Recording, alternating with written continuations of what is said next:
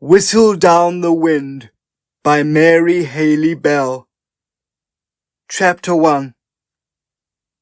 I am 10, and they call me Brett. Of course that isn't my right name.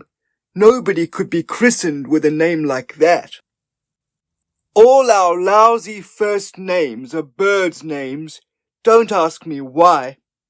I imagine our mother was keen on birds and flying, though I don't know much about her.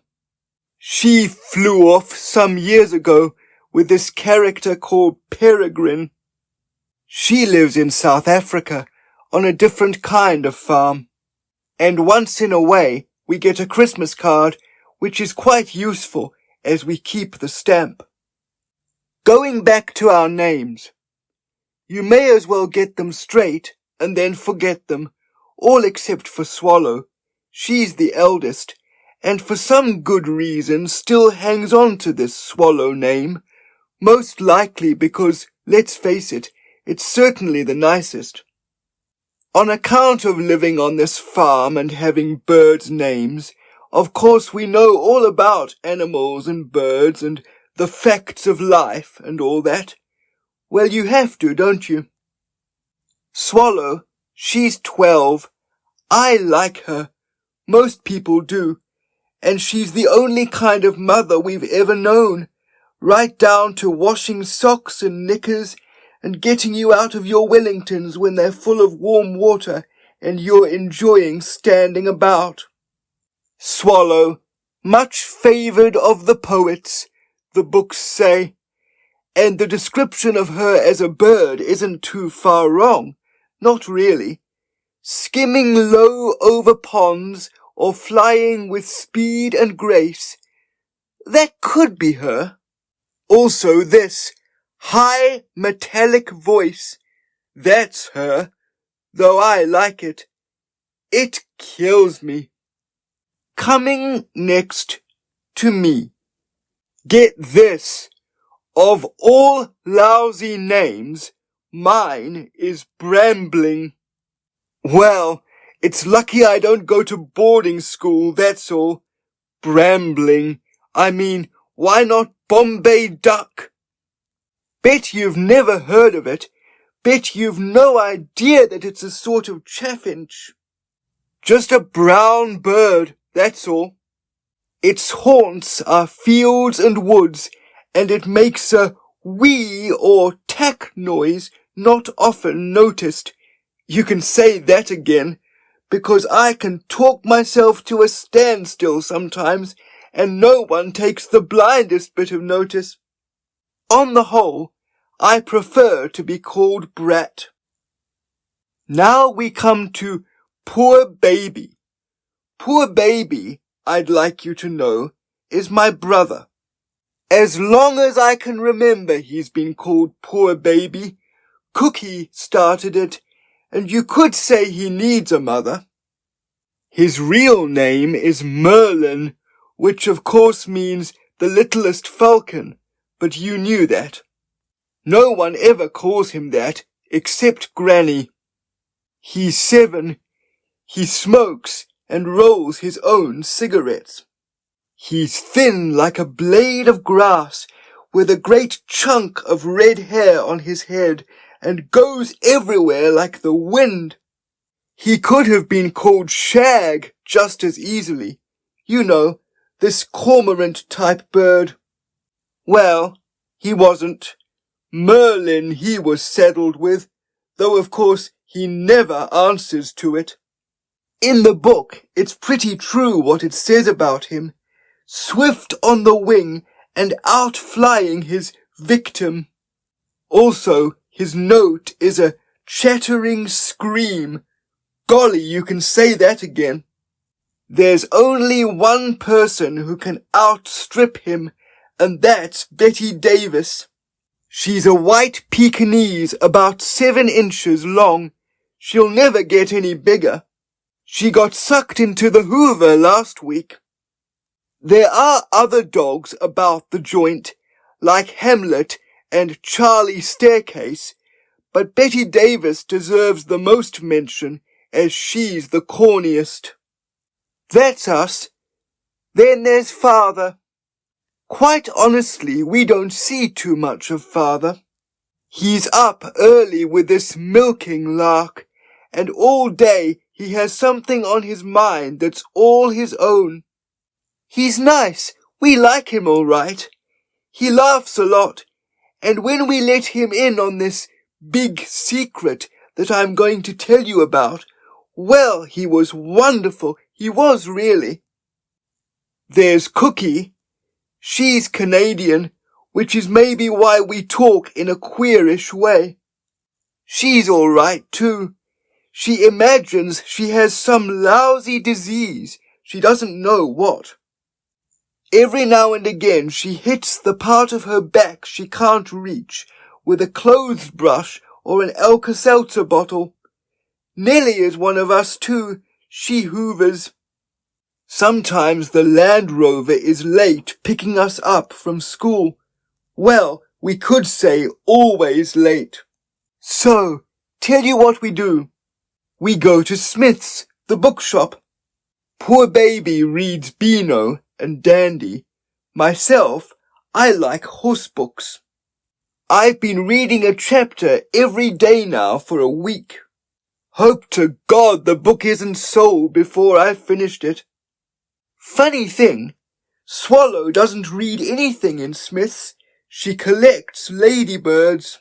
There are hundreds of them. They crawl all over Swallow. She reckons she's the queen of the ladybirds.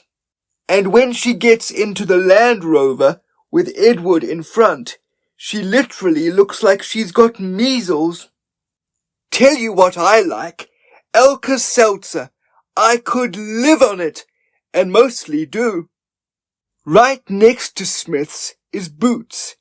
I just go in and ask for an Alka-Seltzer. The man in there has huge, sticking out eyebrows. I saw him once with a cap on, and those damned eyebrows curled right out in front of his cap. Made him look madly corny. Well, when I ask him for an Alka-Seltzer, these eyebrows shoot, but he never argues. I always get it. Tell you what I don't like. Dustbins. I have a horror of death. Every night I think I'm going to die when the light goes out. Cookie says it's gas and to lie on my stomach. Dustbins have something to do with death.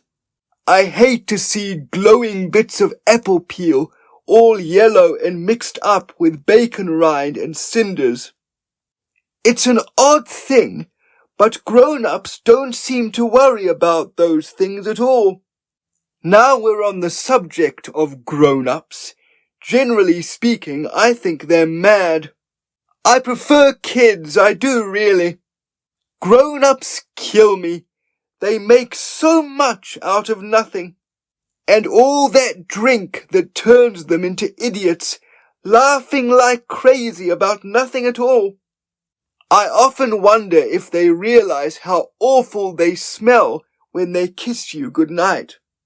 Swallow and poor baby and me, we reel against the stairs after we've said goodnight. As I said, I prefer kids. They're more balanced. I mean, they really are. You see these grown-ups, heavy and downhearted about taxis and the state of the world. Why do they take a taxi? Poor baby says, and he's right. Then suddenly someone says, let's have a drink. And they get at that golden-looking bottle with the funny smell in it, and in a moment they're changed people. Dancing on the table, standing on the back of the sofa with funny hats on, playing the piano with the loud pedal down, laughing like maniacs at nothing but nothing. On top of that, they suddenly notice us, get all serious and shout, bed, in a ferocious voice. That's when they kiss you and you get that awful smell.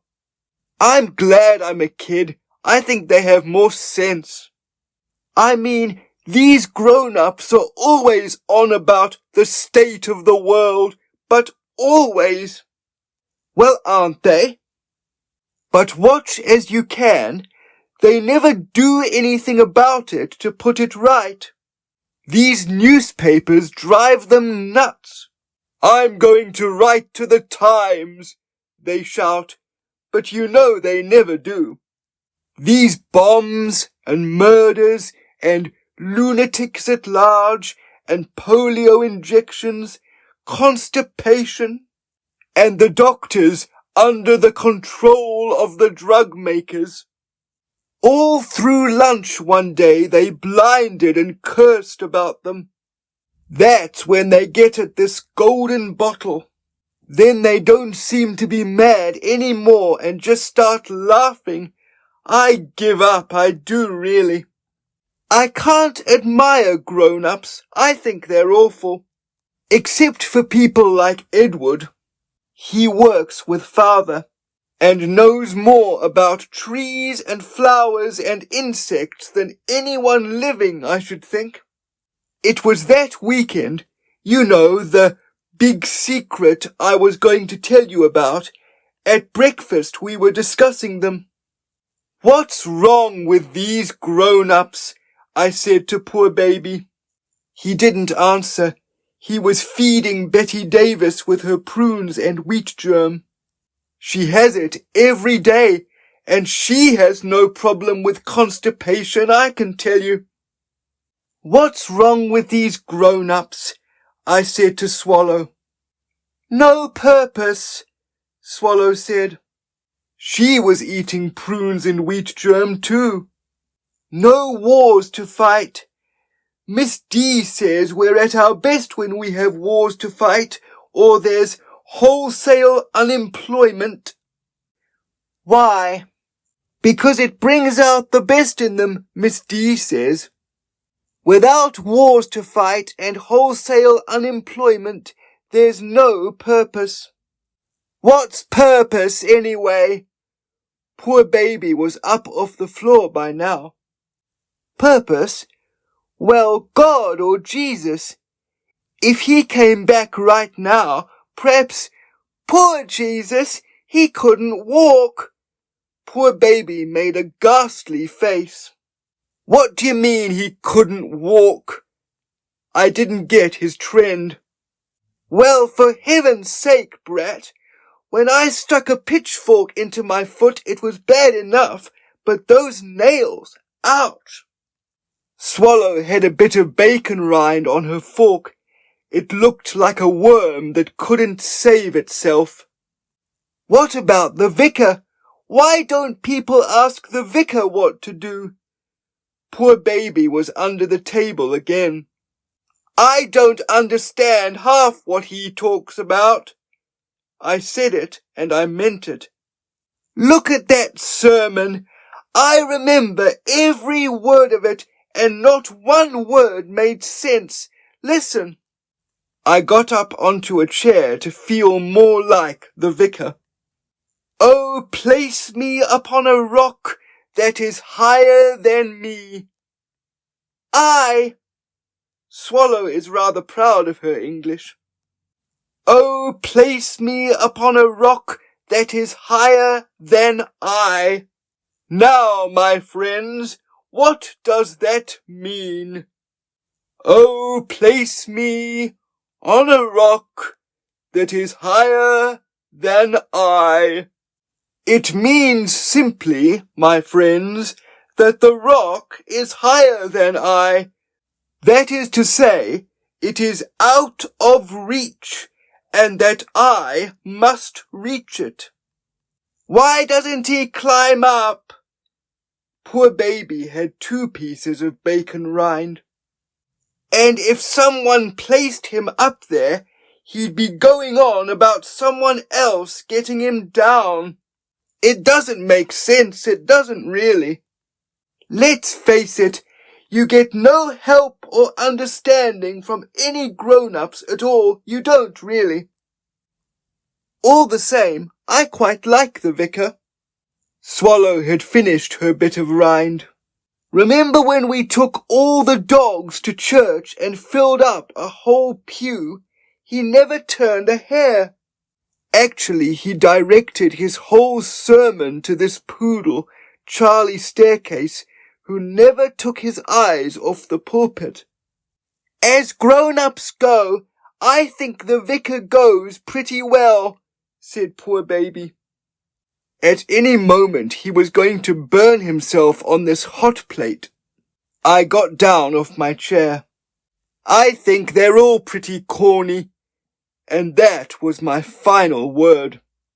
Alfred, the gardener's boy, was in the shed when I went outside. He's worn the same suit for 5 years, and when he bends down to do anything, his trousers pinch him behind the knees, so he's always saying, "Ouch!" That's where poor baby gets the expression from. "That Elizabeth is looking for you," he said. "Elizabeth is here most every day. She's the only girl poor baby really cares about. She's frightfully religious.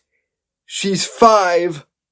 Sometimes when she gets carried away with her subject, her face goes practically puce and her eyes purple. When she gets onto religion, phew, you have to give it to her, she knows her subject. You just can't stump her. God actually speaks to her. And in fact, the whole of this big secret was started by her. It's really the whole point of this story, because it was such a tremendous thing, such an experience, that it can't go unrecorded. She comes in the Land Rover with us to school, this Elizabeth. Her people have a market garden, and in the summer her wretched mother stands for hours by this stall, selling these tomatoes and things. So I went off. Not that I particularly wanted Elizabeth. Well, she's 5, like I told you. But I knew if I stayed in the shed, I'd have to sit on the wood Alfred was chopping. Elizabeth was feeding the goldfish with tomato seeds. "Why did you take so long over breakfast?" Her eyes were a bit purple again. "We were having a discussion about grown-ups and Jesus," I told her. She threw a whole tomato in and stood up. "I just missed him." "Just missed who?" I was interested, vaguely. "Jesus." There were a few old dried bits of tomato on her hands. Disgusting, really. I hate tomato. "What do you mean you just missed Jesus?" I was interested now. "Well," "Go on." "Remember that Palm Sunday procession?" I nodded.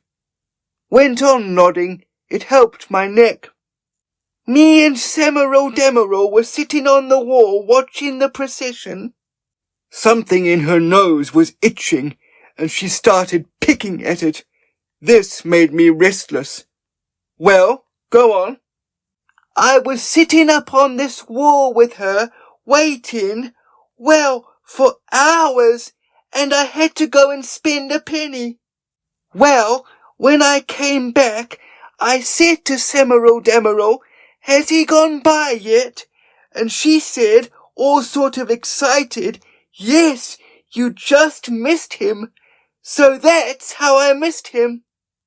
What a swizz. "Yes, wasn't it?" There wasn't any more to say, really, so I went away. She wasn't waiting for me anyway. She was waiting for poor baby. She's frantically in love with him. It was a misty morning. Well, fog, actually, but being in the country, it was white. Everything was kind of queer. Still, no kind of noise anywhere, except Alfred hacking at this wood in the shed. I was in a wandering mood. In this mood, I'm liable to be a crashing bore to everyone. Know why? Because I don't do anything definite for hours at a time. Just drool about, staring at people and asking them questions that they don't want to answer.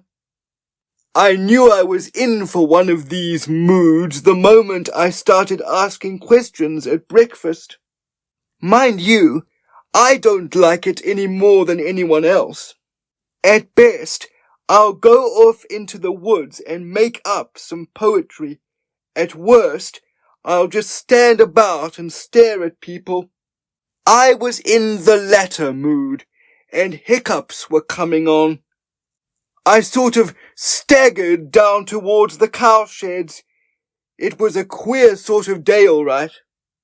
Very still, like I said before, kind of rainy and damp, and the fog made it darkish, like it was evening already, and we hadn't even had lunch. It was the beginning of the big secret, the one I said I'd tell you about. Only then I didn't know. I was just mouldy all over, I was really. I even thought of washing my hair for something to do, some purpose. In the distance I could see the men hedging. The fire looked inviting, and I thought, well, I'll go up there and ask them some questions. Maybe poor baby and Swallow will be there. I could even hear a tractor about 10 miles off, it was so quiet. I didn't go anywhere. I sat on the swing. It was wet. I could feel it through my jeans. I liked that. I wondered if I ought to go to my room and nail up my curtain that had fallen down. I didn't know where poor baby kept his hammer and nails. He hides them from Cookie. So I didn't do that either.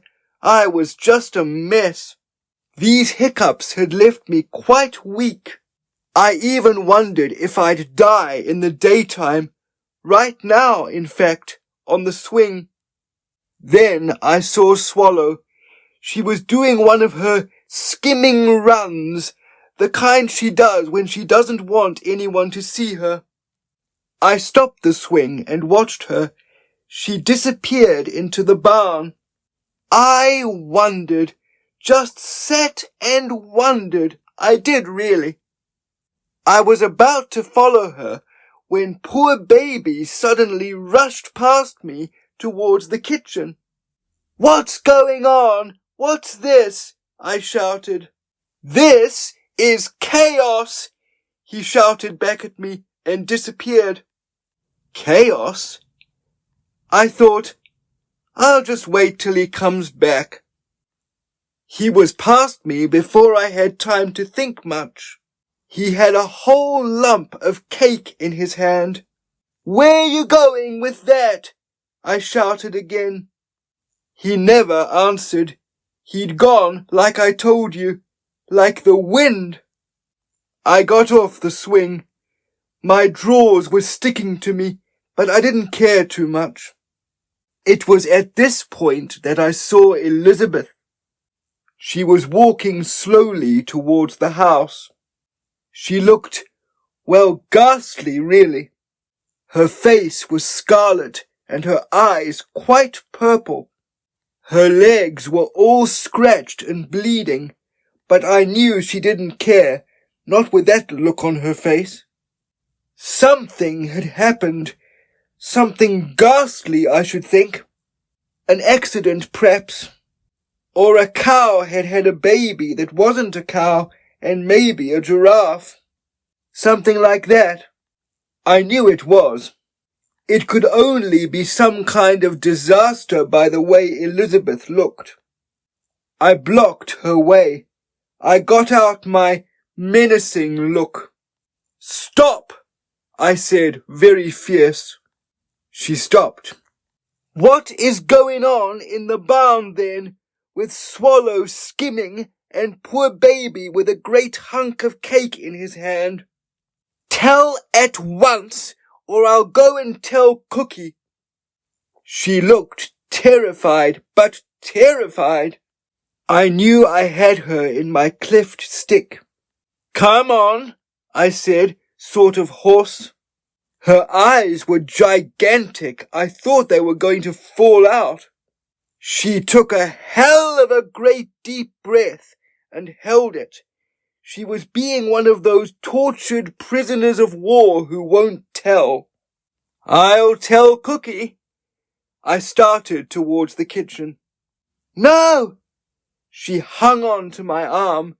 I'm twice her size. Well, I waited, 1 foot still in the air. It's Jesus, she whispered, looking over her shoulder. What about Jesus? He's come. Her whisper was so small I could hardly hear. What do you mean? He's here. He's arrived. Where is he then? In the barn. Barn? Yes, in the manger with Betty Davis. Chapter 2. I didn't follow her into the barn. I stood around. Jesus in there. Perhaps I was afraid. I don't know. I don't think I was, really. I mean, I didn't have any goose pimples about. My heart wasn't bothering me. Funny thing, though, my hiccups had gone. I stood on the swing and swung it about crookedly as fast as I could. I was thinking of the others, really. It was their thing.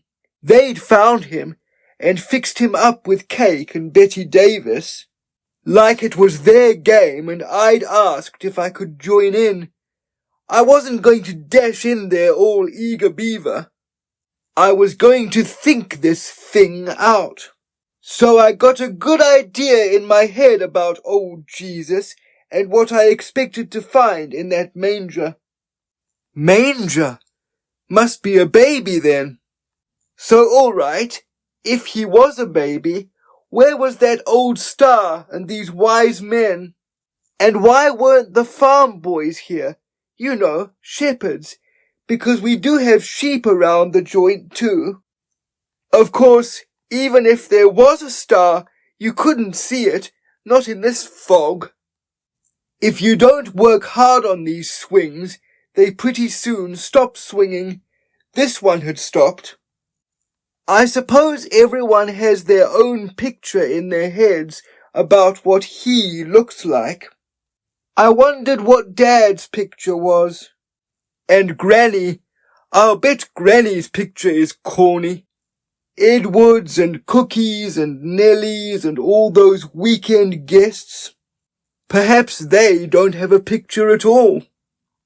The vicar. What about the vicar? I supposed the vicar's picture was all those stained glass window jobs. Long hair and beards and trailing different-coloured sheets. Unless, of course, this Jesus was a baby. So how do they know it's Jesus? Because it's a baby. Someone could have left it about. They're always doing it in the newspapers. Perhaps we can get a reward. Thousands, perhaps. I got to thinking of my own picture of him. Not a baby, of course, a man. In my picture, he always has a policeman's helmet on. Don't ask me why. And gigantic, like Father Christmas. Of course, I know there isn't any Father Christmas, but I used to believe when I was young. Swallow says if you believe in him, old Father Christmas, I mean, then he exists in some sort of way. If you don't, then he's just old Dad tripping over the carpet and cursing and blinding. Perhaps it's the same with Jesus. I never get the feeling that grown-ups believe in him. Perhaps they did when they were young, like Father Christmas. Yet I just remembered. Only this morning Swallow said if he comes again, there might be a purpose. Purpose for what? I must get this purpose word straight. I'll look it up in the dictionary. I got off the swing and started off to the house. Suddenly I saw poor baby. He was on the run again. He stopped. Aren't you going into the barn to see Jesus? No, I'm going into the house to look up purpose in the dictionary. We walked up together. Where you going? I asked him. To get me plasters. He's hurt himself. Poor baby has his own set of plasters. If you go and heck yourself anywhere, you have to ask him for a plaster. They're the only ones in the house. He knows all the right sizes for the different cuts. He always has waterproof ones. Big plaster or little? Just the biggest in the tin, maybe the whole tin. He stopped and picked something up. It was one of those bits of wood, like a toothpick with a lump of wool on either end. What's this? It's a thing to clean your ears out with. Old Cocky was doing it yesterday. He threw it away, I'm glad to say. Why don't you go into the barn? Don't want to. Why? Don't know. It's quite interesting, really it is. Why? Don't know. He moved off like he was in a hurry. Has Betty Davis got her newspaper? It's the only thing she'll spend a penny on. No, I'll take Jesus some comics, and when he's finished reading them, Betty Davis can have them. What's he doing now? Sleeping, I think. He looks terribly tired. Maybe he's come a long way. Where's he come from? That's a thought, isn't it? He stood on the step, thinking furiously. From heaven, I suppose. Like a sort of Sputnik. Yes, like that, really. We'll ask him when he wakes up. Are Swallow and Elizabeth in there? No, Swallow is washing his socks in the dairy, and Elizabeth has gone home to lunch. Then he went. I thought maybe I would go into the barn. I could look in the dictionary later. The dictionary is always there. It took me some time to find the right place. Well, I mean the barn is a hell of a big place. It's full of sacks of corn and things, different mushy food for calves, and old baskets. The place was full of these doves we keep. They're madly tame. And in the summer, when we eat out, they just damn well come and sit on the table. That's all very well. Nobody minds them cracking away at the food. But they forget where they are and excuse themselves all over the table. Even on the lettuce once, Granny was livid. Well, there wasn't any sign of Jesus in the lower barn, and I knew all the places to look. And there are about 10 mangers in there for lambs and calves. So I went up this rickety old ladder where they put the rest of the sacks. It was pretty dark. I thought maybe I'd holler for Betty Davis and she'd show me. Then I thought, if she's high up, she can't jump down without breaking her corny feet. And she never speaks or barks, but never. I mooched around this top layer for ages. Goodness, I thought, Jesus is pretty well hid. In fact, to tell the truth, I couldn't find anything that looked like him or Betty Davis. Betty Davis, I said sternly and pretty loud. Hey you, Betty Davis, where are you? Mostly you don't hear anything. But pretty soon this white sort of stoat with long hair usually appears from under something, but there wasn't anything. Then I got pretty clever. I reckoned out that maybe he never was in this part of the barn. Maybe he was in the oast, a sort of round cap-like building. Well, the bottom half is a kind of half-covered yard for the older calves, and there's another of these ladders and a very small door. And when you've crawled in, there's a floor where the apples are stored. I thought maybe I'd try that. No one ever goes there but Cookie, because she stores these apples. I went in. It's pretty disgusting, because you have to walk through all this cow stuff, but with my Wellingtons on, I didn't care so much. I climbed up the ladder and pushed the trap door over and crawled in. It smelt of apples, quite a good smell, and there were still quite a lot of apples still in there, all wrinkled and beastly like Mrs. Wiggins's face. She sings in the choir. Don't ask me why. They do say she doesn't like to hear anyone else singing, so she jams these earplugs in, and everyone has a ghastly time trying to keep up with her.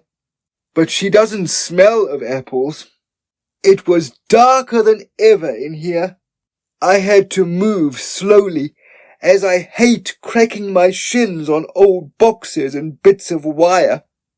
There's only one small window and a tiny bit of light which gets in through the top of the oast, where it used to go round in the days when they dried hops up here. It took me ages to get accustomed to the light, it did really. It was quite still, no noise at all, only these old rooks outside in the trees. I was getting hungry. In a moment Father would blow that bugle, and it'll mean steak and kidney. I peered about. Not a thing could I see. True, there was a fair amount of straw about, and I could have picked about in it, but I didn't want to. And anyway, they said manger. There certainly wasn't a manger up here. I went down again, down this ladder. Then I remembered. On the other side of the covered yard was a tiny sort of place that nobody used any more. We had a pony in it once, but it was so small she couldn't lie down or turn round, and we had to get her out, the vet said. In there was a manger. I remember one Christmas Swallow made it into a crib and stuck a few cobwebby angels around the place, and one of her old dolls was supposed to be the baby. It didn't last long, because the same night one of these cats had some kittens on top of the baby, and we lost heart. I went in there immediately. This small door is off its hinges, and you have to push like crazy to get into the place. Then you go in with such a rush, you knock your head on the opposite wall. I knew the form, and I just sort of leaned and scrabbled through. The manger was loaded, but loaded with hay. It didn't look as if there was anything in there either. But I saw a bit of cake on the floor, and I knew I was off to the races. I pulled the door behind me. It was fairly dark in here too. Well, honestly, it was dark everywhere because of the fog. I got hold of a handful of hay and pulled it off. I knew I was on to a good thing, because Betty Davis's 2 eyes and nose gleamed at me like currants out of the whiteness of her fur. But she didn't move, not at all. She was lying on somebody's chest. It was all black in there, so I couldn't see anything much. but I could make out a sort of blurry face and eyes. Then the face moved and had teeth, and I knew he was smiling. "Hello," he said. "Are you another of them?" I suppose you could say I was. He must have been awfully cramped up in the manger. "How are you?" I asked him, kind of politely. "My foot's gone to sleep," he said. I liked his voice, I did really. Sort of, well, friendly. "Are you Jesus?" I asked him.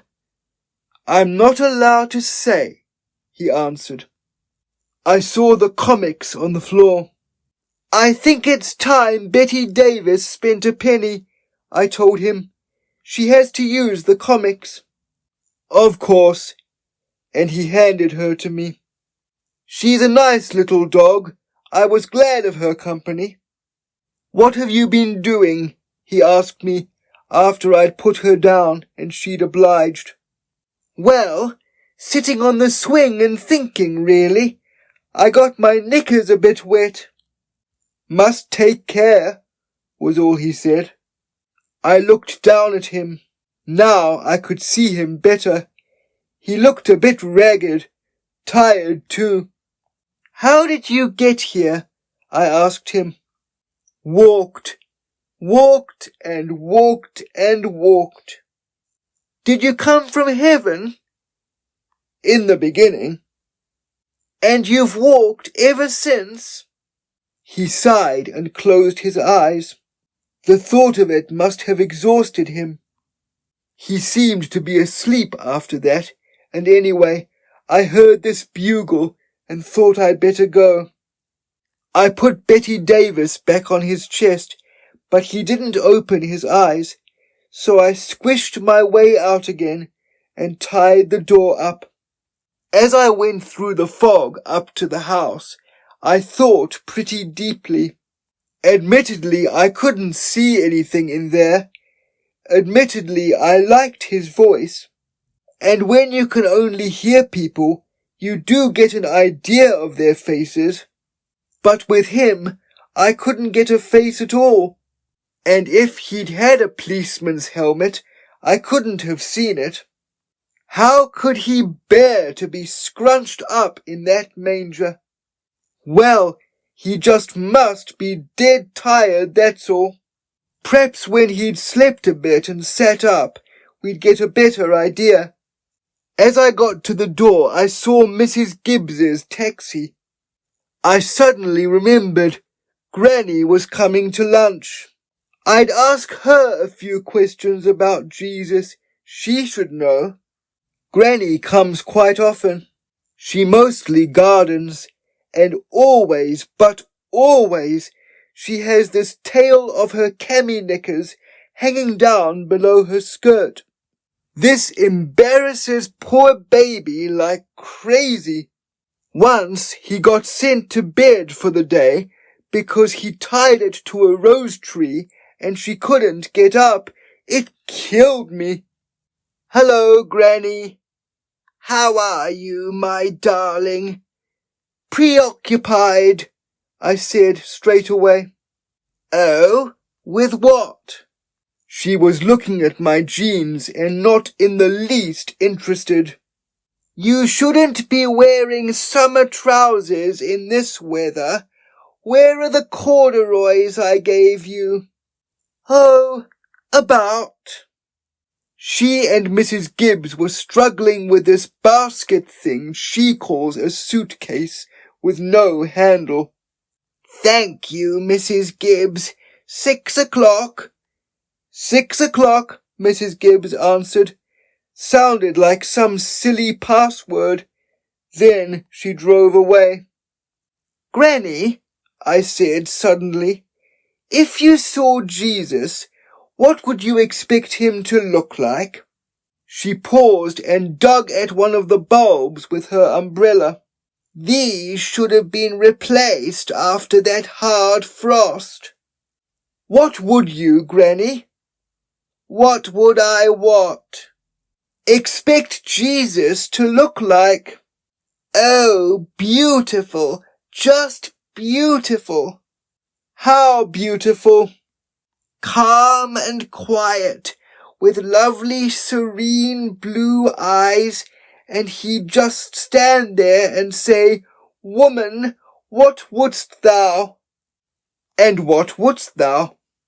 I should fall on my knees and say, Oh dear, I've forgotten the Hebrew. Why would you say that?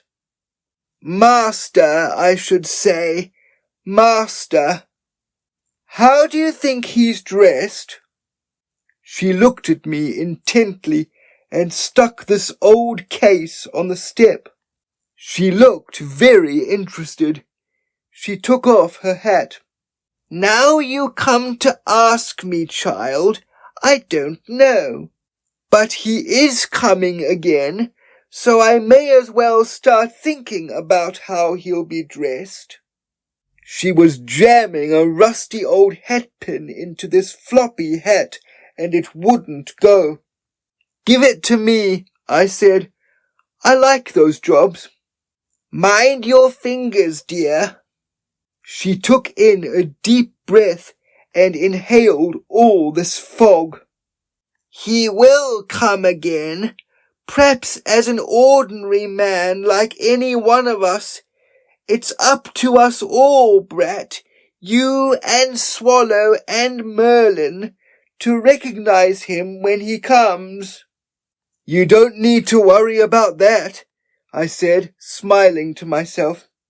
Not trailing clouds of glory this time, but as an ordinary man. I'd rather like the clouds of glory. They'll be there, my dear, they'll be there, but our eyes are too dim to see glory. She took my ribbon off and started tidying up this lousy ponytail I have to wear. Now, why did you ask me a thing like that, darling? It's very interesting, because as I came up the drive, I was thinking. About what? What an irreligious people we have become, and what God would say if he were suddenly to come back. Not God, Granny, Jesus. We can't have them both. Someone's got to stick around and do something. Where are the others?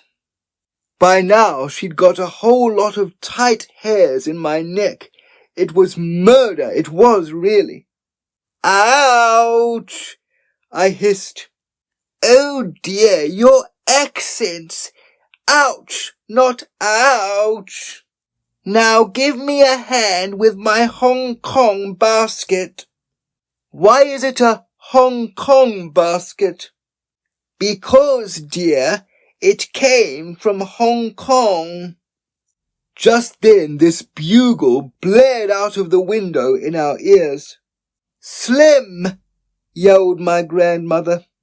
Slim, that's my father. Everyone calls him Slim. But to my mind he's not slim at all. I mean, not like poor baby. He's just a skeleton, that's all.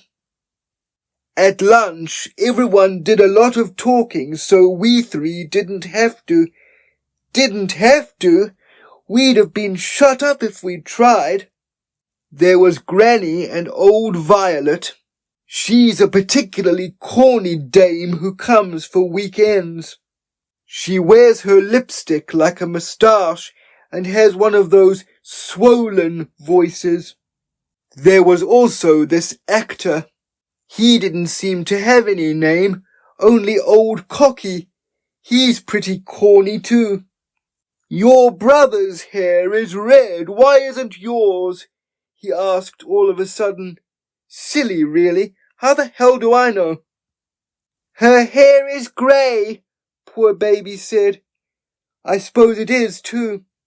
It's very pretty when it's clean, Granny said, rather pompously, I thought. Violet was lashing into this red wine a bit, and what's more, not leaving any dregs. This depressed me, because afterwards, when they're all having coffee, we go round and finish off the dregs. It makes a nice afternoon. When they'd gone, Swallow went and stood by the fire. Did you see him? I nodded. I had a huge piece of apple in my mouth. What did he say? Said his foot had gone to sleep, then he went to sleep himself, I answered. Now look, this is to be a strict secret, not a word to a soul. Swallow looked anxious. Why not? Everyone's got to know Jesus is back, I said. All in good time, when he's not so tired. Did he say he was Jesus? I mean, how did you know? I hammered on. Well, not exactly, but I was in there, you see, and I heard a sound and opened the door. There he was, and he said, Knock on the door, and it shall be opened to you. Poor baby was smoking peacefully inside the fireplace and blowing it up the chimney. Well, that's enough, isn't it? I mean, right on the front of my prayer book, there's that very picture and those very words. Dressed right, long things and a lantern. I was suspicious. Too dark to see. He was limping. I told Elizabeth, and she said it was him. Actually, Elizabeth remembers him before she was born. In heaven, as a matter of fact. She said he always walked around with a limp and was very sweet to the children, but his mother, she said she was pretty irritable. Tell Brat the rest of it, though. This will get you. Poor baby looked very profound. I looked expectant. I needed something to get me. I did, really. Up to now, between you and me, I'd been on the whole a bit disappointed. Well? I looked round. Nail marks! Swallow's eyes were nearly falling onto the fur rug. Poor baby blew the smoke through his nose. Nail marks! Where? This was getting better. Where'd you think? Feet? Hands? Feet. Miss D says it wasn't true. She says they were ropes, I said. She doesn't know what she's talking about. I mean, look at that stained glass window over Lady Pridham. All of them had nails, all of them. Thieves and all. I should say thousands of them. Corks! Makes me sweat to think of it. Poor baby made a face and held his stomach. That's because you inhale too deeply. You better cut smoking out. Swallow tossed the words at him. In his feet, eh? Well, I give up. I did, too. I remembered Granny saying that when he came, it would be like an ordinary man. I must ask Granny a few more things. A ghastly thought struck me. If I was a bit of a disbeliever, it must mean I'm in a worse way than the others. Badder, I mean. This shook me, but shook me. What are we going to do about him now? I asked, sort of respectful. As soon as the milking starts, we'll take him some more food and drink, and blankets. Isn't that manger too small? I asked. I was full of concern, I was, really. No, he's not all that big a man, you know. Ah, how sweet. Don't know why I said that, but I did. When we went back into the barn, he was asleep. So was Betty Davis. I was worried about her. I mean, she'd used her paper, but she hadn't had a chance to do anything else. I thought she ought to take a run and said so. I shoved her outside by the dairy. She looked pretty peeved, really. Then I went back. Swallow was looking downright worried. This Jesus was still asleep. Know something? She said, looking at poor baby and me. No, we said both together. I think he's ill. I think he's terribly ill. I'll go further. I think he has a temperature, maybe pneumonia. What about telling the vet? Poor baby suggested. He's here today. We mustn't tell anyone, not even the doctor or the vicar or Edward or father or anyone.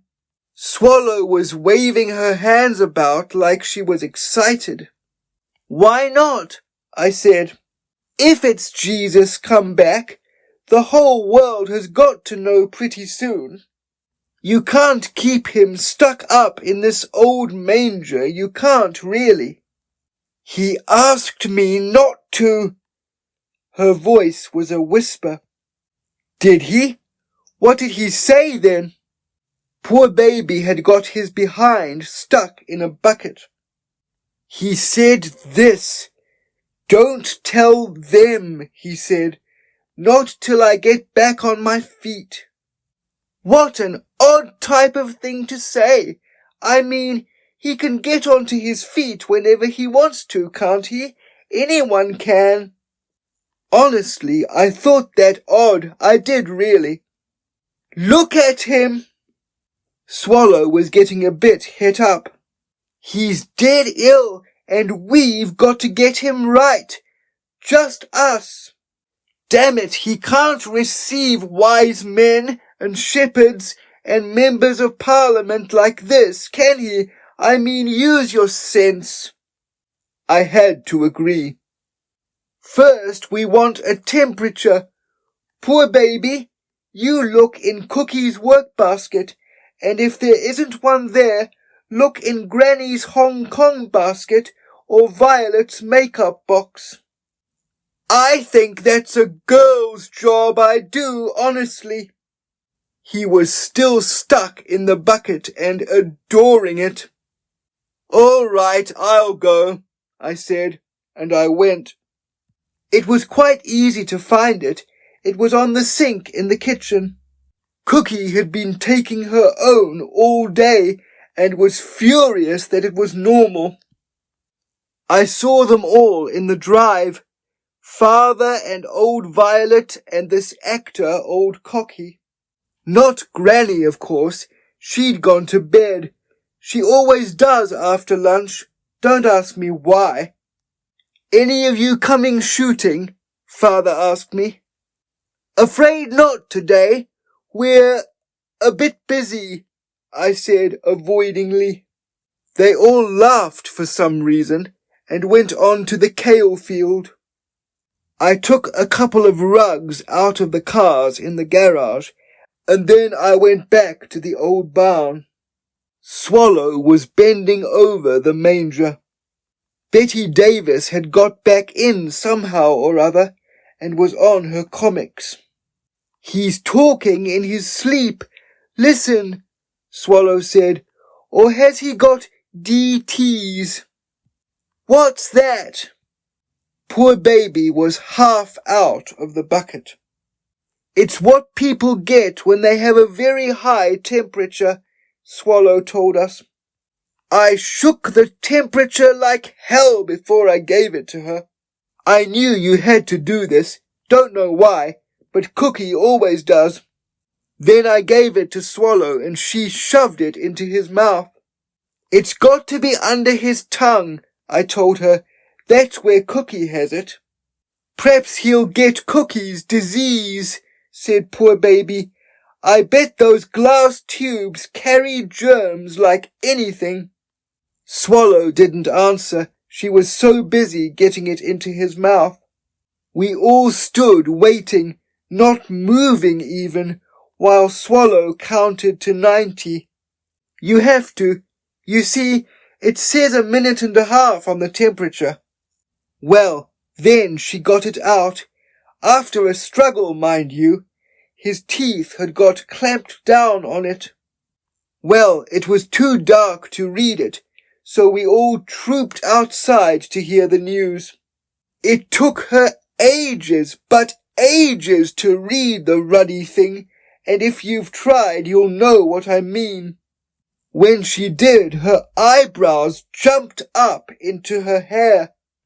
"It's 200, she croaked. "That's the record," poor baby said. He was out of the bucket by now. "It just can't be," she sort of moaned.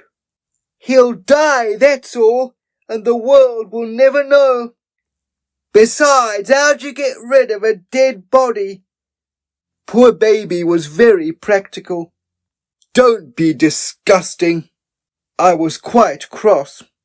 Actually, it was because I thought of the Daily Mirror or something catching us and saying we did it. "There's only one thing. Ask Edward to read it. He knows. We can always say we put it in water. Don't for heaven's sake say it's any of us, or we'll be put to bed." I was rather pleased with my idea. So was Swallow. She went straight into the dairy. Edward was hosing the floor before the cows came in. You have to. "How do you tell a temperature, Edward?" she asked, all innocent. "Come here and let me feel your head," he said. "Really?" "No, I've got the temperature with me," she said. "It looks like 200. Could that be right?" "If it is, you're better in bed in a dark room." And he swished on with this water. She held it out to him. "Look and tell me." He stopped and wiped his hands on his trousers. Then he took it.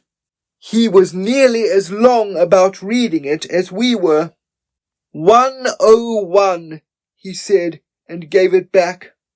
101? Swallow sort of muttered.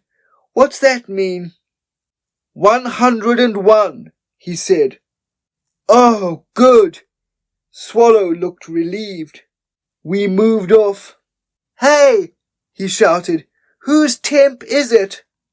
"It's no one's," said poor baby. "We stuck it under the tap." "You'll break it if you go on like that," he said, and went back to his hosing.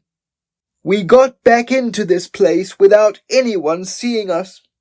"I knew it," said Swallow. "He's got DTs." We stood silent, looking down at Jesus. He was muttering all right. "God of battles, steel thy soldiers' hearts." That's what he said. "That's out of the Bible all right," poor baby said. "That clinches it for me." Swallow turned on him. "You and Brat are unbelievers," she said. "Only me and Elizabeth believe. That's why he came to us. He only will come to believers. It says so in the Bible." This shook me. Tell you the truth, I was a teeny bit of an unbeliever even now. It just didn't tally with my idea of Jesus, that's all. He was on again. "Oh, oh, oh."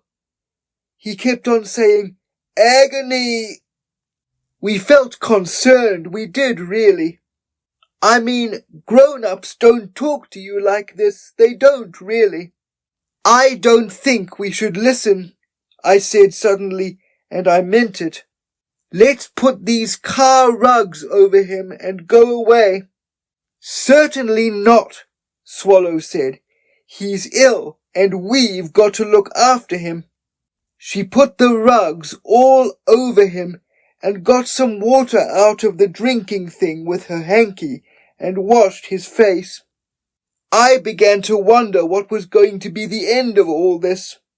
I mean, I could see him being here forever under strict secrecy and having to remember about washing his face and hands and feeding him and all that. Well, goodness, it would be like having those old guinea pigs back. Such a bind, really. Suppose he's an enemy, really, and goes out and sows tares among the wheat, I said. I was getting into Bible jargon now. It's no use you being so sceptical, Brat. It's no use. You got that thought out of the Bible, I know, but I can answer that one. Maybe he'll sow the good seed, and the Bible says, he that soweth the good seed is the Son of Man. And it does, too. All afternoon, really, we messed about making him comfortable. At least, Swallow did it, really. We were just there in case, and keeping our ears open. The others came back from shooting, with some old pheasants and rabbits hanging from their waists. I had to put them in the shed, where we keep hams and bits of pigs. I hate that place, I do really. I mean, these pheasants, they're so beautiful when they're flying about, and do you know, when they get dead, the colour goes out of their feathers. And all that stuff Granny gives me about being dead. It's leaving your overcoat behind, she said. The real you, the soul of you, just goes to heaven. If that's true, why do people make so much fuss about these overcoats? All these funerals and crying, like old Mrs. Dodd when Bert got took. Flowers and people crying, and solemn men in high black hats whispering and shoving you out of the way. No one cries over the pheasants. They just sit down and eat them. Suppose this man in there dies. What about that? All this secrecy. We'd have to go out at night and dig a hole on the dump. It's all too awful. I've a good mind to sneak. I have really. At tea time, Granny suddenly said, You children are very silent. What have you been up to? If you're silent, you've always been up to something. You're never allowed to be alone with your thoughts. We're alone with our thoughts, I said. Sounds like a guilty conscience, Violet said. Really? We didn't want to watch this old television. It's awful anyway, except for the play about hospitals, and that was Mondays.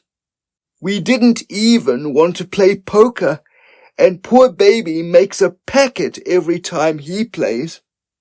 In fact, they begged him. Please, poor baby, it'd make a good school. He was watching Swallow. He knew she was going to be off to the barn, and he wanted to go too. Where's Betty Davis? Granny asked. I haven't seen her all day. She's gone hunting, Swallow said, cramming her mouth with bun. She'll get lost down a rabbit hole, Granny warned. She always gets out again, poor baby told her, on account of the rabbits think she's a ferret anyway. Well, there certainly is an air of gloom about this evening. Come on, who's done something they shouldn't have? Makes you sick, really it does.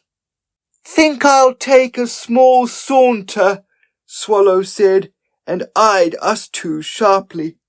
Same here, we both said, and followed her out. We heard those grown-ups laughing as we went. They'll laugh the other side of their faces when they find out we've got Jesus in the barn, Swallow said majestically. By now we were pretty well organized in our minds. We had a hurricane lamp. Well, you had to. It was pitch in there. Also a paraffin stove. I was particularly glad about the latter. I'm absolutely crazy about that smell. Swallow says it goes back to pre-birth in my case. Oh yes, and I had my bottle of Alka-Seltzers. Actually, it's not mine, to be truthful. It's Cookie's. It's the one she hits her back with. I often wonder if she notices it getting lighter. I have a couple every day. She never takes them, she says. We had toast and cake and things we'd pinched from tea, and we got some milk from the dairy before they had finished milking. It was getting to be twilight. Coupled with the fog, it made it pretty ghostly. When we got into the barn, you wouldn't believe it, but the place was stuffed with these doves we have. They were stuck up all over the place in the roof. Good Lord, look at the doves, poor baby said. What the heck are they doing in here instead of their houses? It's because it's holy ground and they know it. Don't you know what doves are supposed to be? They can't all be the Holy Ghost, poor baby said. That killed me. He was still lying in the same position. In fact, so far, I hadn't seen him shift, and that was about 6 hours. No kidding. He was ill, all right. Swallow said to hold up his head while she poured in some milk, and I did. It was a huge head and very heavy, but I managed with a bit of a struggle. The milk dribbled out of his mouth like it does when you feed a calf, but I think some went in all right. His head was hotter than ever and sort of wet. He's sweating, I said to Swallow, and she nodded. Poor baby stared at him. Say something if it's only goodbye, he said suddenly. Of course, that's a grown-up joke he'd heard, but it wasn't very good taste in view of the circumstances, and I told him so. Well, it's all taking so long, he complained. When a person is ill, they're ill, Swallow said. You just have to have patience, like we all did when you had earache. Do you think he's got earache? Poor baby asked. He did say something about agony. That's right, he did. I nudged Swallow. Just at this moment he opened his eyes. Have you got earache? I asked him. He took a great breath and closed his eyes again. He's got earache, I said. I'll get some hot oil. Poor baby was almost out of the door before he'd said it. We didn't stop him going. Well, we waited for ages for this oil. Nothing happened in the barn at all. The hurricane lamp made us into funny shapes, and the doves woke up and tried to get at the cake. Stanley, he's the father of them all, I mean, he marries the lot, literally wrenched it away from me. I don't think the doves were being too holy. No sign of this boy with the oil. Bet he had second thoughts about poker, I said to Swallow. He's mad, but mad on this poker, and lucky. He always has a full house or fours or something, and it's the same when he throws dice. Bet you anything, I said. He's caught them playing poker and had a quick hand. He won't stay long, Swallow reminded me. It's Sunday, and he can't play for money. This was true. A moment later he was back with a bottle of salad oil. It was frozen, absolutely solid, and we had to put it on the paraffin stove. Bet you had a hand of poker, I said to him. Correct. The salad oil was beginning to melt. I brought my fountain pen filler too. That was fairly thoughtful. Well, after a while, it had melted enough to get some in the fountain pen filler, and Swallow turned Jesus' head and first squirted some in one ear and then the other. He was a mess, milk all over his face and salad oil all in his ears and hair. Still, if it did the trick. Suddenly we heard a sound. People. We all looked at each other, scared as hell. Swallow pushed some of this hay up all over him, and we stood about warming our hands. I even got hold of old Stanley and literally stuffed him with cake. The door started to heave open. Murder!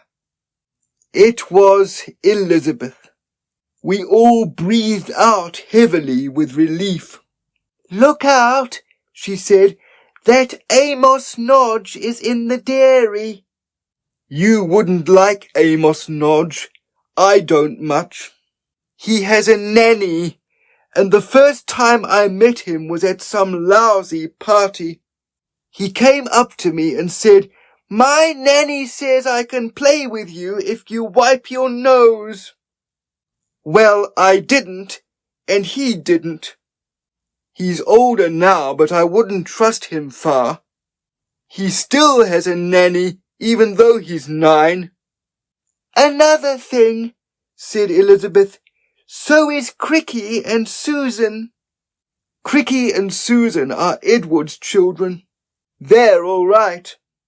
Trouble was, they know this place, and they might come in, and if they do, so does old Nodge. That nanny would have it round the pubs about Jesus in no time. There was another noise, a grown-up's sort of breathing noise. This was it. Now we'd had it in a big way. Poor baby was pretty sharp. He went through the door and we heard him talk to someone. "What you doing with that calf, Eric?" we heard him say. "She's sick. Want to put her in the small barn." "The small barn? That's here." I had goose pimples all over me. "Why?" asked poor baby outside the door. "Nice and warm in there," Eric answered. "Well, we're playing mothers and fathers in here," poor baby said, very cleverly I thought. "But if she must come in, I'll take her." "You ain't got one of them kerosene things in there, have you?" Eric asked. "No," said poor baby, which was true because it was paraffin. "Think you can manage?" Eric asked. S'pose he was thinking of his tea. "Brett will help," I heard poor baby reply. Next minute this struggling boy emerged with a maniacal calf. 5 days old it was, and fighting like crazy. Well, I did help. It was heavy as hell, and its sticking out hooves trampled all over my bedroom slippers. It damn near knocked the paraffin thing over too. But after what seemed hours to me, poor baby Elizabeth and I got it jammed in a corner and tied it up. I'd seen this one being born. Amazing, really. Swallow never looked up from the manger once. That gives you an idea of her concentration powers. Well, there we all were in this teeny place, Jesus and the calf and all these doves, not to mention us 4. "You better go and get its food," I said to poor baby. "Otherwise we'll have Eric in here again." He went. The worst of it was, when he came back with this bucket of milk, Cricky and Susan were behind him. We were appalled. Swallow had all this hay on top of Jesus, and she sat on the manger, swinging her feet so they didn't see anything. "What you doing?" Cricky asked. Playing, Elizabeth said straight away. Can we play? Susan asked.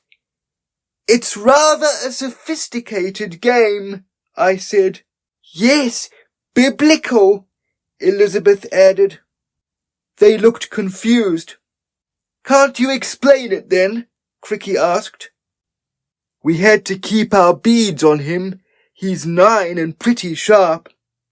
Take too long, it would, really, poor baby said, while he was cramming this calf's face into the milk bucket. We can watch then, can't we, Crick? Susan said, grinning. It's nothing to watch. It's just lofty words, that's all, poor baby said. He was covered with milk too by now. Like what? Asked Cricky. Like amoeba, poor baby answered. What's that, for instance? Cricky demanded. It's what some people say Betty Davis looks like, if you want to know, I said slowly, remembering old Cocky. Oh. Everyone stood about and said nothing and just stared at each other after that. The time was ticking away, and I thought, this Jesus is suffocating under the hay. Then he moved, turned right over on his side, pulling all the rugs and hay with him. You could see the back of his head quite clearly, you could really. Cricky and Susan looked at him. Who you got in the manger then? He asked. A friend, said Swallow. Yes, a weekend friend, added poor baby. He's playing this game with us, this sophisticated game. I was hot as hell in there. This paraffin stove and the hurricane lamp and all these people and calves and the doves breathing, it killed me. You all look funny to me, Cricky said after a bit. You look as if you're all doing something you shouldn't. Think I'll tell Dad. This was the payoff. Dangerous stuff. The last thing we wanted. Swallow made up her mind. Can you two keep a secret? A really big secret?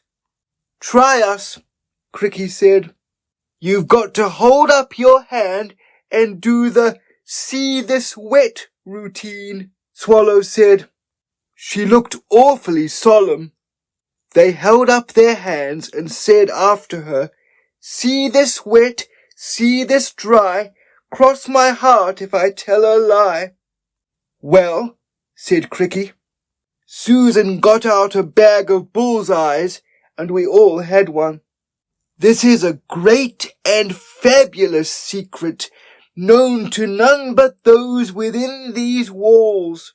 You have to join a society to be allowed to know the secret, and all who know must swear on their dying oath never to divulge. Is it Brat's Society? Because we belong to that already, Susan said. I must tell you here and now, my society is USH.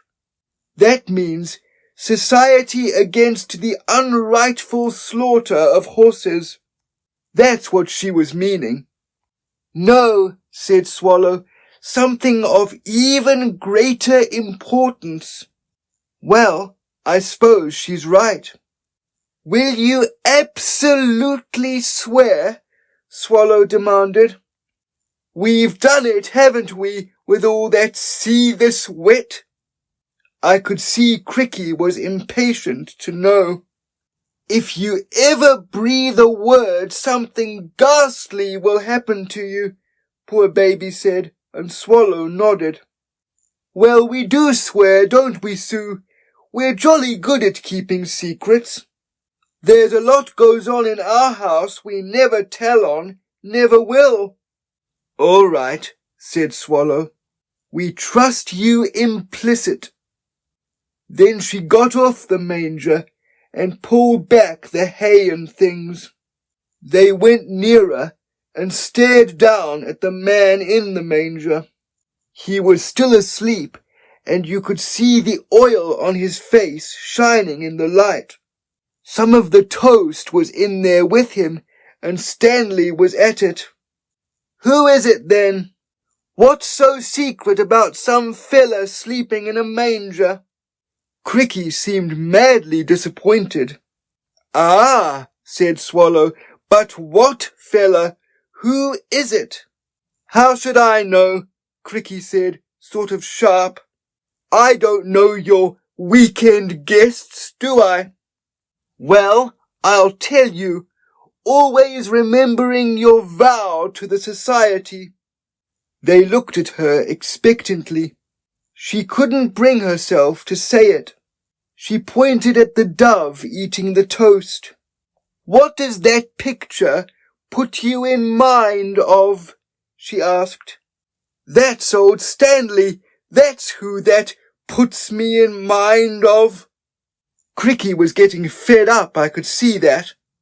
"A dove, a holy dove," Swallow said. "I tell you it's old Stanley. I'd know him anywhere." "He may be old Stanley. For years we've all known him as old Stanley. But in fact, unbeknownst to us, he is a holy dove, and we're very privileged to have him with us." "Rotten secret," Susan said, and put away her bag of bullseyes. "Well, anyway," said Cricky, "who is this fella all squeezed up in the manger?" "That's Jesus!" Swallow said it triumphantly, but quietly. "Jesus?" Cricky was thunderstruck, I could see that. "Jesus," said poor baby, "just Jesus, that's all." Cricky didn't know what to say. He didn't really.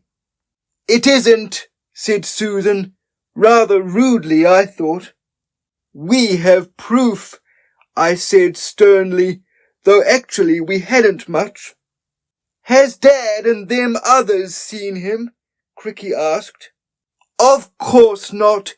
We are the privileged few so far. They will, of course, in time, and so will the whole world. Thousands and thousands of people will pour into this farm pretty soon." "Like Butlins?" asked Susan. She'd just heard of Butlins, to tell you the truth, because her big brother was going there for his summer holidays. "Like Butlins," agreed Swallow half-heartedly. Cricky sat down by the calf. He looked shattered, he did really. "How do you know it's him?" he asked. "He told us, didn't he, Elizabeth?" Swallow turned to Elizabeth, and she nodded furiously. "When and how?" Cricky pressed on. Elizabeth took up the story. Her eyes were purple again, and her face was black in the shadows.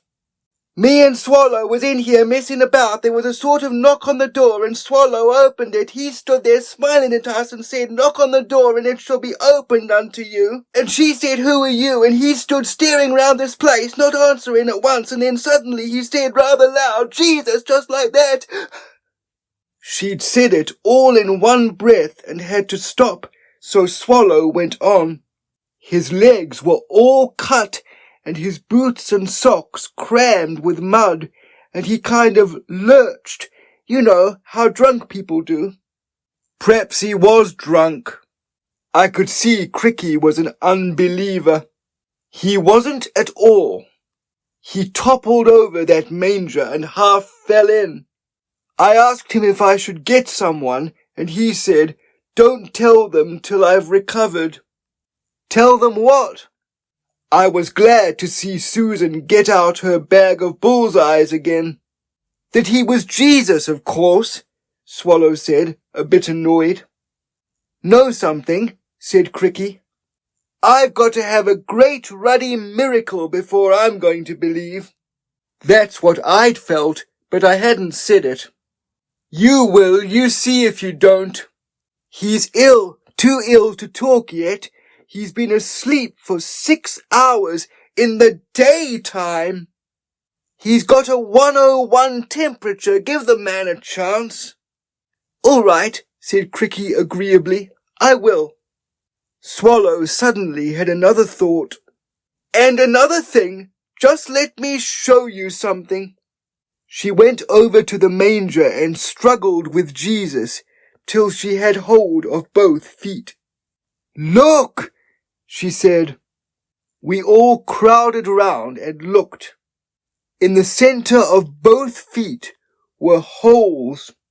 All of a sudden I was convinced. I hadn't seen them before. Cricky stared. You mean? He couldn't go on, he couldn't really. I do mean, said Swallow. Caw, said Cricky. I could see we had him at last. He stood staring at us and then back at the man. His face went all thoughtful. Well, sloppy, really. The manger, the doves, and a newborn calf. Sweet, isn't it? Swallow looked so pleased. So you see, Crick, not a word, not yet, not till he's better and can tell us what he wants us to do. Don't you agree? Crick nodded. Susan passed round the bull's eyes. Just suppose the grown-ups don't believe. Suppose they try and take him away. After all, they did last time. He spoke slowly and with horror, I thought. This hadn't crossed our minds, but we had to admit the possibility. It was rather awful. After all, the grown-ups crucified him, didn't they? Cricky asked, and we had to agree. I know, said Swallow. There's hundreds of children round here, and every child knows other children. We can have a gigantic meeting, and we can tell all of them, swear them all to secrecy. Bring them a few at a time, like a pilgrimage, to see him and hear his words. Secretly we can spread the news to children all over the country, so that the first people to know Jesus has come back will be the children. And if the grown-ups try to take him away again, we'll defend him, hundreds of us. Good show, said poor baby. We all agreed. We all shook hands and dipped our fingers in blood. Actually, it was Elizabeth's blood, a cut on her knee which had healed. She scratched it open again. Then Cricky said he had to go to tea, and they went. I was sorry because of the bull's eyes, but I do agree everything must seem ordinary. Jesus was still asleep. We agreed to go to the nursery and get to bed early. Then when everyone was asleep, we'd come back. We could use my alarum, Swallow said. We put out the lights, collected up Betty Davis, and went. When Cookie came to the nursery to tell us it was bedtime, she asked us what we were reading. Revelations, I said, because we were. Chapter 3. It was 2 o'clock when my alarum went off. Everybody calls it an alarum. Don't ask me why. I had to fling myself on it and get it into the bed with me in case anyone woke up and thought it was that old telephone. The other two took a lot of waking. I wished they'd all had alarums, but the noise would have been tremendous. We pulled on our trousers over our pajamas, like Father does when he goes out milking, shoved socks on, and then crawled like snails down these stairs with the matting on them. It's not too easy to open the kitchen door without a click, but we made it. It isn't easy, as that door has just about the noisiest click any door ever had, and Cookie goes by that click.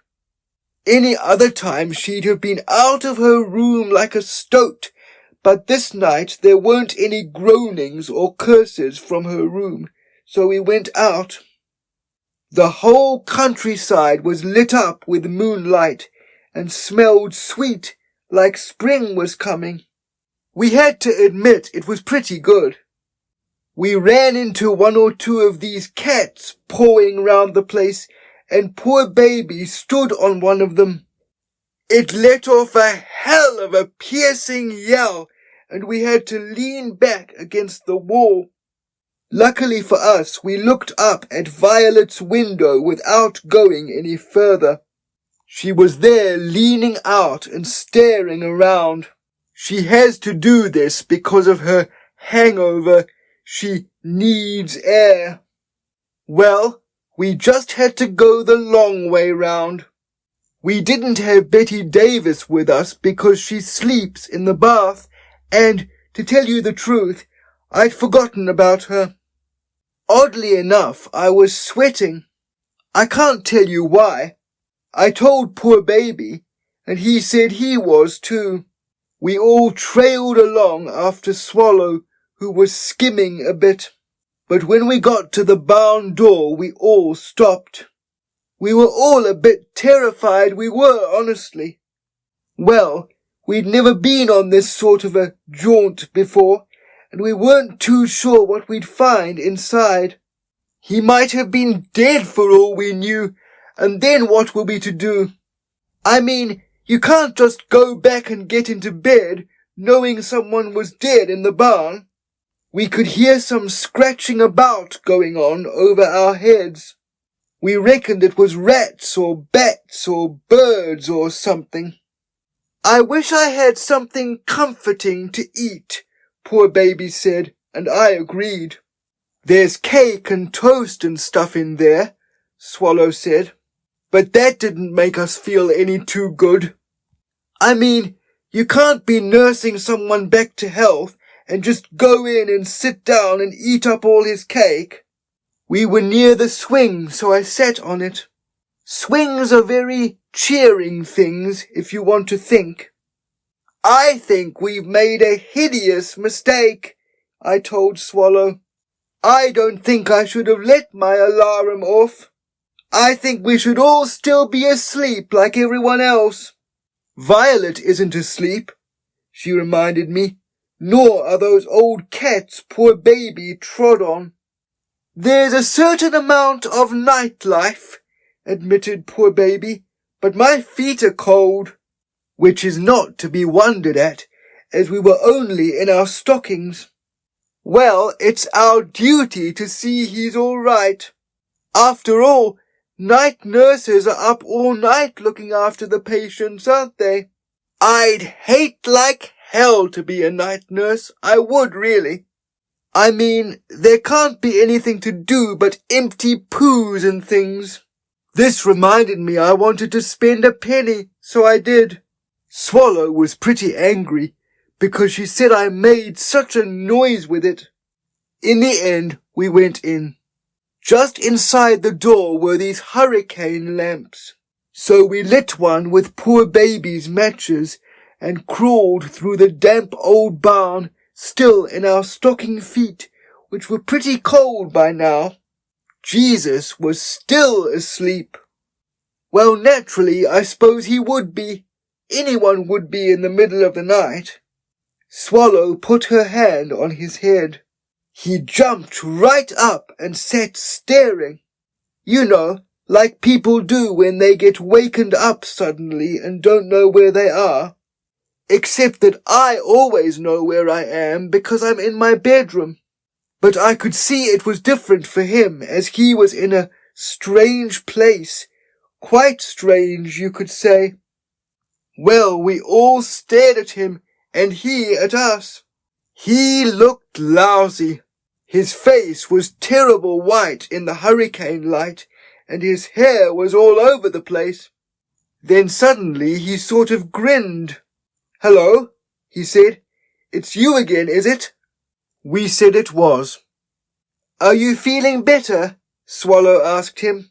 "You've been ill all day with a temperature of 101, and we thought we'd better come and see what kind of a night you were having." "What time is it?" he asked. 2 a.m., she said. 2 a.m.? He seemed surprised. "You mean to say you three got out of your beds at 2 a.m. to see how I was?" We nodded. "Well, I think that's the nicest thing I ever heard of," he said. "No one's ever been as nice as that to me. Not as long as I can remember. 3 kids. I call that wonderful. Makes you believe in human nature again."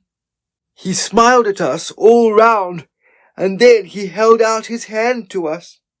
"I'd like to shake you by the hand," he said, and did. "Do you feel better?" Swallow asked again, and he nodded. "I'm all right. I think I've had a chill. I must press on." He tried to struggle up out of the manger as if he wanted to go straight away, but Swallow stopped him. "Oh, you can't go yet," she said. "You're not well enough." "That's very kind of you, but I must press on." And he frowned a bit, as if he didn't much want to go anyway. "Why must you press on?" Poor baby was messing about with these matches, dying to light up a bit of hay. "I don't want to get you kids into trouble, do I, just because you sheltered me?" Then he laughed. "What'll your mother say if she catches you out here at 2 a.m.? "That's all right," I said. "You don't have to worry on our account, you don't really. I mean, we haven't got a mother." "Oh, I'm sorry." And he looked sorry too. "I remember when I was 6, my mother used to cry a great deal," he said. "Really?" I answered. "I wonder why." He shrugged his shoulders and sort of smiled. "Probably," poor baby said, "because with all that carpentry she thought you'd hammer a finger or something."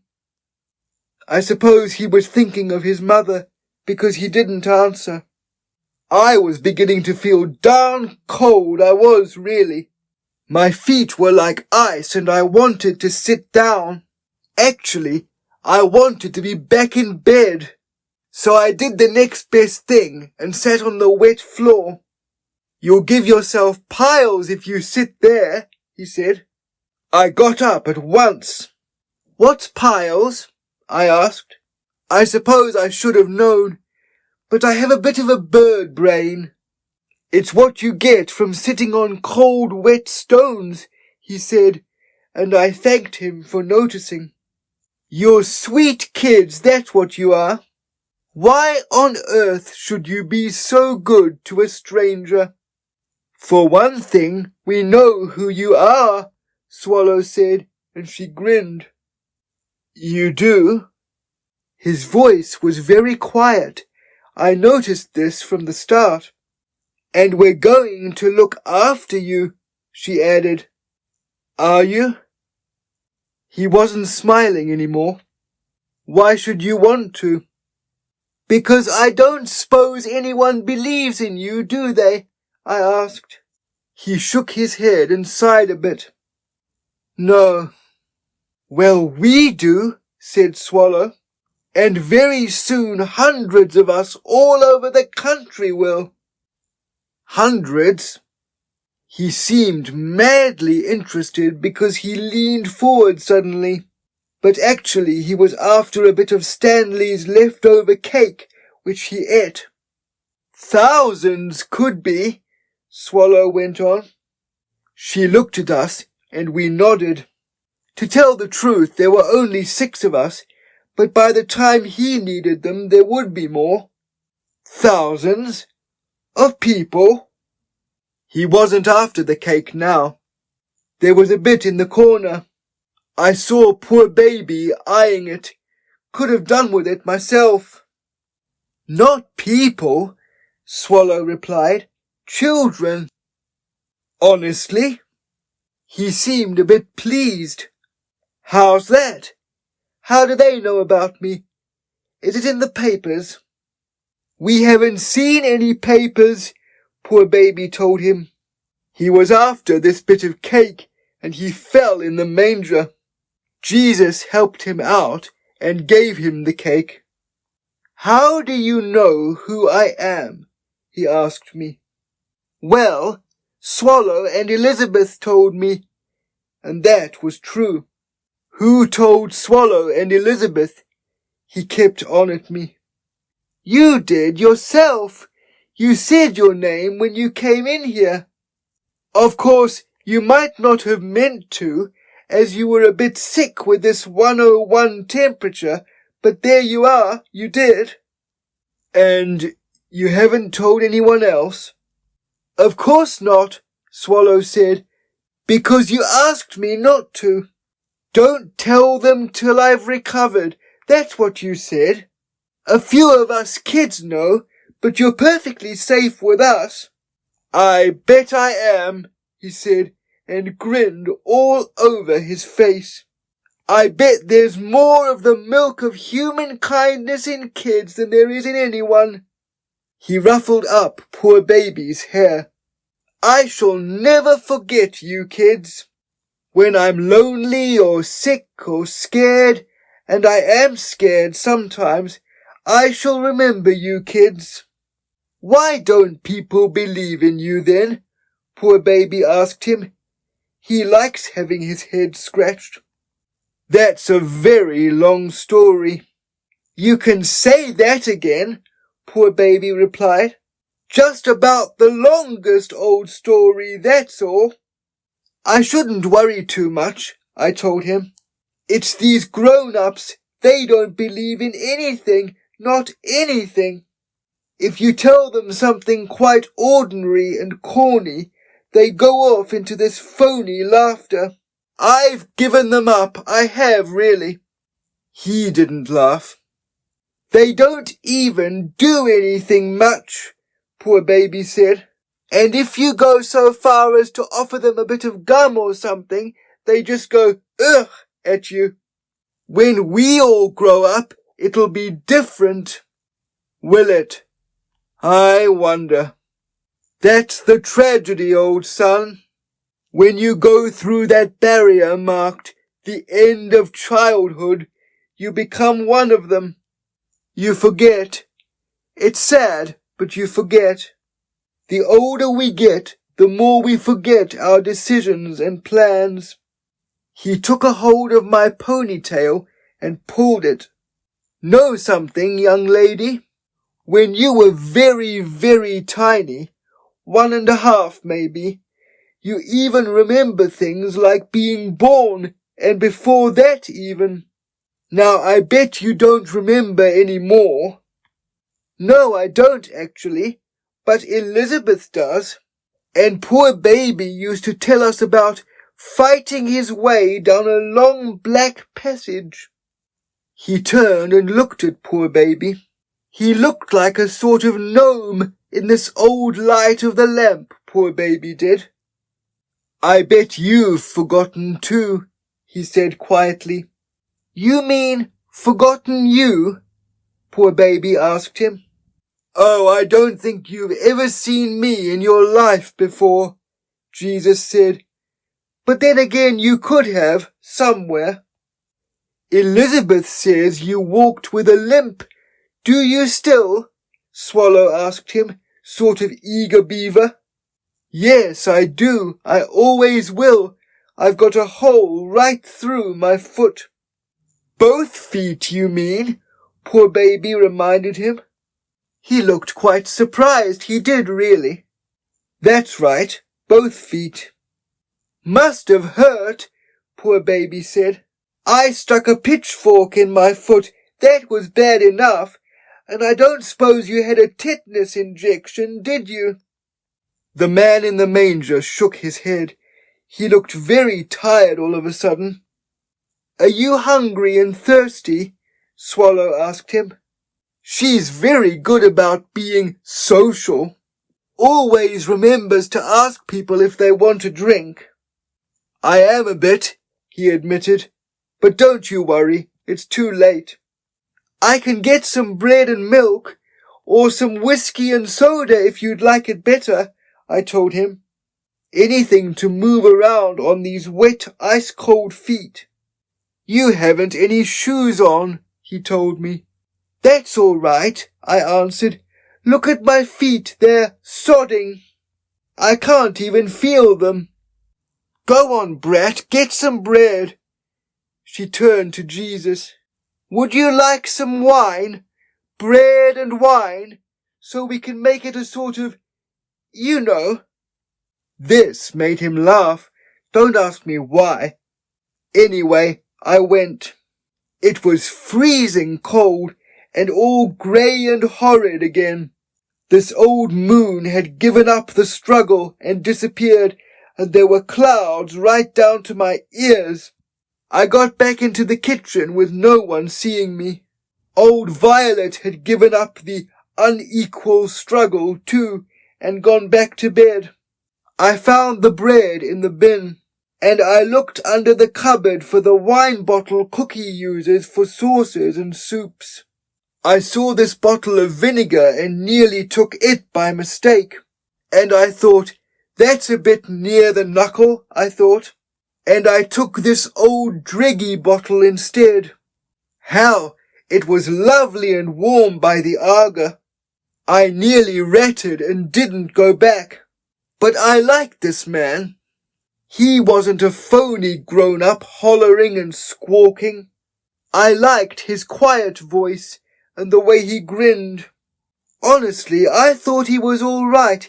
He slayed me, he did really.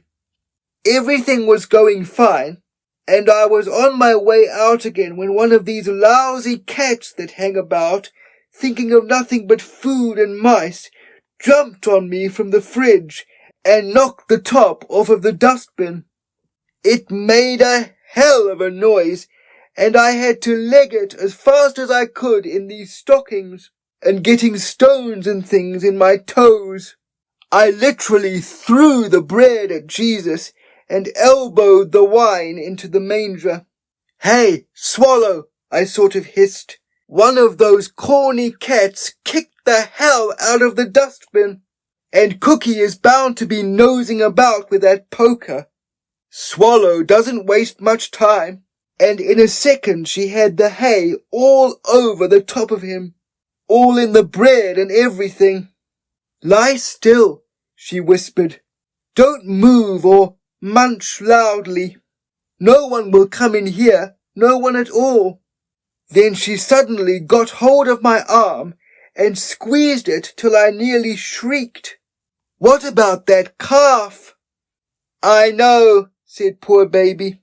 Eric doesn't come till 5:30. Brat can get up again and stand around like she's anxious to help him. Why not you?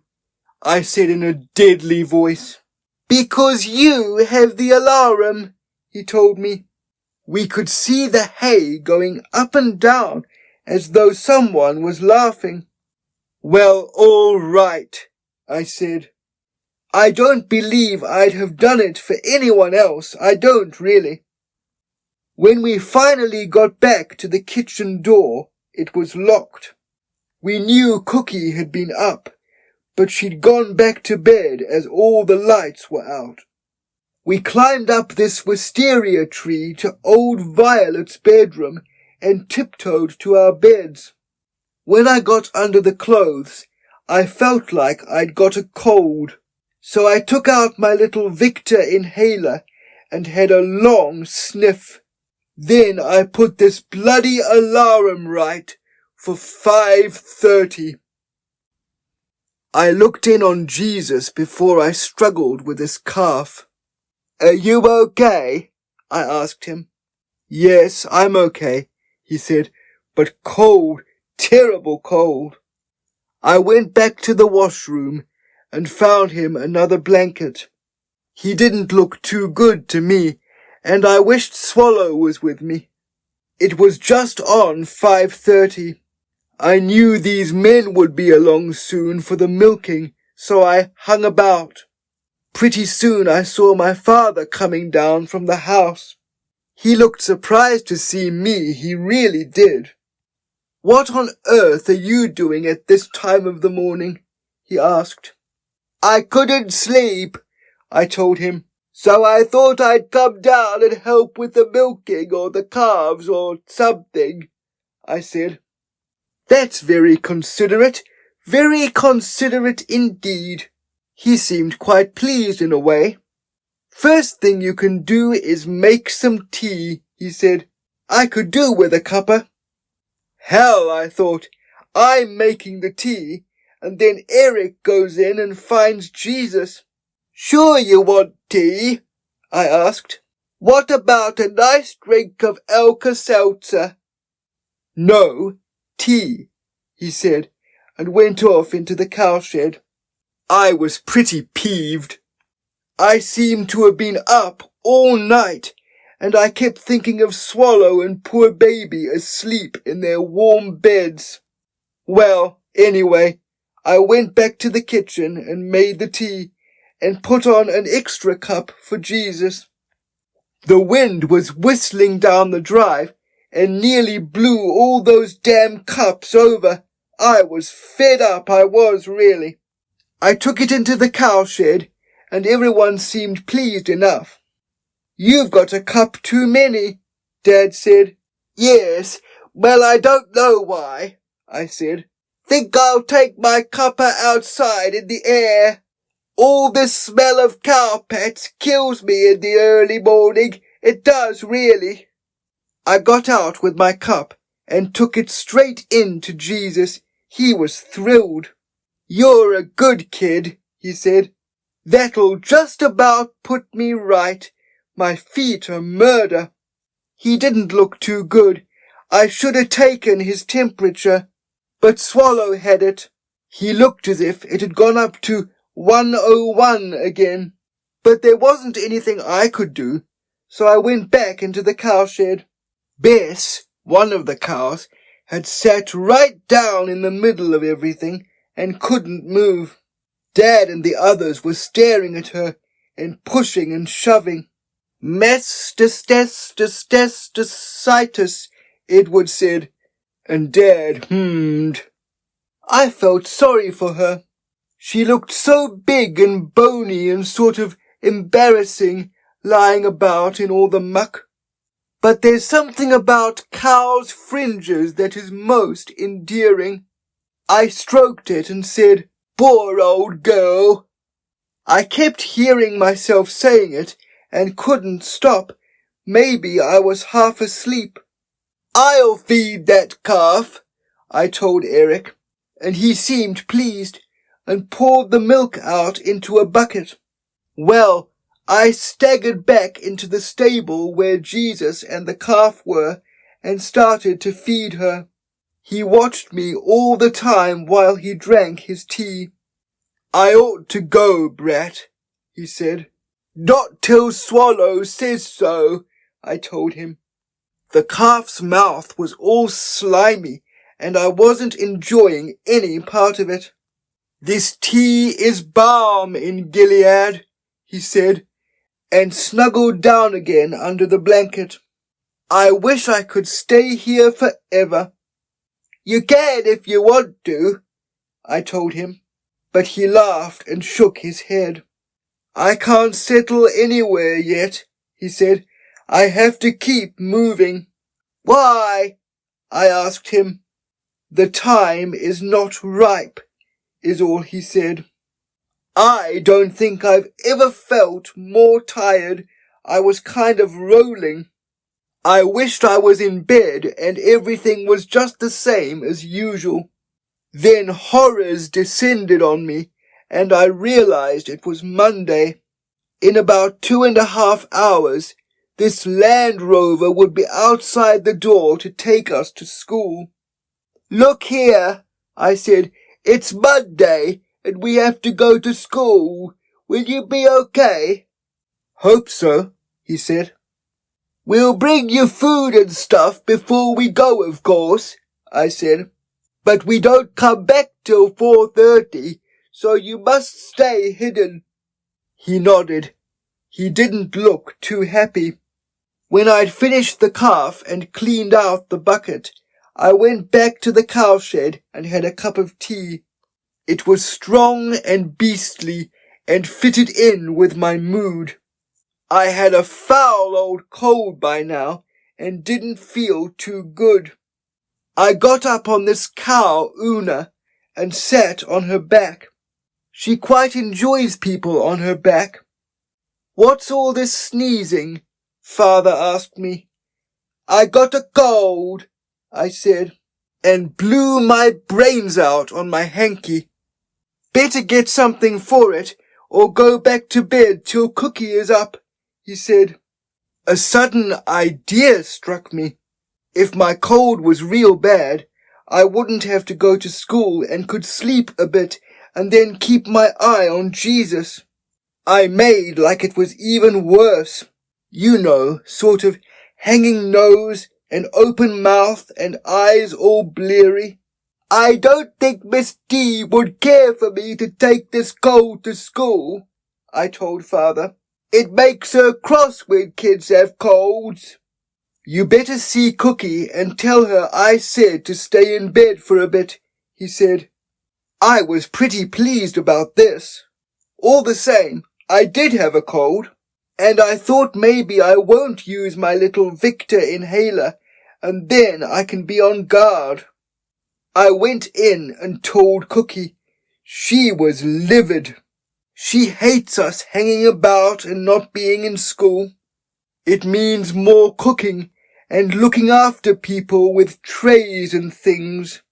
Dad said I was to take this cold to bed, I said. Go on then, she said, and pushed one of these cats out of the window. The house was freezing and the wind was howling. I felt like hell. I like the house when old Nellie is hoovering and the fires are lit.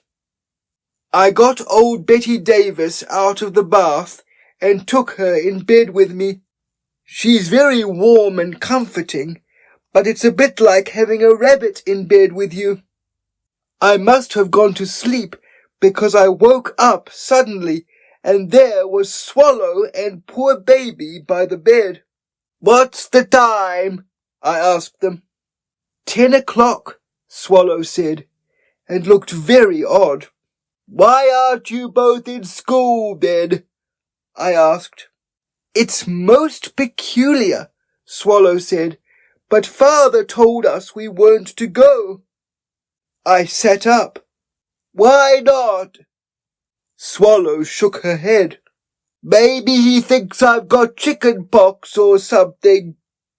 I felt quite thrilled at the idea and started looking for spots. No, it isn't that, she said. We were having breakfast and Father said you had this cold and to leave you alone, and then the phone goes and he has a long talk. You know. Yes, yes. Oh, no, no. And then he comes to the table and says, you two better stay home as well today.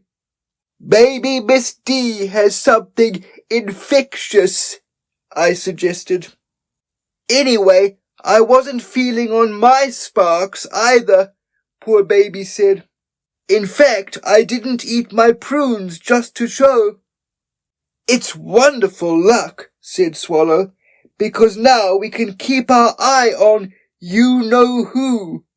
Can it be anything to do with him? I asked. I mean, maybe he's created a miracle because he knew we were tired. Swallow shook her head again. No, it's just luck, she said. I think maybe poor Baby and I better go and see him. He wasn't too good at 5:30, I told her. He was freezing cold. Not dead? Poor Baby looked horrified. Oh no, He had some tea, I reassured them. When they'd gone, I leaned back on the pillow and stroked Betty Davis. I wasn't so pleased with everything now. Here I was, stuck in this bedroom with a phony cold, and they weren't going to school either. I was fed up, I was, really. My room was icy, and I could hear this wind yelling round the house. And I'd read all the books on the shelf 12 times. I got out and called down the stairs for Cookie or Nellie. Nellie is Cookie's friend, who grubs round the house with this hoover and crawls round the baths with that pink stuff that smells nice. No one came, and I was hungry. So I got out a lump of chocolate I keep among my sweaters for special occasions and had a bite of it with Betty Davis. My nose felt all bunged up, so I had a little go with my little Victor. Then I must have gone to sleep again. There still wasn't any sign of life when I woke up, but there was a tray of stuff by the bed. The tea was cold again. I was getting sick of cold tea, I was really. So I ate the toast and got out my dictionary and looked up purpose. Idea or aim kept before the mind as the end of effort. That's what it said. I couldn't make head or tail of it. Honestly, I couldn't. The word below looked more interesting. Purpura, e.g., an eruption of small purple spots caused by extravasation of blood in the skin, sometimes called the purples. I wondered whether to have it, and looked round for my mauve crayon, but I couldn't find it, and decided against it anyway. I was pretty sick of bed already, and this would mean more of it. I got on my sweater and trousers and crept downstairs. I heard Cookie talking to Granny and listened. No wonder she has a bad cold, Cookie was saying. They were out in the early hours of the morning, the three of them. I guess she took cold. Oh dear, Granny was moaning. They're just growing up like wild animals. I wish we were, I thought. I just wish we were. And now this added horror. Well, thank goodness I'm here to help you, Cookie dear. I was hoping to hear more, but they seemed to have gone away, and when I got down to the room it was empty. Added horror? What could Granny mean? I took another look at my chest, but didn't see any spots, red or purpura. So I went on down to the cowshed. There didn't seem to be anyone about, except this old dog, Charlie Staircase, who was sniffing round the swing. Fine swallow, I said encouragingly, but he cut me stone dead and went off in the other direction with his nose on the ground. I had to find out what this added horror was. I was beginning to get in a bit of a stew, even wondered if I had some awful disease and everyone was avoiding me. I went into the stable. To my surprise, it was full. Swallow, poor baby, Cricky, Susan, Elizabeth, Shirley, Pippa, Jeremy, Andrew, Rosanna, and Jenny. You couldn't move, you couldn't really. What in heck is going on? I asked, and they all jumped. What in heck are you all doing not in school? I asked. There isn't any school, Shirley said. All of us, but all of us is away from school. Has Miss D got something then? I asked. Then I remembered Granny and Cookie. Listen, I said to them. I heard Granny tell Cookie there was an added horror. That's why we aren't at school, Jeremy said. But what? It must be the plague, the Black Plague, Pippa said. That's all it could be. Who has it then? I asked. Perhaps it's you, Cricky said. Rather unkindly, I thought. I've got an ordinary cold, I told them. I caught it from Jesus. The man in the manger laughed. Well, anyway, Swallow said, this is our great opportunity to organize the secret society.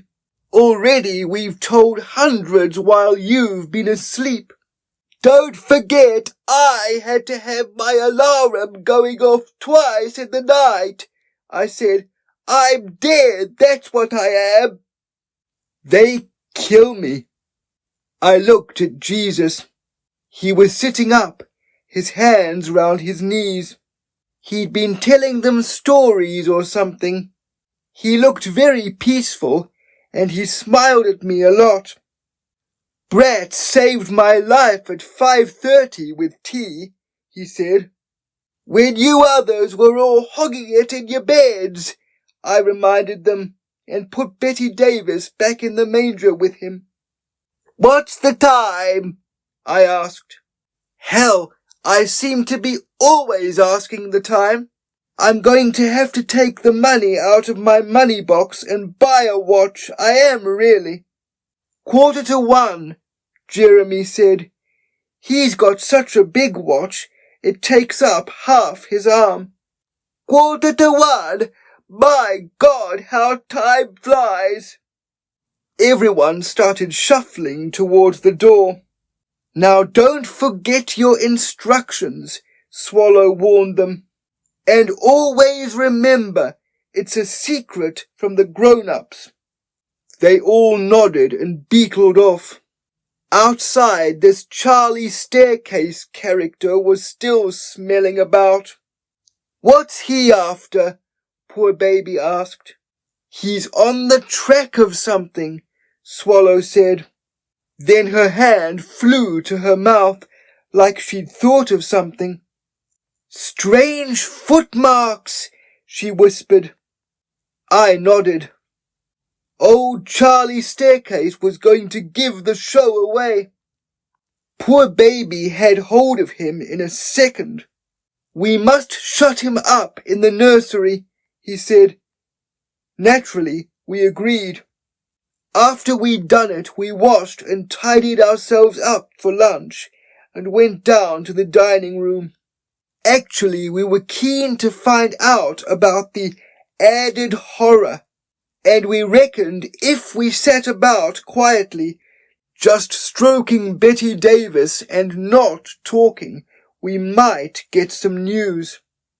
They were all in there when we opened the door, the whole lot.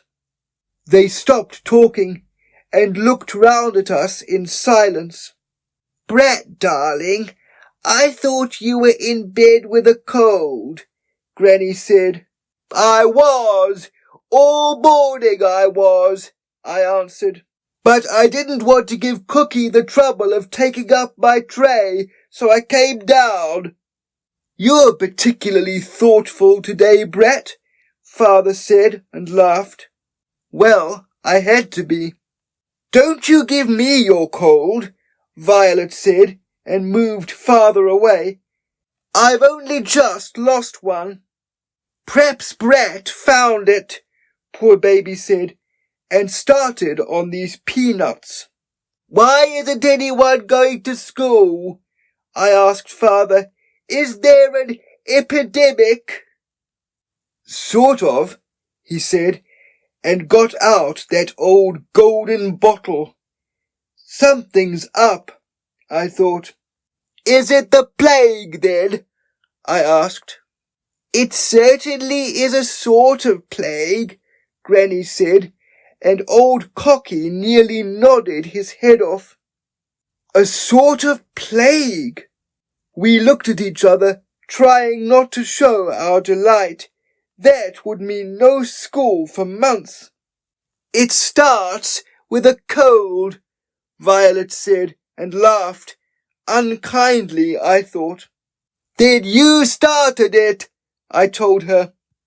Brat, said Father, that's rather cheeky.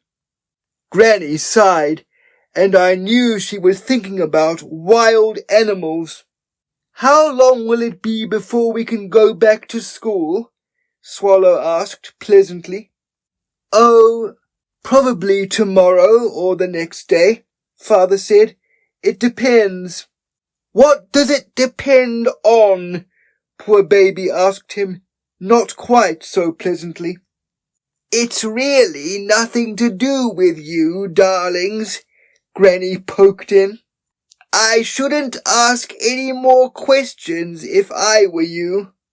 But you're not us, Granny, and it is to do with us, as it's our school which is caught up in this sort of plague, I said very firmly.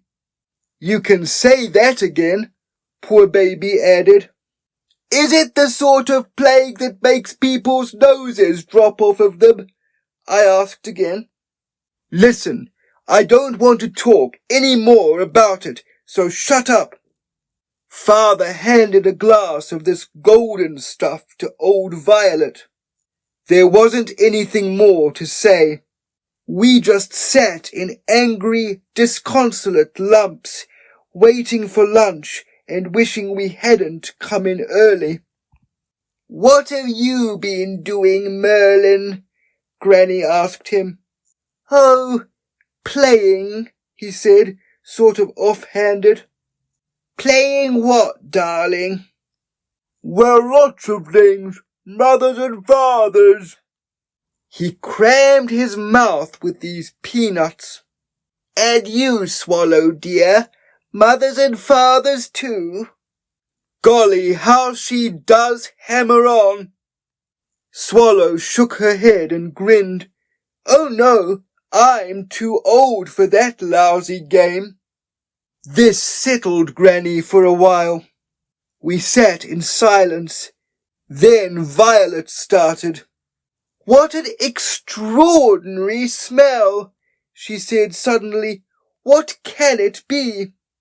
Hope it's not the pheasant we're having for lunch, old Cocky mumbled into his glass. It certainly isn't pheasant, Violet said, and began looking round the room. Then they all started sniffing about. I don't know why they were making such a fuss. I couldn't smell anything, but then I had this cold. Perhaps it's Betty Davis, I said helpfully. Maybe she's cut. After that, all hell broke loose. Granny let out one of those moaning ohs she does when she's upset, and old Cocky choked up his drink into the glass. As for Violet, she just let off this shriek, and before we knew where we were all outside the room with Betty Davis, and the door was shut. Well, really, I said, what a fuss. It was a possibility. Father thought so too, or he wouldn't have put B.D. out with us, remarked poor baby dispassionately. We messed about in the nursery after that. Poor baby had a smoke, and I did a bit of crayoning. I wish we knew what all this plague talk is about, Swallow said. I've a good mind to go and ask some grown-up. Like Edward, poor baby said, or maybe the vicar. He'd be the best if you could catch him at an off moment. He's always off, I said, and so he is, going like mad in the opposite direction. He's strictly honest, Swallow said. He'd tell us the truth. Back in the dining room for lunch, they seemed to have got over their upset and were quite conversational. Did you say hares and rabbits today? Granny asked me. I told her no. Did you, Granny? Poor baby asked. No, but I do like to say it, she said. Silly, really.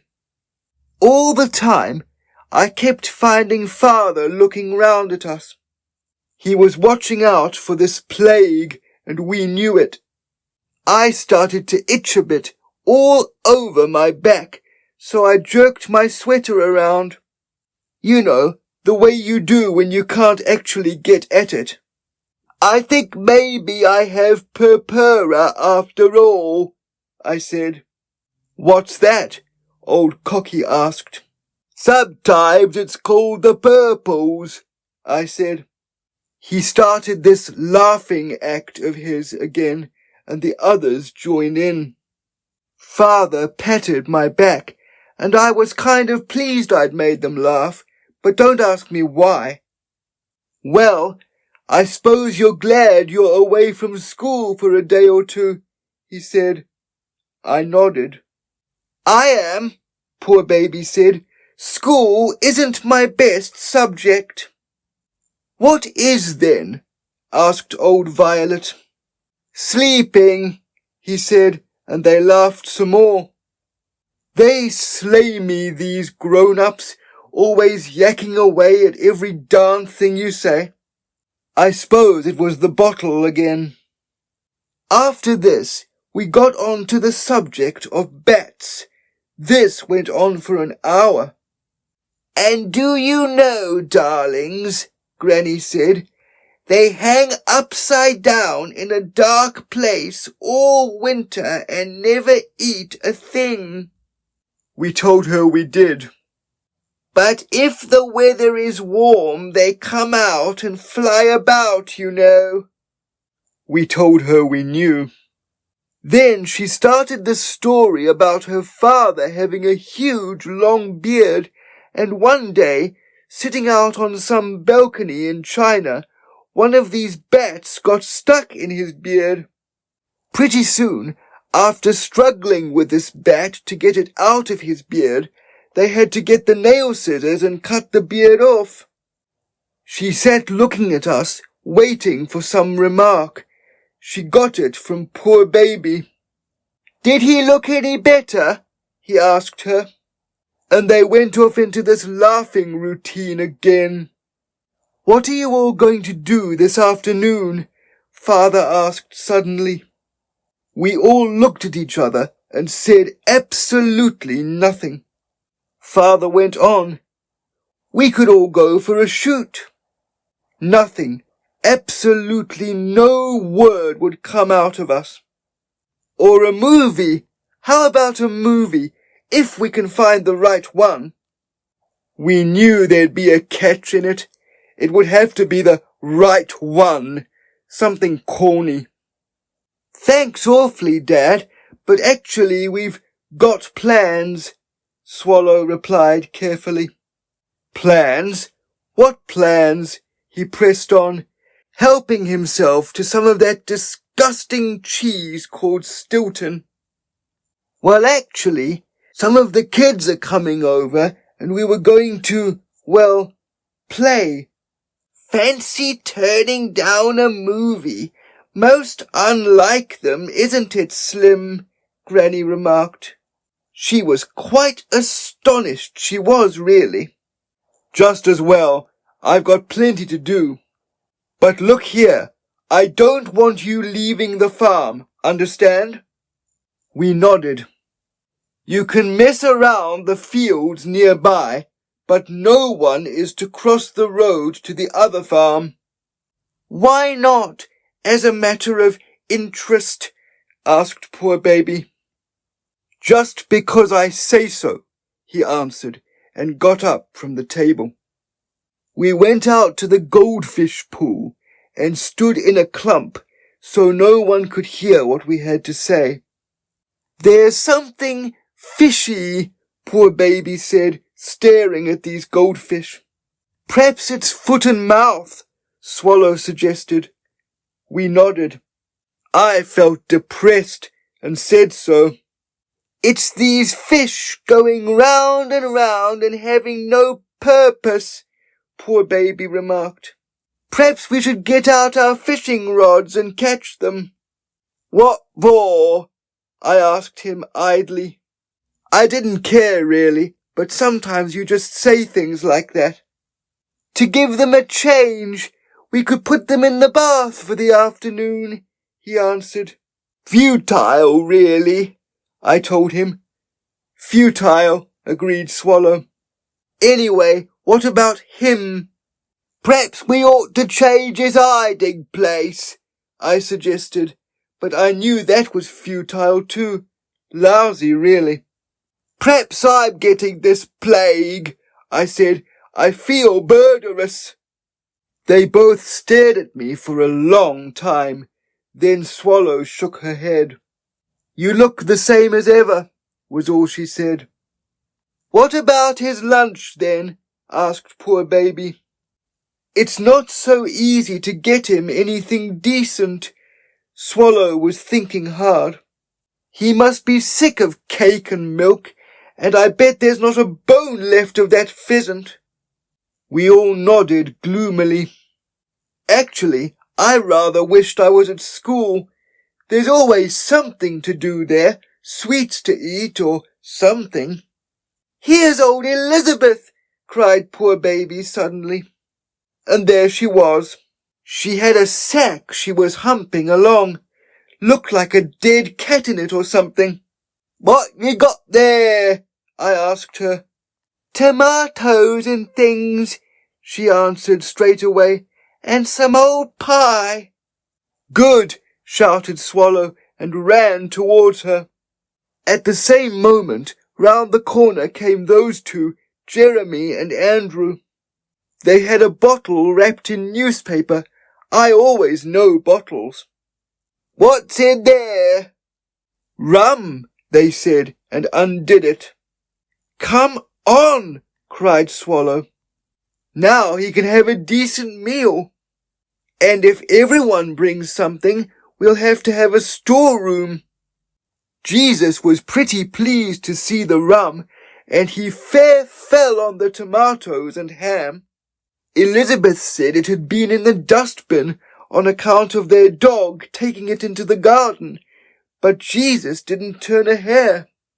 We watched him eat it. It looked better than the pheasant, and I started to feel hungry. Cricky and Susan and Shirley and Pippa turned up pretty soon with bits of food and some Woman's Own papers. But the only person who was interested in them was Betty Davis, and she used them at once. It is the plague, poor baby said. Father as good as admitted it.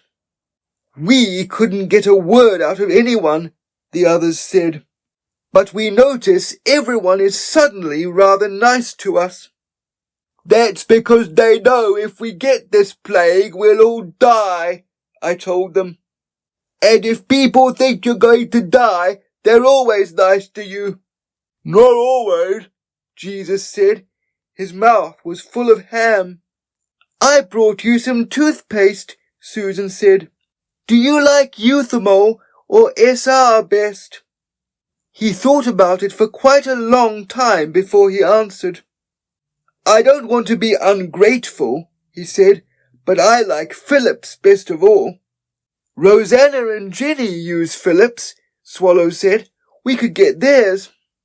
SR will do nicely, Jesus said, and he grinned at Susan as he took the toothbrush. The tube of SR was pretty mangled, but there was probably enough for a couple of brushings, I thought. There were 9 of us in here by now, plus Betty Davis and the calf. I thought if many more come we won't be able to move. We'll have to get ourselves into a bigger place. Look here, I said to Swallow. This crowd is getting bigger every moment, and having this old calf in here is hellish dangerous. Why don't we transfer to the top of the oast? There's only old yellow apples there. It won't be nearly such a strain. Everyone agreed, though I don't think Jesus looked too happy. We could move at night, poor baby said. I thought of my alarm and wished I'd never suggested it. I did, really. I was dying for a good night's sleep. We daren't do it in the daylight, Swallow said. Then she turned to him. We all think you should go up into the top of the oast. It's safer there.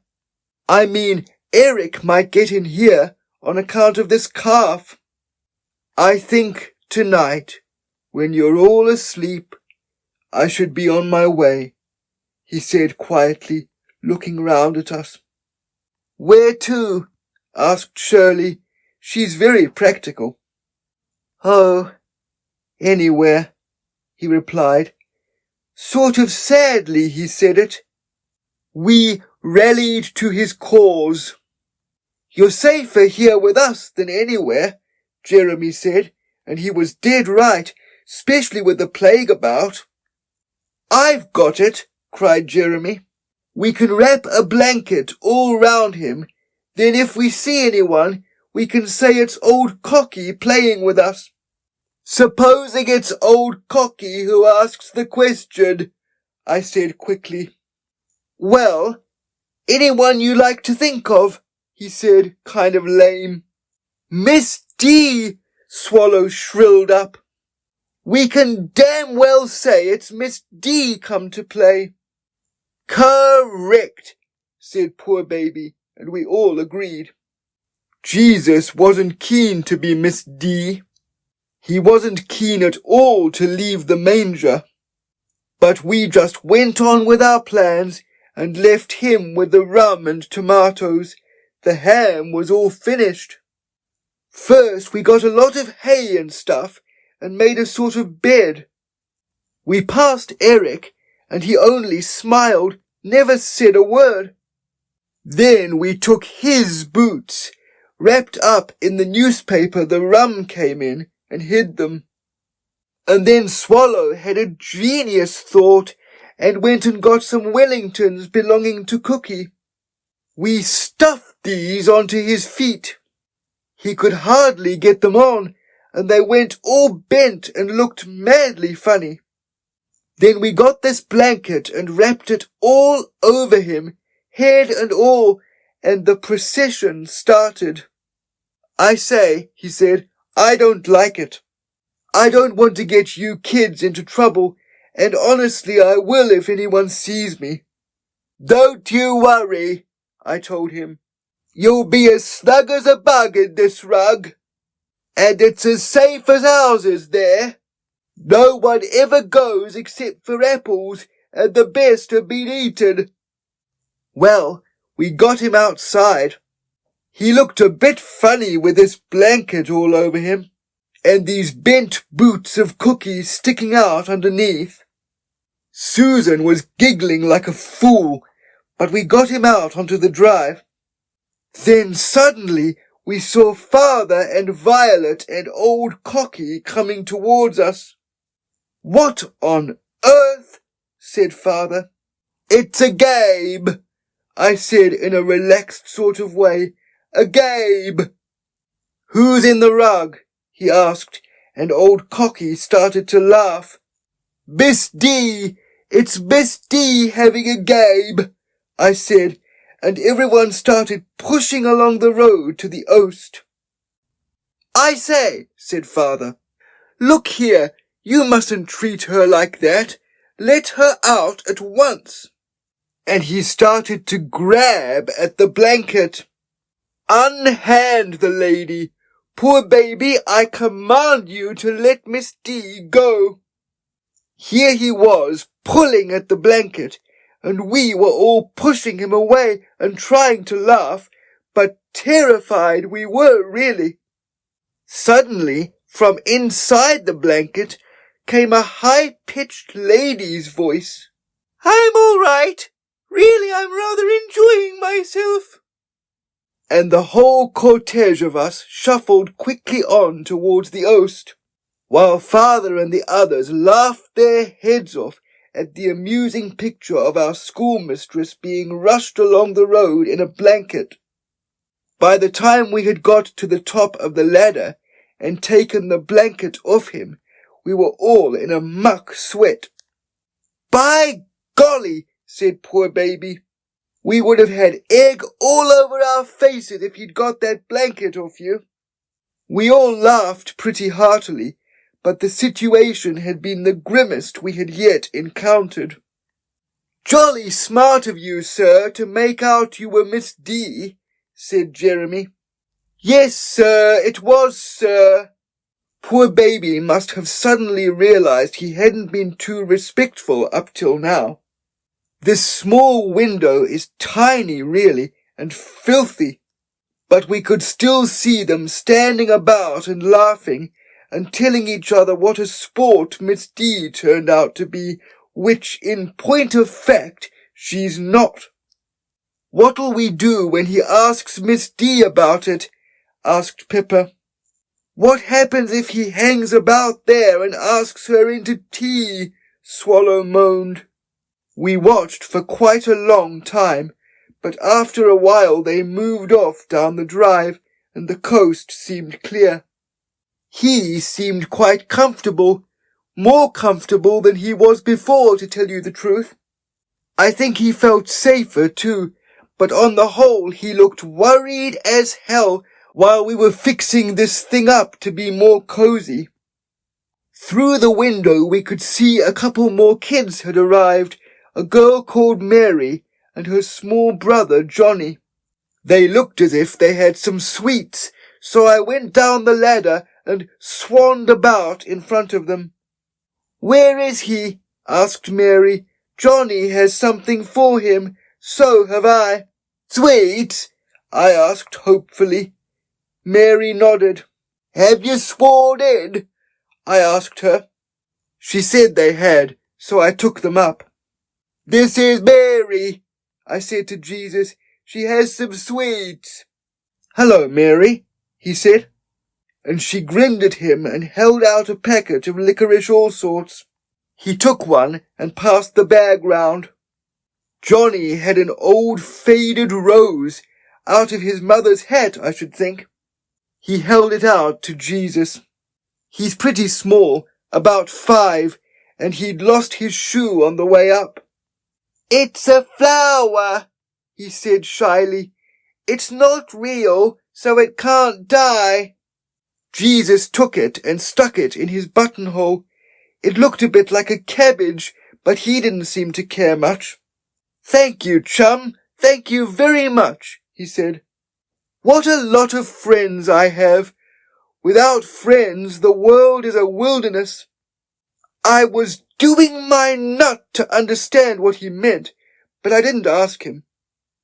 "Talking of friends," said Swallow, "I think we ought to have a password. I mean, anyone can haul in here, friend or enemy." We all agreed. "You could use my society if you like," I said. "It's particularly good if you know what I mean, because it's USH, which means ush, which seems a particularly good and suitable word for the situation." "Ush, very good indeed," said Swallow. "Good show, Brett. And anyone who doesn't give the password isn't favourably disposed."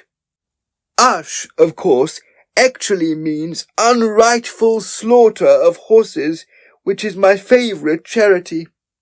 Jesus was laughing his head off by now. He certainly had a very good sense of humour. How sweet only to delight in lambs and laugh by streams, to be a farmer's boy and far from battle, he sang softly, looking at poor baby.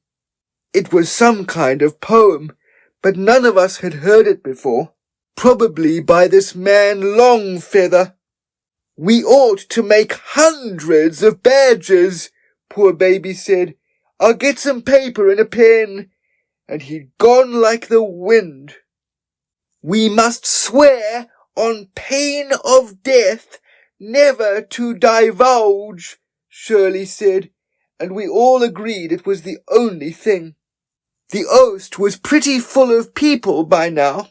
And I thought to myself, it was a jolly good idea we had changed our locality, because if this plague scare was going on much longer, there'd be hundreds of us in here, just hundreds, that's all. I posted myself at this small window where I could get a good view of the comings and goings. No one seemed much concerned with what we were doing up in the Oast. Edward and the other men seemed to be guessing a bit to each other, but there didn't seem anything extraordinary about that. I saw Eric take this bucket of milk in to the calf and thought what a merciful escape we'd had. It was while I was watching Eric with this bucket that I suddenly saw Amos Nodge. I noticed him first because I could see the doves were a bit upset about something. Then I realized he was running about among them, kicking the hell out of them, as if they were old autumn leaves.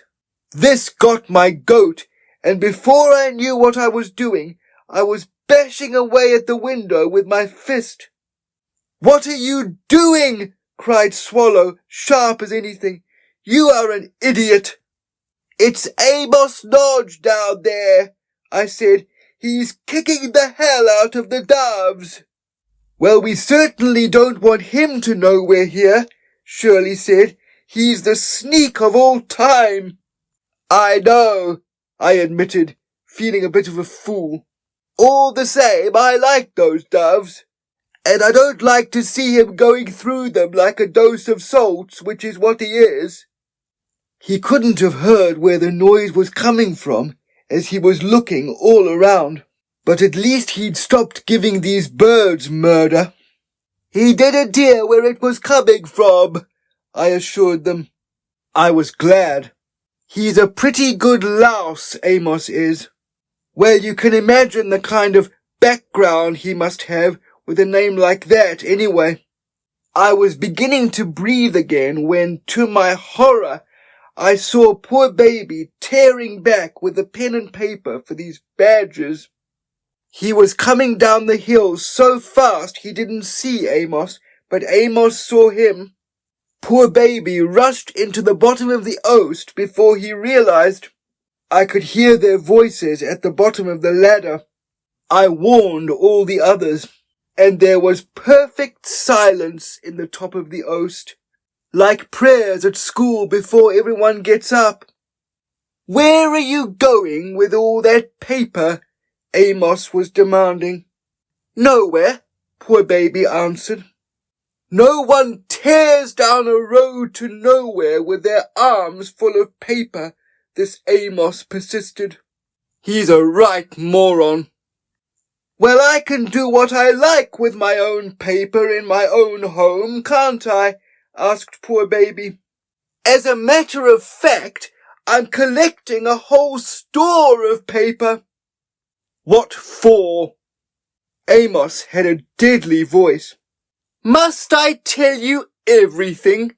poor baby asked again. Amos didn't answer. I could see them through a crack in the boards.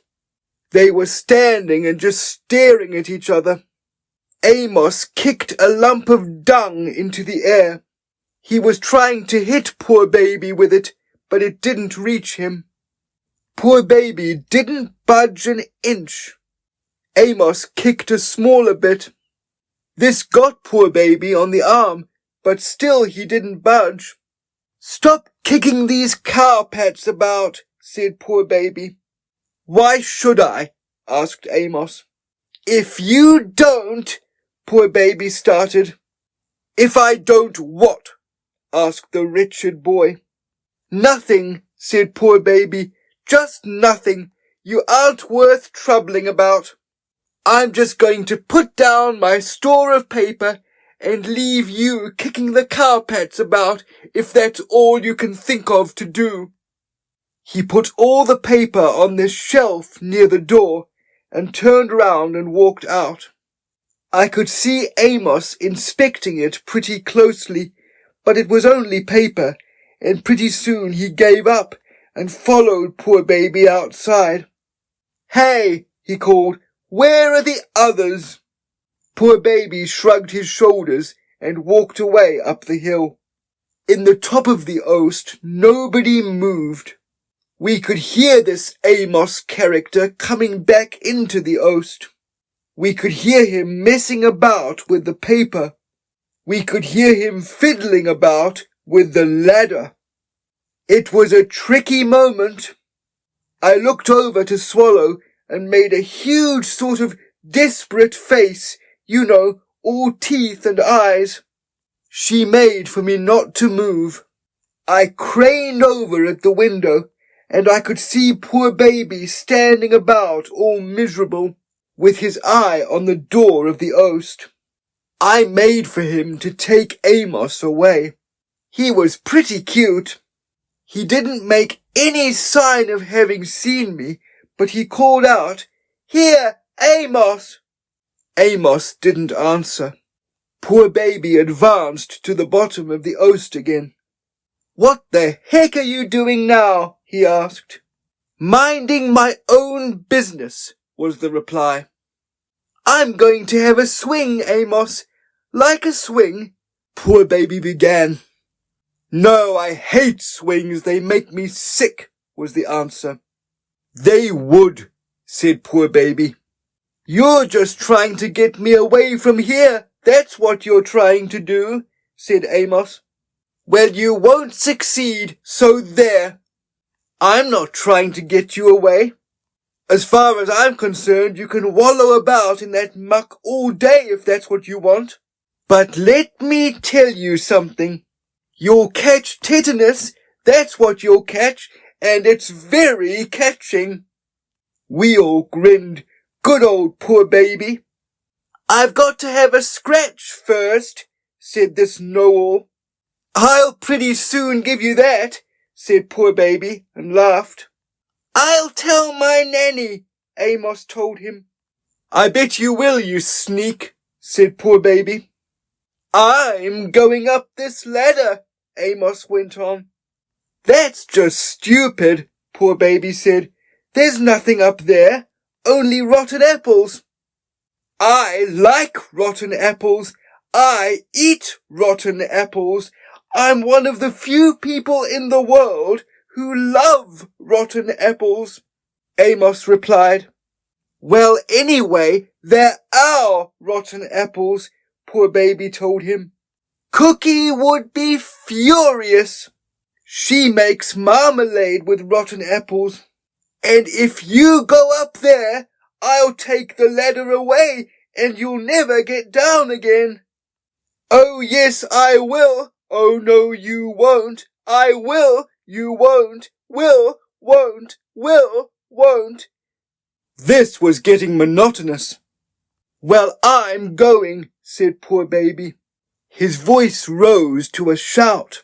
"But I warn you, it's dangerous." We knew he was warning us. Poor baby went out singing. I could see him wander off to the swing and sit on it. Underneath us we could hear this Amos start to clamber up the ladder. I got an idea.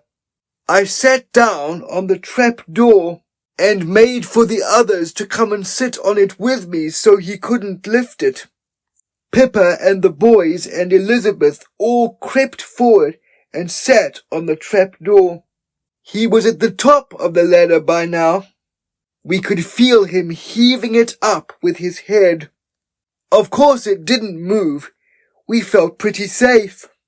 "I know someone is up there," said Amos just under our bottoms.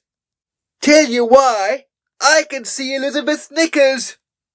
We didn't move, didn't budge an inch. "I can see Betty Davis's feet too," the brute went on. Still we didn't move. Suddenly we saw Elizabeth's knickers starting to move. He was pulling at them. She screwed up her face, but she didn't say a word. "I'll have your knickers off of you," he shouted. Right under our bottoms he was. Elizabeth's face was livid. "Let me in then," he shouted. No one answered or moved. Jesus was doubled up with laughter, but mercifully no sound came. "Come on, let me up! Why shouldn't I come up?" he bellowed. No one answered a word. "I'll go and tell," he started snivelling. "I'll go and tell." He was pulling madly at the girl's knickers by now, and damn nearly did have them off of her. There was a sudden tear, and half her knickers disappeared. Her eyes were enormous, but she stuck it. He was banging and yelling and carrying on alarming when all of a sudden there was a crash and he'd fallen off the ladder into the manure. God, how he yelled! Jesus was laughing so hard he had to cram the straw all over his face. Anyone would think Amos was being murdered, shriek after shriek. We didn't move. Through the window I could see Eric running and Brian. "What's up?" they called, and we could hear them splashing around underneath. "Someone tried to kill me," the little beast sobbed. Who did? Who did?" Eric's voice was high as kites, trying to drown this din. But Amos sobbed on noisily like a fool. "What did he do? Where did he get you?" Brian was asking. God knows why they were so hysterical. But Amos just yelled. I know it was because he was all mucked up with these cow pats, but Brian didn't seem to get it. "Better get the boss right away," Eric said, and tore out and down the drive like a lunatic. We all sat, well, turned to stone, really we were. I could see Brian messing about and trying to see where the little fool was hurt. But he was yelling so hard he couldn't speak. "You're just scared, that's what you are," said Brian consolingly. But this only made the louse yell louder. Through the window we could see poor baby had disappeared. Pretty wise of him, as there'd be questions if he stayed. "Come on up to the house and get clean," Brian was saying. "Maybe Cookie'll give you a nice cuppa." "They tried to kill me," bellowed the rat. "Who? Just tell me who?" Brian was shouting back. "Was it a man? Was it a man?" This Amos just went on yelling, and all the time not one of us moved. By now Brian had got him outside of the oast, and we could see him. He was totally immersed in muck. No wonder he yelled. I very likely would have done too. But then I'm fastidious about things like that. "There's only one thing," said Swallow. "We've got to get down before anyone comes up.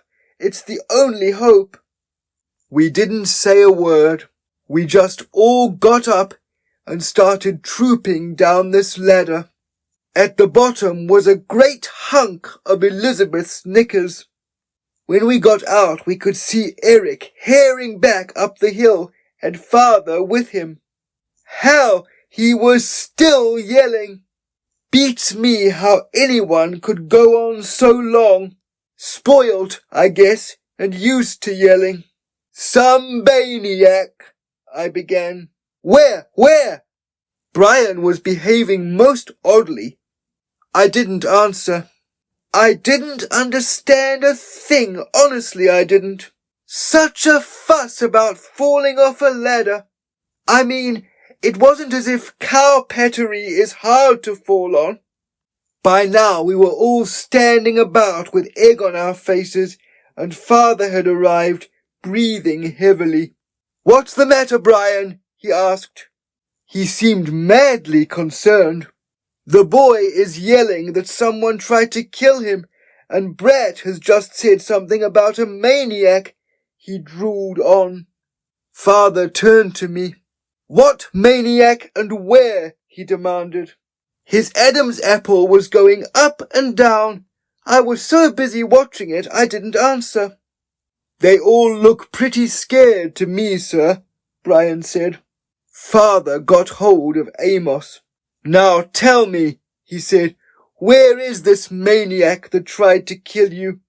Up there, Amos said and pointed at the oast. We were riveted with horror. Come on, boys, Dad said. Let's get him. And he started towards the opening. In a flash, Swallow was in front of him, stopping him. Dad, Dad, she cried. There's no one there at all. We've just come down, honestly. We were playing, and he tried to get up the ladder, and like a fool, he hung on to Elizabeth's knickers, and they came apart, and he fell off, that's all. Dad paused and looked at Amos. Is this true? He asked. Amos nodded. Father was livid. Right, he said, in that tone we all know so well. Straight up to your rooms, you two, and the rest of you go home. Without a word they went. At once, he yelled. We fled. His voice followed us. I'll deal with you two later. Chapter 4. We went up to our rooms. Luckily for us, we were all together, with the bathroom in between. We didn't say a word, Swallow and I. We were thinking pretty deeply, wondering too where poor baby had got to, and whether anyone would go up to the top of the oast after all. From my window I could see the oast quite plainly. There was no one near it. It stood quietly in the afternoon sun, the way I like to see it, with its wonky hat on the side and the green moss growing over the yellowed tiles. It seemed kind of crazy to think no one knew except us that Jesus was in there under that dotty-looking hat. And yet I was sort of confused about the whole thing, I was really. I imagine it was because I was still tired. I should like to have got straight into bed with Betty Davis and gone to sleep. But I didn't dare to, as I knew Father would be up in a moment. I was feeling downright miserable, sentimental really. Sometimes I get these dreary feelings, lonely really, as if something weren't quite right. Once I told Cookie about them, and she just said, it's growing pains. I don't know what she meant. I just know I feel bloody sad, that's all. I was feeling it now. I'm not happy, said Swallow. About Amos, I mean. There's something dead mean about him, and we could be in for a lot of trouble. I agreed. Father isn't often angry, but when he is, like he was down by the oast, we feel just awful. That's all, awful. Because, you see, there isn't anyone else. I wonder what poor baby's up to, Swallow said after a pause. He's no slouch, I reminded her. He probably saw the whole thing from behind the rhododendron bushes.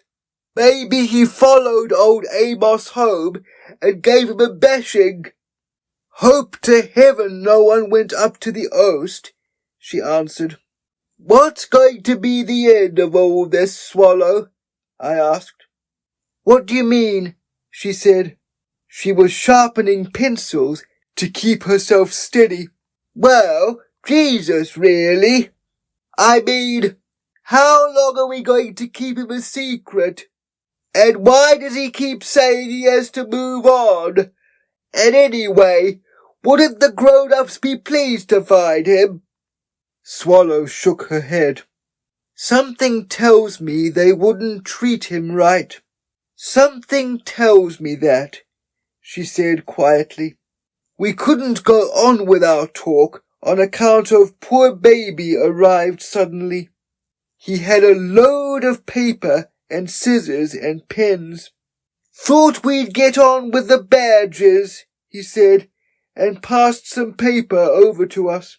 He'd cut out a round and printed USH in the middle with his biro. "What happened to Amos?" I asked while I was cutting out the paper. "Eric took him home. My God, what a shindy," said poor baby. "Everyone was so het up about nothing," said Swallow. "Goodness, we've often pushed people off haystacks and things, and no one has cared much. He kept on saying someone was murdering him, silly clot," poor baby replied. "And no kidding, I'd have liked to do just that." "There's no one up in the Oast to look after him," Swallow said, but poor baby waved his arms around. "He's okay," he said. "No one went up after you'd gone. They just stood around whispering, couldn't hear a word." "I think I'd like a cigarette," I said suddenly. "I'm all on edge." Poor baby handed me his packet. But I'm not much good at rolling cigs, so I gave the whole idea up and got onto my bed and lay down.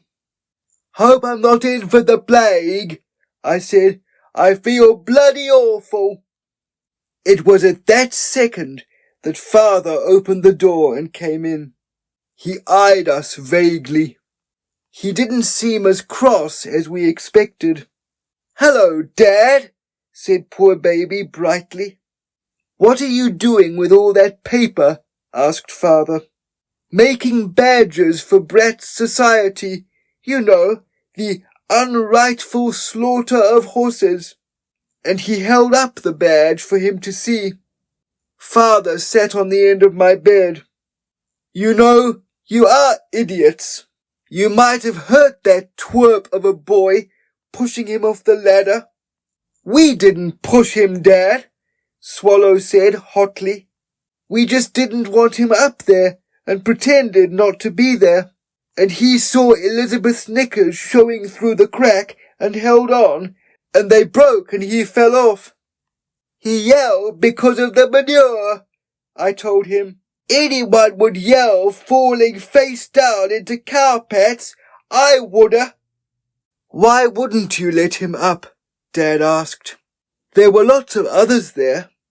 "We just don't go for Amos Lodge," I replied.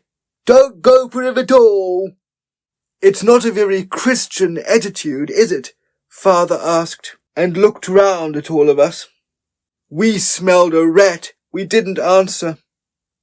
"I suppose I made more of it than I usually would, because I was scared," he went on. He picked up some of the paper as he was talking and started writing USH on the badges. "Scared?" asked poor baby. "Scared of what?" "All that yelling blue murder," said Father. "You never know what kind of characters are around these days." "No, you don't, do you?" I said carefully. "Have any of you seen any strangers about?" He looked round at us again. "Strange men, or just one strange man you don't know?" He was looking at me because he was on my bed. I shook my head firmly. "No strangers at all," I said. "None of us have." "None of us," agreed Swallow and poor baby together. "That's all right then.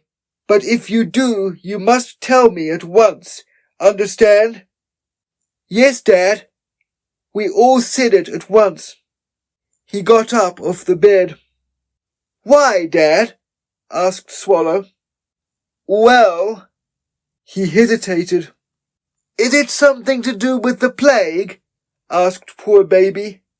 Father nodded. "It is, in a way." "You mean some stranger has this plague?" I asked. He nodded again. "Well, all right, you can leave your rooms now. But remember, stick around the farm and let me know if you see a stranger." Then he went.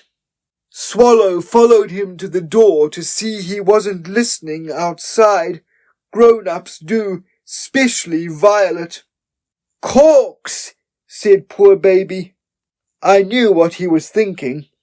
"He couldn't have this plague," I told him. "He had a 101 temperature, didn't he?" asked poor baby. "Know what I think?"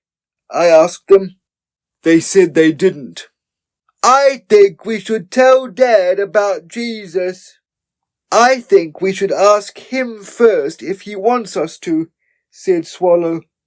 We agreed. It was tea time when we got downstairs, but no one was there, only Granny eating a hot bun. "Enjoyed your holiday from school, darlings?" she asked. "Sort of," I said. "I feel so darned tired, I do really. Perhaps I am getting this plague. I've suggested it to a few people, but no one seems to give a damn." "Oh, darling, I do." She seemed quite concerned. "Have you got a temperature, I wonder?" "She's just tired. She had a bad night," poor baby told Granny. "Well, have a bun," Granny said, and I took the biggest. We all chewed on in silence, thinking our own thoughts. Granny seemed to be concerned with her own thoughts too. She got up and started watering these hyacinths. She's forever pouring water onto plants all over the house. Then they drip down and you have to rush and get a rag or something before the carpet's messed up. Sometimes Betty Davis gets accused of these dribbles, which isn't fair as she's very responsible for her size, and always but always searches out these newspapers. And if she can't find one on the floor, she'll select one that somebody is reading. I wish I knew how long we were going to be away from school, Swallow said after a moment. "Only until the scare is over," Granny said. "Scare?" I asked, hoping to catch her off guard. "The police will say when you can go back," Granny went on. She'd dropped some water on the table now and was getting anxious. I gave her my hanky from round my neck. She dabbed at the pool madly. "The police?" asked Swallow curiously. "What have the police to do with the plague?" "Well, dear, it's not exactly the plague as you know it.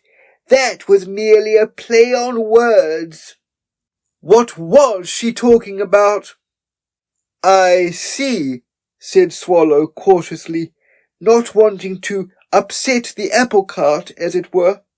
Though of course she hadn't the least idea what Granny was talking about either. "The police have a finger in every pie, don't they?" asked poor baby. "It's their job to guard us all," Granny replied, sort of proudly.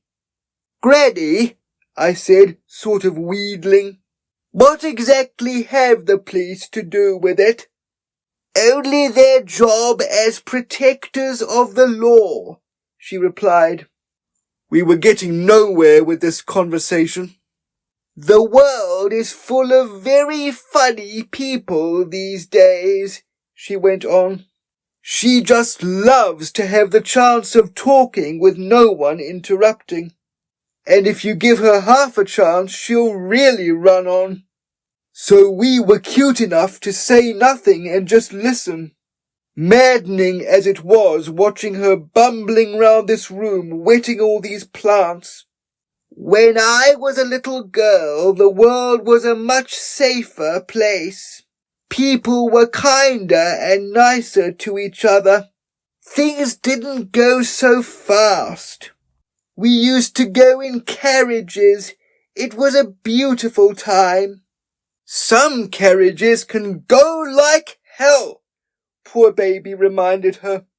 I've seen Harold going like crazy along the road by his house, and that old horse is just about the most dangerous animal alive.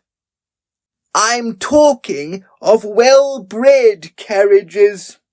Granny was being a bit snobbish, I thought. Yes, the world has changed horribly, she went on. All values seem to have gone. Everywhere you look there are murderers and rock and roll and strikes and rumours of wars. We're off, I thought. She'll never stop now. And bit by bit she'll go off the subject. I brought it back. But there are even more police, I suppose, I said hopefully. They're not always successful. They can't be. There aren't enough of them to cope with all these horrors. Goodness, in my young day, I wouldn't have thought twice about walking down the lane at night. I wouldn't dare now. Why not? We shot the words at her. I'd be afraid someone would bounce out at me, she said at once.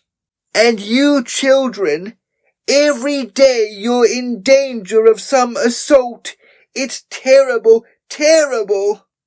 I blame the television. I think it's a dreadful institution.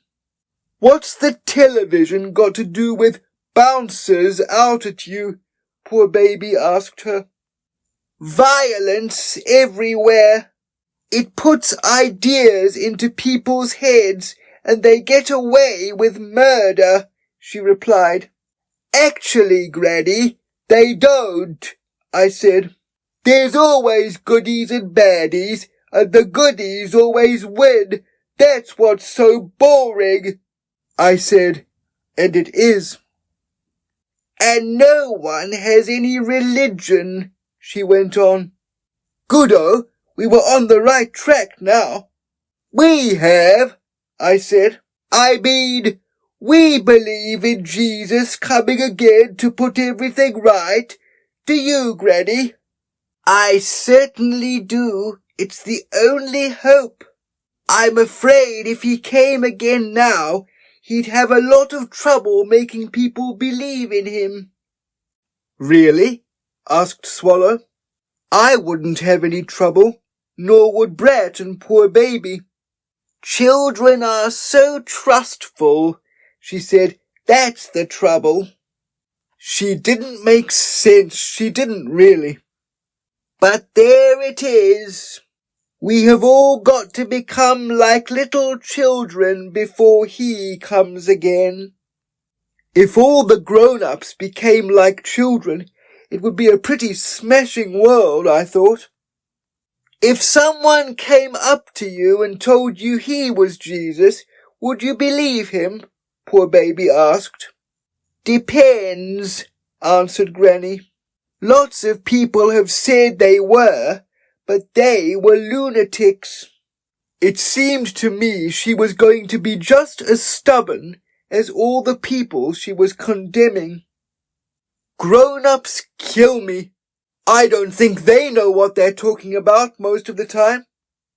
Granny, said Swallow, if we told you a secret, would you swear not to tell a soul? Dangerous, I thought, dangerous as hell. I don't suppose she's kept a secret ever. I made a ghastly face behind her back at Swallow. Granny turned round and looked at us. She looked interested, almost cunning. I didn't like the look of it at all. Neither did Swallow, I could see that. Of course, darling. You can tell me anything you like and I'll never breathe a word. She waited. What is it, darling? Nothing, said Swallow. Just a new society we were building up we thought you'd like to join. We'll tell you about it later. Granny looked hellish disappointed. Luckily for us, some of the kids appeared at the window. and made signs for us to come on outside. We went. It was getting a bit dark, but we could see there were a lot of them. Swallow said to come on up to the nursery. It's private there, and we can talk without being disturbed. Something the matter? She asked. I noticed they were all wearing their badges, you know, USH. There must have been about 12 of them in there, all looking mysterious. Amos told his nanny, said Jeremy. Who cares? Poor baby replied. I haven't finished yet, Jeremy went on. His nanny told our cook that the police were looking for a man, and that's why your father was in such a flap.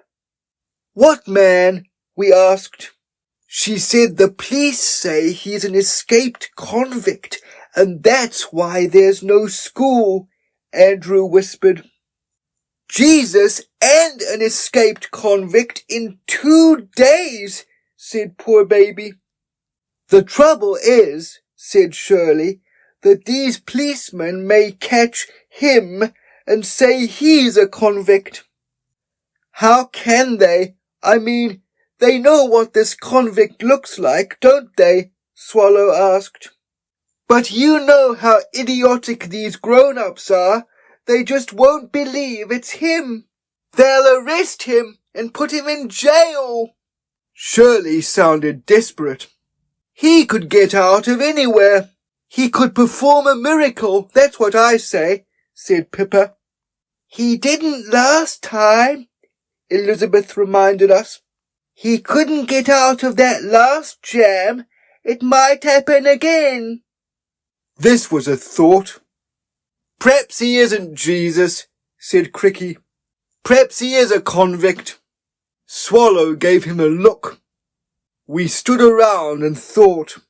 We could ask him straight out if he is a convict, couldn't we? Jenny suggested. He could still be Jesus, said Elizabeth. It says in the Bible about not knowing who ye may be encountering. That was a thought. True, too. If he was a baddie, he'd be caught anyway, poor baby said. They always are in the end. It's a sort of, well, rule.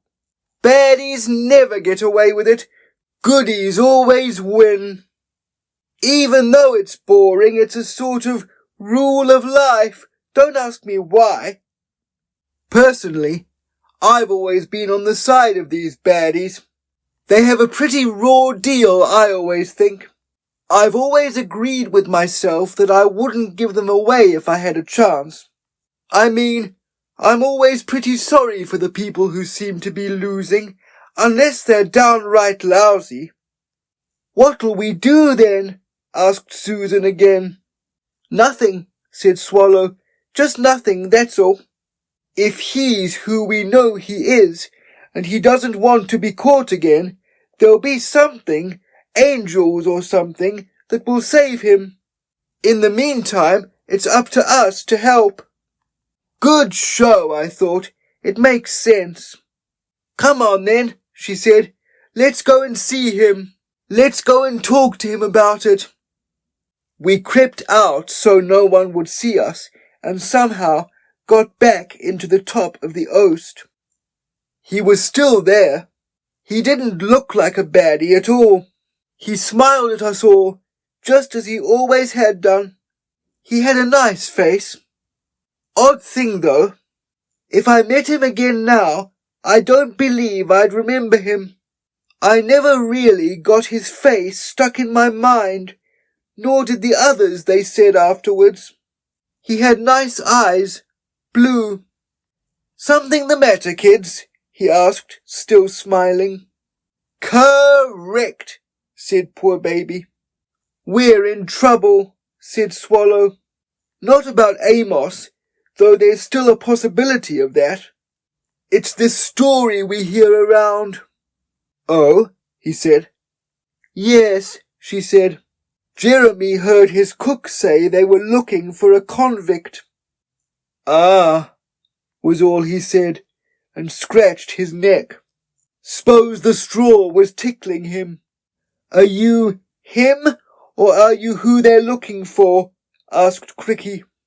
"How do you know I'm not both?" he asked quietly.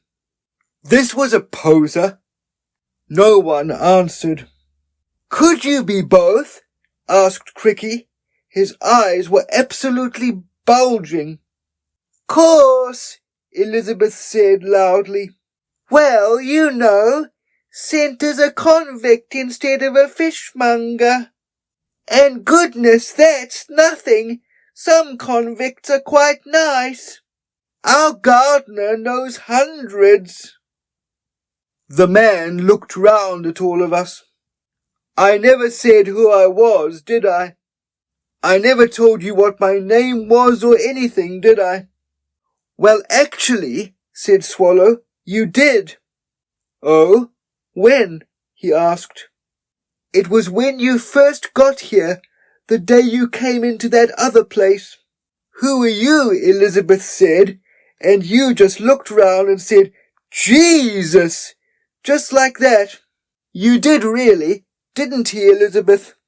Elizabeth nodded her head like mad. "And we believed," she said, sort of proudly.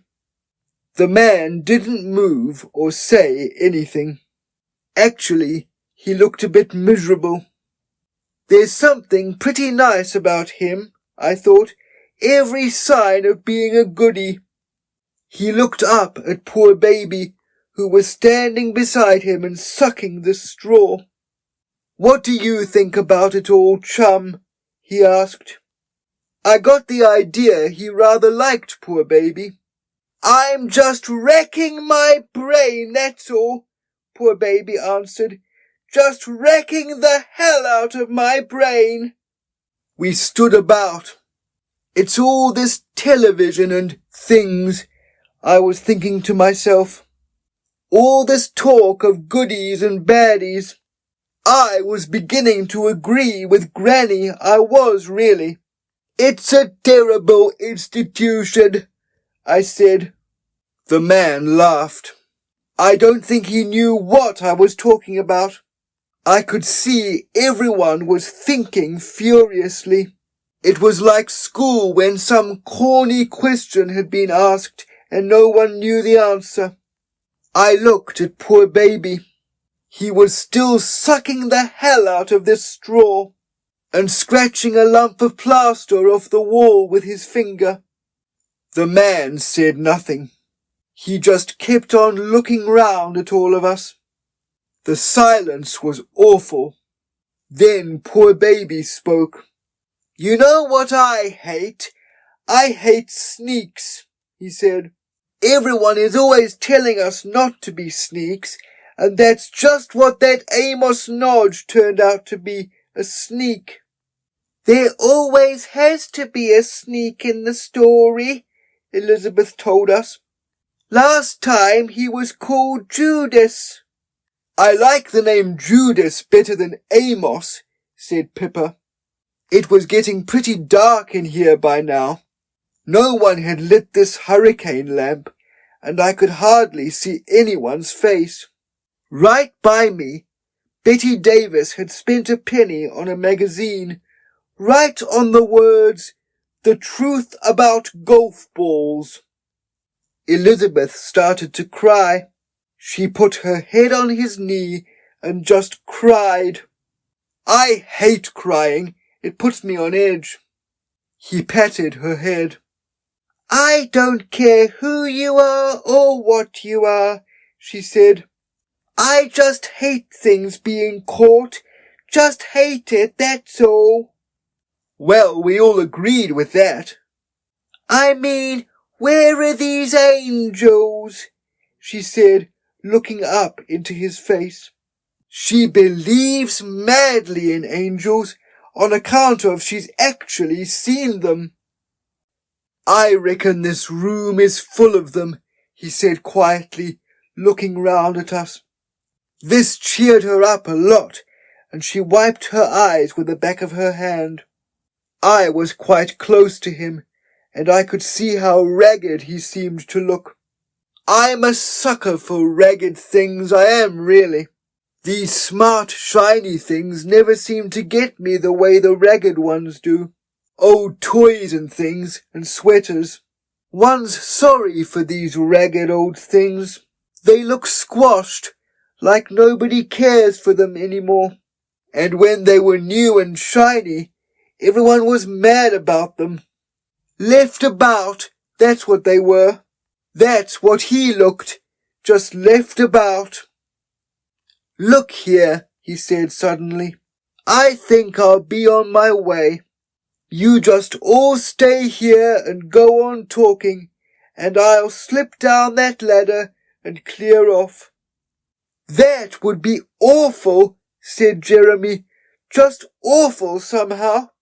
S'pose you think that would be running away, the man said slowly. Actually, I do, sir, said Mark. Otherwise, why do you? Actually, because I don't want to get any of you into trouble or embarrass you. He looked round. Do you understand what I mean? We didn't really. I mean, we aren't ever embarrassed.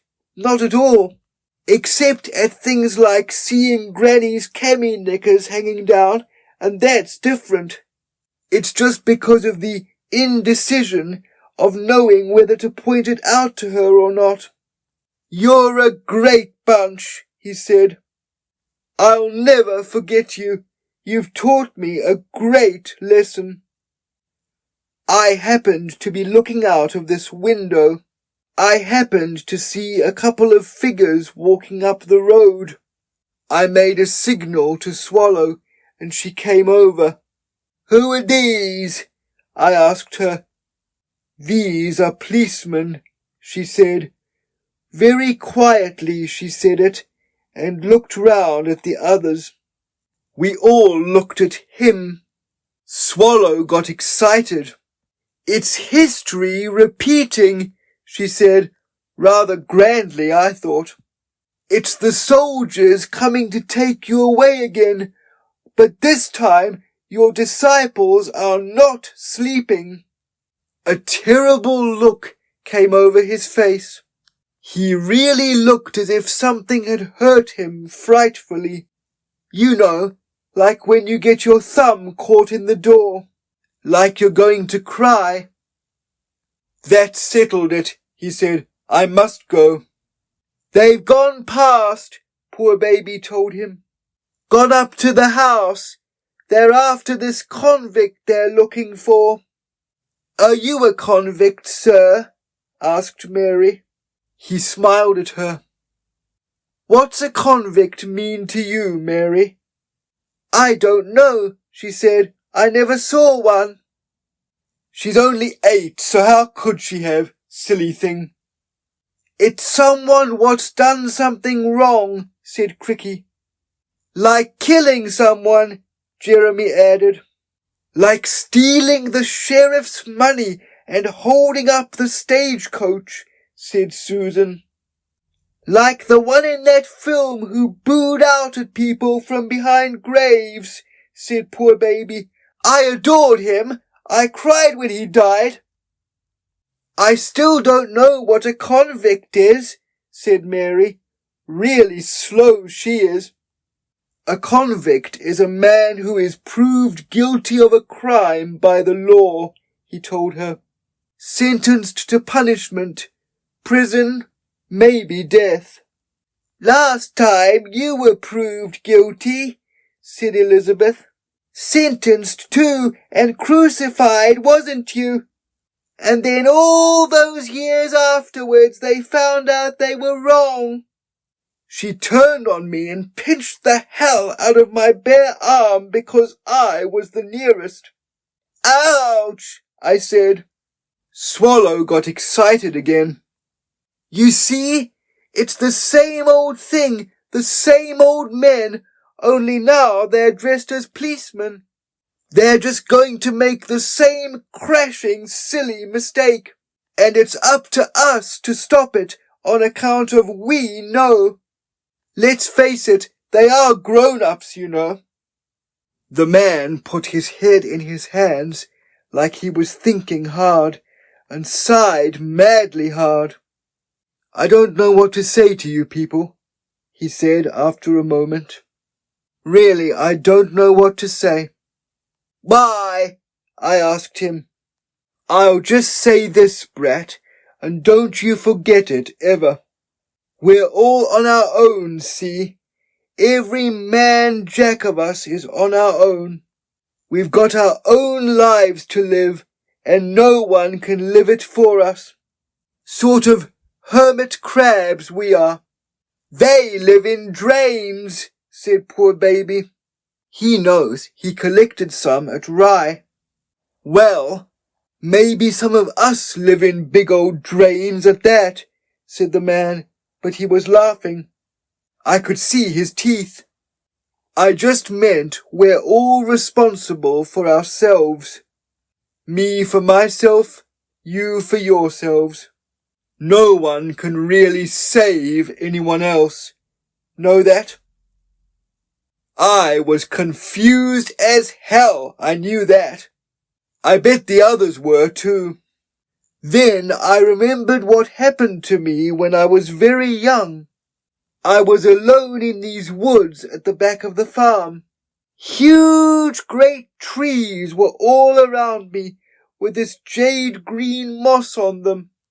I could hear the herons calling each other down on the marsh. Lonely, sad old croaky noises. Suddenly there wasn't anyone in the world but me, and I ran. I was quite out of breath when I saw old Edward by the silage heap. "What's up with you?" he asked. "I was suddenly afraid," I told him. "Afraid of what?" he asked. "I didn't think there was anyone in the whole wide world but me," I replied. "I was afraid of being turned into a heron." "That's right," he said, bashing at this silage. "You'd have your own pair of wings, wouldn't you? Everyone has their own pair of wings." I never forgot that. Sometimes, when I'm in one of my moods, it cheers me up.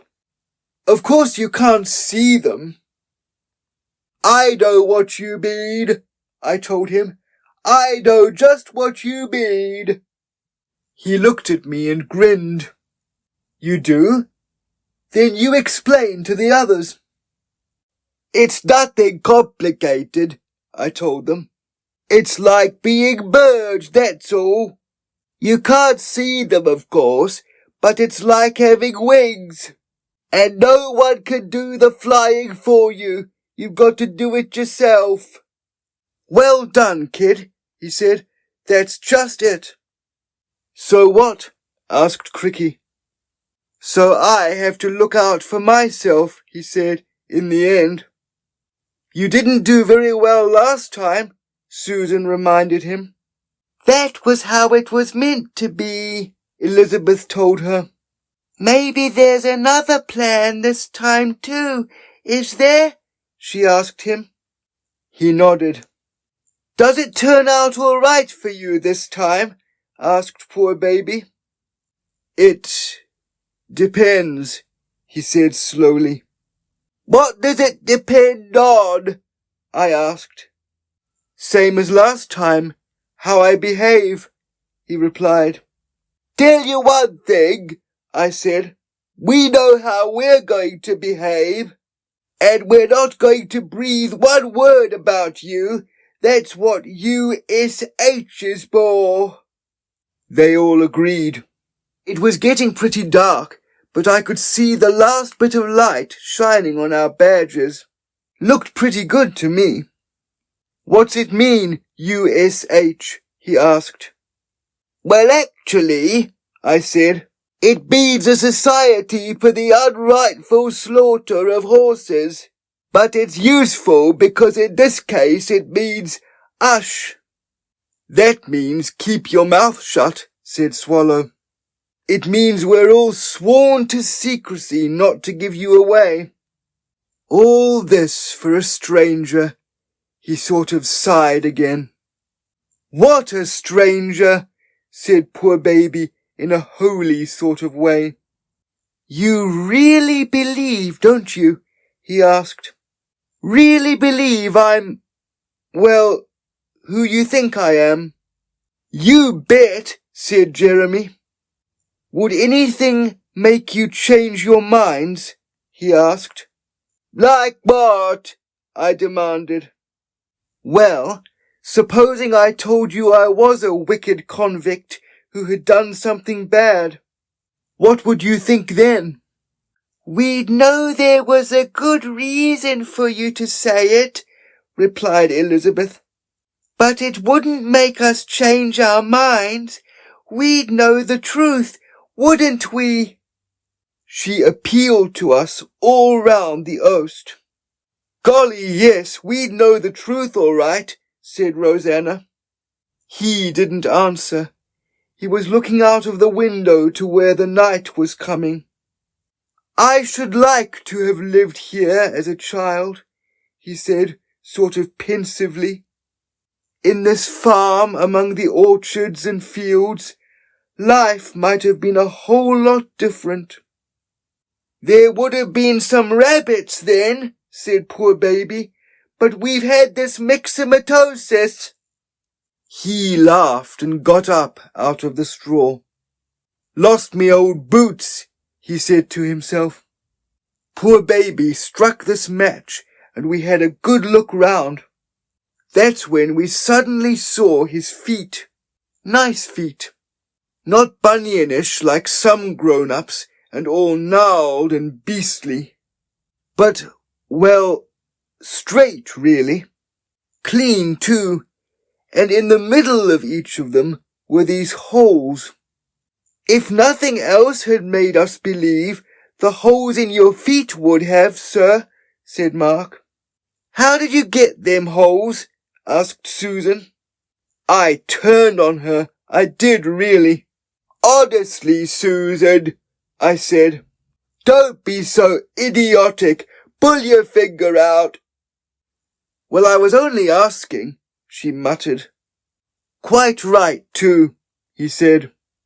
"What would you say if I told you I'd shot myself right through them with a rifle in 1942? That killed us. We laughed our heads off, we did really." Susan looked a bit of a twerp. This made her give my ponytail a wrench, and it hurt like hell on account of these tight hairs. He'd found his boots and socks by now, and sat on the straw again, pulling them on. "I hope this doesn't mean you're thinking of pushing on," I said. I'd heard Father say it to a visitor once. "There's a time for everything, Brat, and my time of departure is mighty close at hand." "What a swears," I said. "What about the police and all that?" asked Cricky.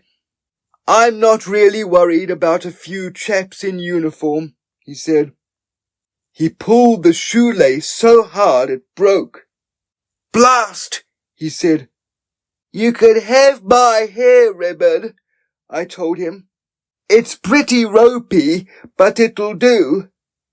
He seemed quite pleased with it, and, well, really I must say I felt madly proud to think of my hair ribbon doing up Jesus' shoe. "I hate like hell to think of you going out there," said Swallow. "I do really. I mean, I don't think those policemen looked all that nice." "About as nice as rattlesnakes," he said, and we all laughed. But we felt sad. We weren't going to like his going away. We'd got used to him, and somehow now there wasn't any more purpose. I told him so. "Thank you, Brat," he said softly. "Anyone got a handkerchief or a bit of rag to spare?" "Not to cry on?" I asked nervously. "No, just to tie round the old neck," he said. "It's a bit nippy out there."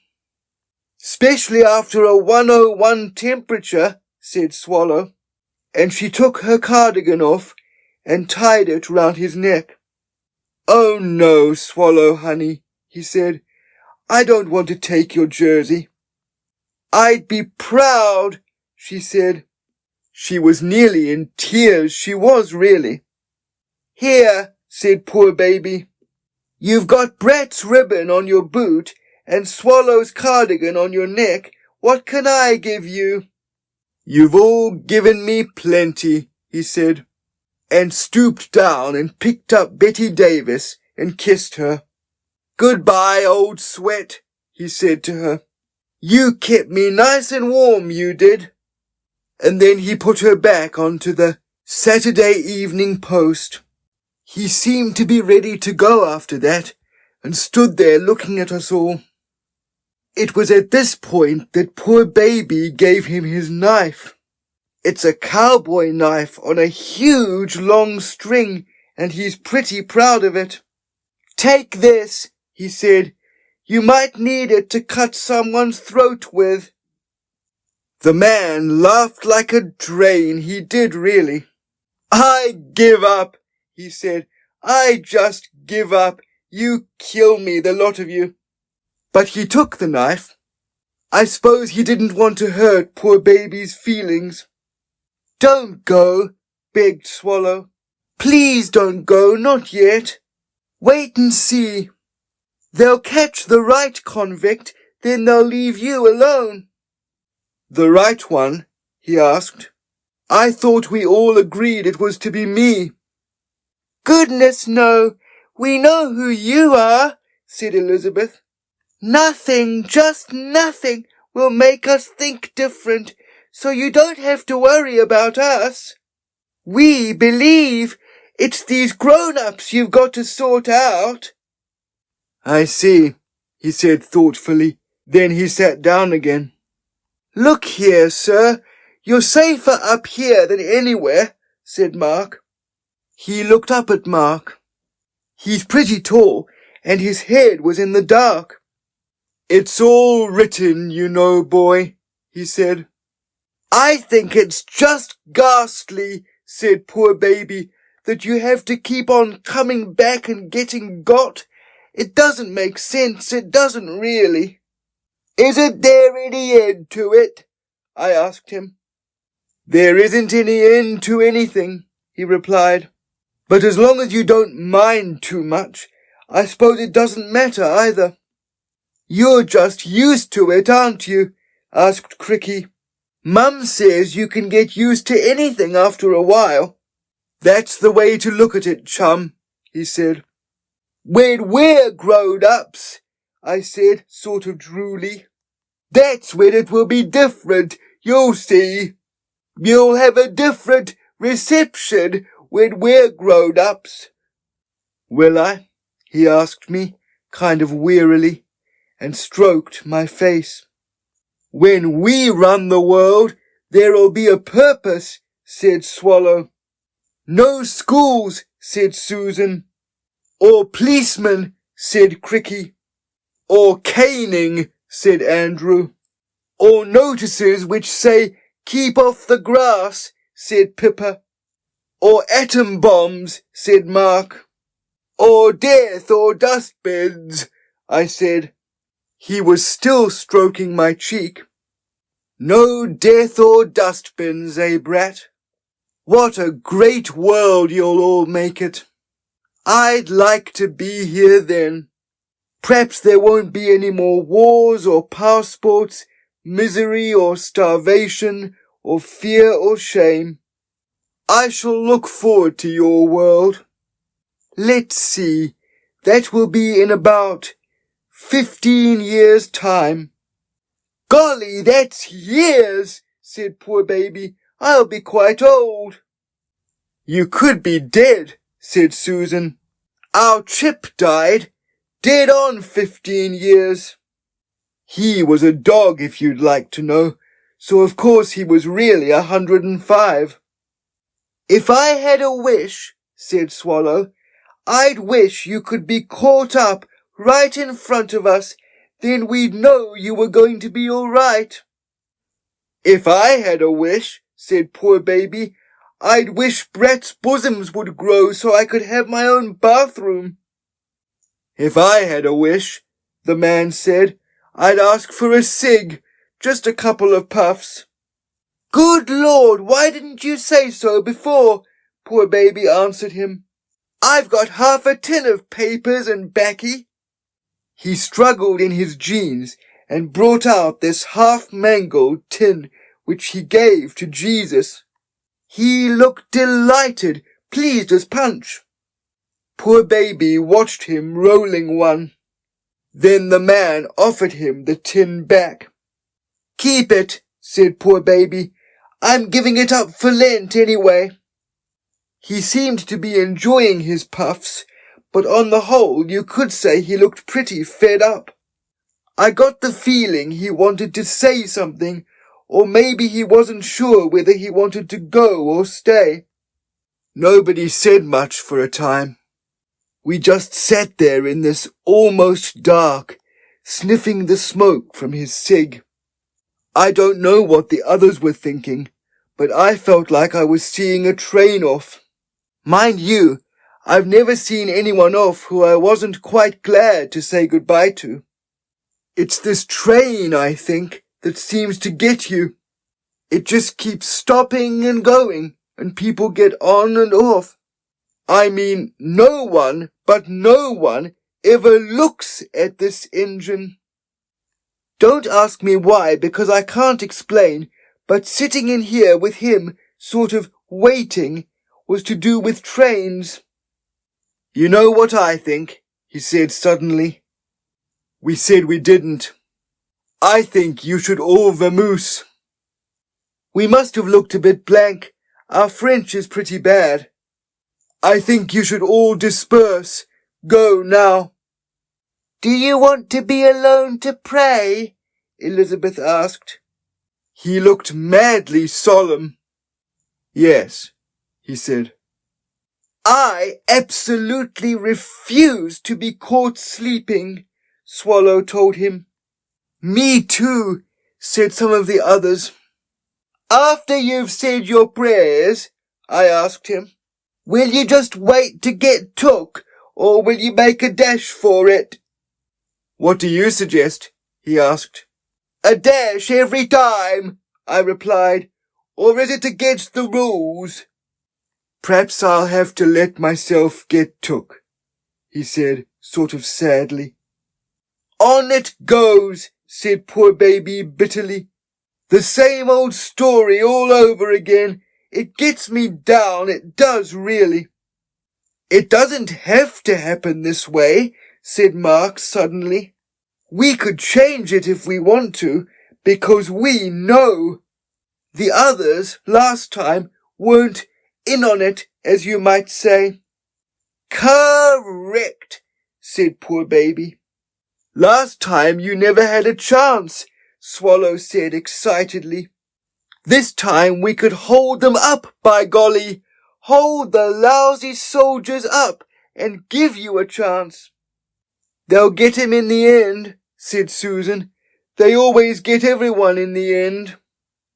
You're right, kid, he said.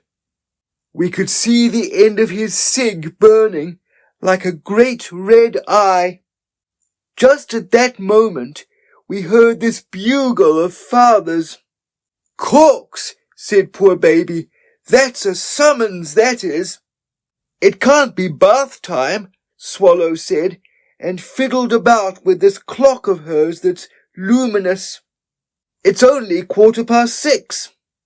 We better go and see what it's all about, I said. What will you other characters do? We'll go and round everyone up, said Jeremy. Give them orders in case of disaster. Good show, said poor baby, and started for the ladder.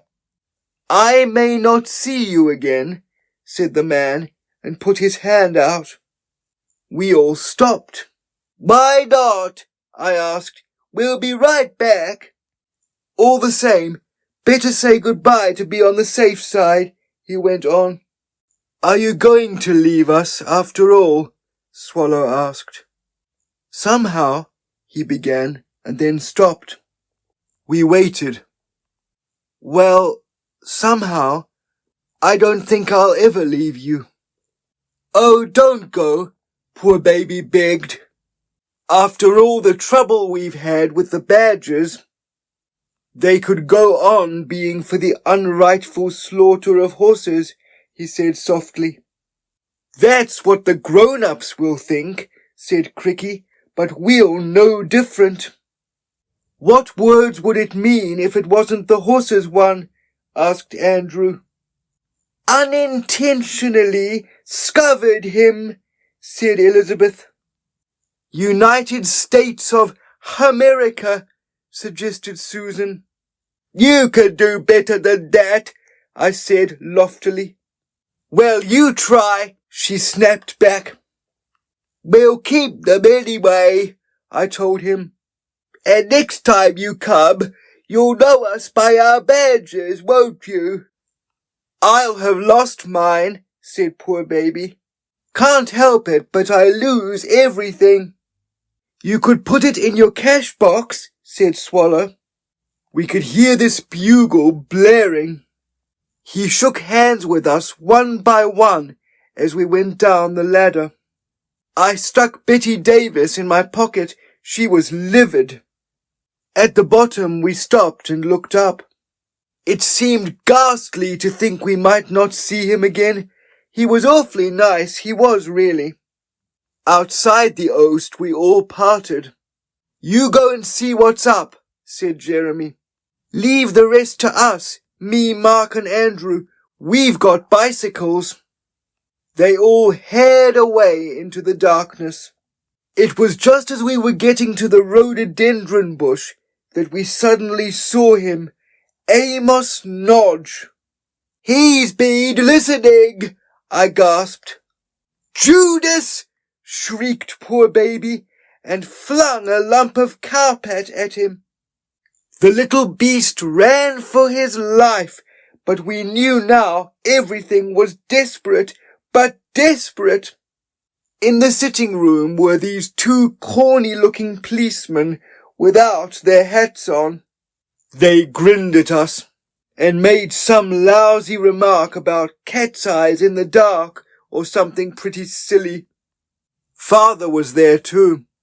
They all had glasses in their hands, and one had glasses on his nose at the end, looking at us over the top. Sergeant Porkers wants to ask you kids a few questions, he said. Porkers, I thought. Hope you aren't like your name sounds, rooting about all over the joint. Yes, said Swallow, very confident.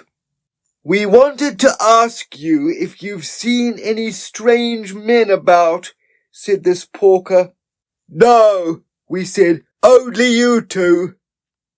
They smiled grimly. Are you sure? He went on. The other one had a notebook and a pencil, all poised ready. No one at all, we said, like a chorus of boys in church.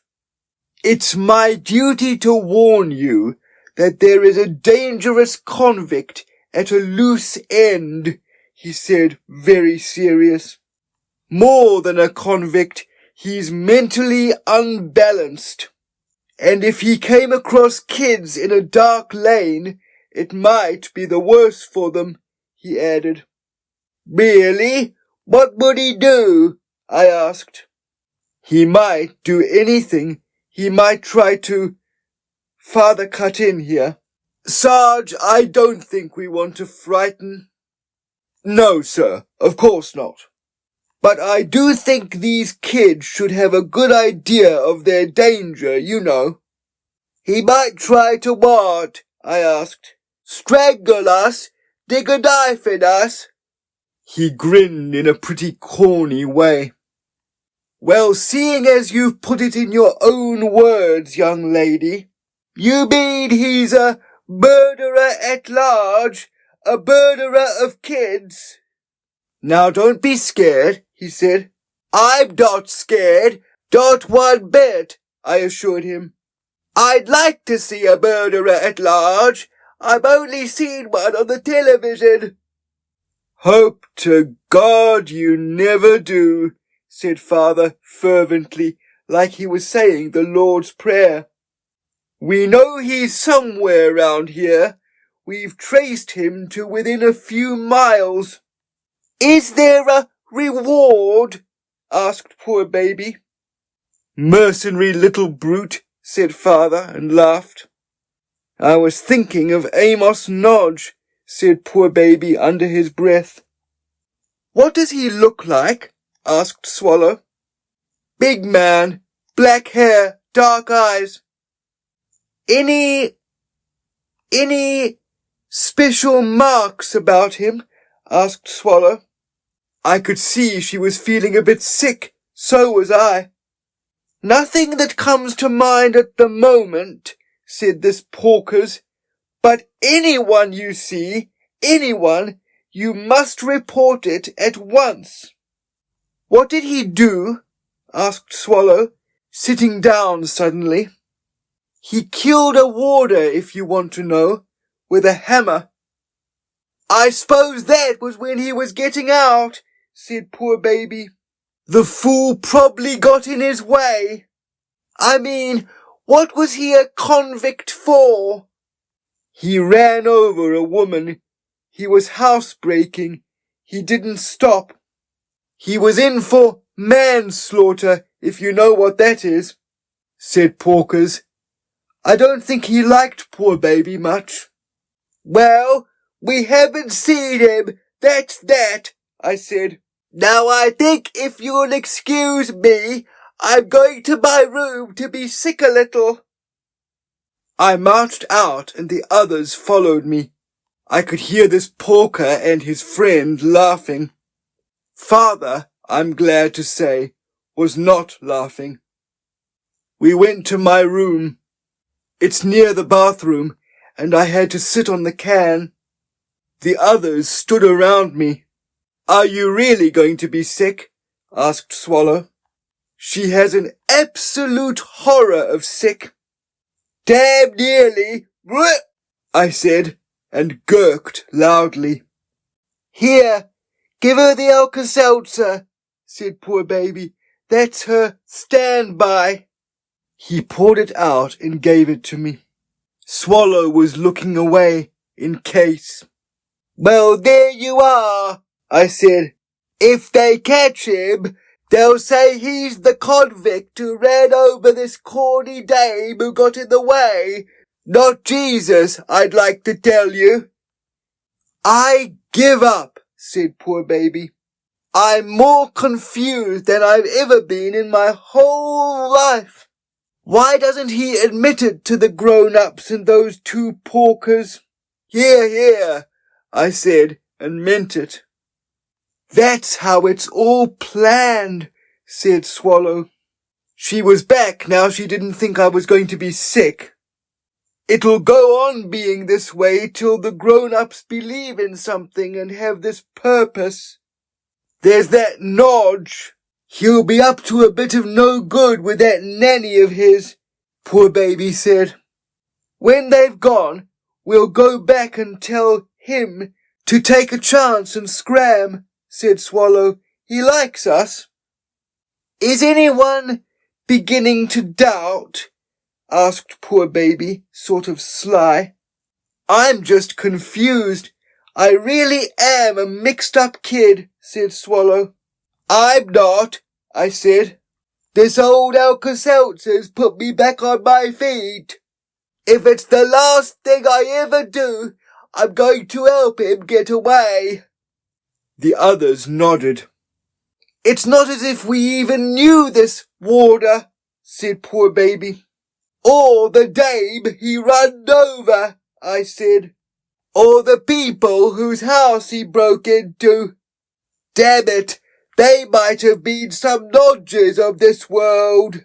We've got to take him as we see him and know him, and that's pretty good. There's still a chance anyway, said poor baby. No one said anything about his feet. Probably never seen him with his boots off, I said. Let's have a cigarette, said poor baby. After that, I'll give it up for Lent. He lit up and opened the lavatory window, blowing the smoke out. Suddenly he held up his hand, a signal for silence. Underneath we heard a voice. It came from the kitchen. It was Amos Nodger's nanny. We craned our necks. Little Amos swears there was a man up there, swears it. He could hear his voice, and it was a strange voice, talking to all those kids. That's why they didn't have him up there, deceitful things. Don't you talk about my kids like that, Gladys, said Cookie. Good old Cookie. Amos knows what's good and bad, she went on. She could say that again. Well, said Cookie, if what you say is true, I'll have to tell the master, but I think I'll ask the kids first. Waste of time, they wouldn't tell the truth. I've always said they were wild as coots. Charles Adams kids, real Charles Adams, the three of them. Who's he when he's a tobe? Not a moment to lose, said Swallow. One of us must go and warn the others. Better be me, as I'm the oldest. I'm the fastest, said poor baby. Don't forget my name. All right, you go, said Swallow. Give me a sip of your Alka-Seltzer to pull me round. Have it all, I said. I need another couple, I do really. Underneath, the talking had stopped. Had she gone? Was there still time to ambush her and put a sack over her head? I asked Swallow. Probably shriek like a stuck pig, she replied. Go down and engage her in conversation. Compliment her on her hat or something. This was a joke of our Uncle Larry's. He's a hell of a guy, but always, literally always in America. I went down with my Alka-Seltzer. Hello, I said to her and grinned. She stared at me. She hates my guts. Have an Alka-Seltzer, I said. Good for acid. Who says I have acid? She answered back. I can see you have, I said. Your face is yellow. That's uric acid. Shouldn't be surprised if you aren't uric all over. This'll do the job, I said. Far from complimenting her on her hat, I was insulting her, and I knew it. Who is Charles Adams? I asked. He's a very clever man. He's a drawer. How can he be a man if he's a drawer? I asked. Is it a riddle or something? Cheeky, that's what you are, she said, and went on drinking her tea. They always drink tea in the kitchen. All day and all night long they drink this tea. They must be like bladders. Where's dear little Amos? I asked, and picked up a cat. Playing in his nursery like a well-behaved little boy, she said tartly. He is a dear little boy, I said. I just love that Amos character. I could see she didn't trust me. If you like him so well, why were you all so nasty to him then? She asked. We weren't, I said. We were playing mothers and fathers with Miss D. She put on a man's voice and made like she was the father. It was a hell of a good game. What language? She muttered. Well, it was a hell of a good game, I said. Call it what you like. He clung on to Elizabeth's pants, and they fell apart, and he fell into these carpets. It was his own fault.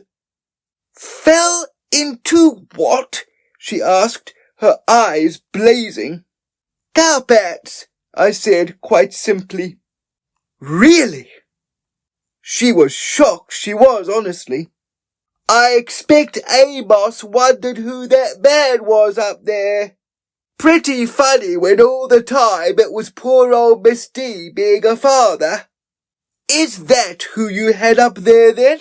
She asked. Her mouth hung open and I could see her bottom plate. Who else? I asked. Might have been that convict they're looking for, she said. You don't think we'd entertain a murderer unawares, do you? I asked, and had a good big laugh. You don't think we'd do anything but run like ants if we thought we'd got a murderer in our old oast, do you? I asked. She stared at me. I told you she hates my guts. Before she could say any more, Cookie came in. Hello, Cookie, I said. Hello, good old Cookie. You're just the wonderfulest cookie in the whole world, that's all. And I hugged her. You'll kill yourself with that Alka-Seltzer, she said. I laughed. Your father wants you in the sitting room, she said. You and the others. That wiped the laugh off my face. I didn't like the sound of that one. What for? I asked, easily enough. He wants a word with you, she said, and opened the fridge. I hate the smell of fridges, so I went. Father was sitting at his desk, a bad sign. Grown-ups always sit at desks when they're going to blow you. They like having pens and things to doodle with, so they don't have to face you. Swallow was by the fire. She shrugged her shoulders, and she picked Betty Davis up and started playing with her ears. For such a small dog, she has huge ears. She has, really. Yes, Father, I started. Ah, he made like he didn't know we were there. Cookie tells me that Amos Nodge's nurse is here with an odd tail. He looked across at us. Amos says he heard a strange man talking to you kids in one of the barns or somewhere tonight. Tonight? That's torn it. You mean this afternoon, don't you, Father? When we were playing with Miss D. You saw us yourself. Unhand her, you said, didn't you? I was playing for time. I'm talking about tonight. And quite incidentally, Miss D was in East Grinstead all afternoon. She couldn't have been, I said lamely, very lamely. Now look here, you two. He looked round suddenly. Where's the boy? He'll be here in a moment. He went over to the gardener's cottage to take back Alfred's pump. I lied myself silly. Did you or did you not see a strange man? We crossed our fingers. No, we said together. Afraid I don't believe you. He got up and crossed over to us. It beats me how you can be such fools. Here are the police telling you there's a dangerous convict about, and you won't help by telling the truth. He paused, and we said nothing. I felt ghastly. This Alka-Seltzer for once had done me the dirty. I felt full as hell of bubbles. Look here, you kids, can't you trust me? He asked suddenly. We want to, I said miserably. Come on then. Tell your old dad all about it. I won't eat you. He smiled encouragingly. If we told you a secret, would you swear to keep it? I asked. I couldn't stand up much longer with these bubbles in me. That depends, he said. Well then, I said rather cheekily. I suppose we can't trust you, can we, since you asked? He looked nonplussed. We want to tell you our secret, but we won't if you don't swear to keep it, I said menacingly. Is it about this man? He asked. We didn't answer. Because maybe it's my business to tell someone else, and then where would I be if I'd sworn? Because if I promise a thing, I keep it. You know that. We did. He looked at us hard for a long time. We looked stony. All right, he said suddenly. I promise. We were taken a bit off guard. We were suspicious. Come on then, he said. I've given you my word. You dare, I said to Swallow. I didn't dare. There is a man about, she said softly. Not what you think, though. Not a convict. Who then? Asked Father. Jesus. What? His eyes nearly dropped out.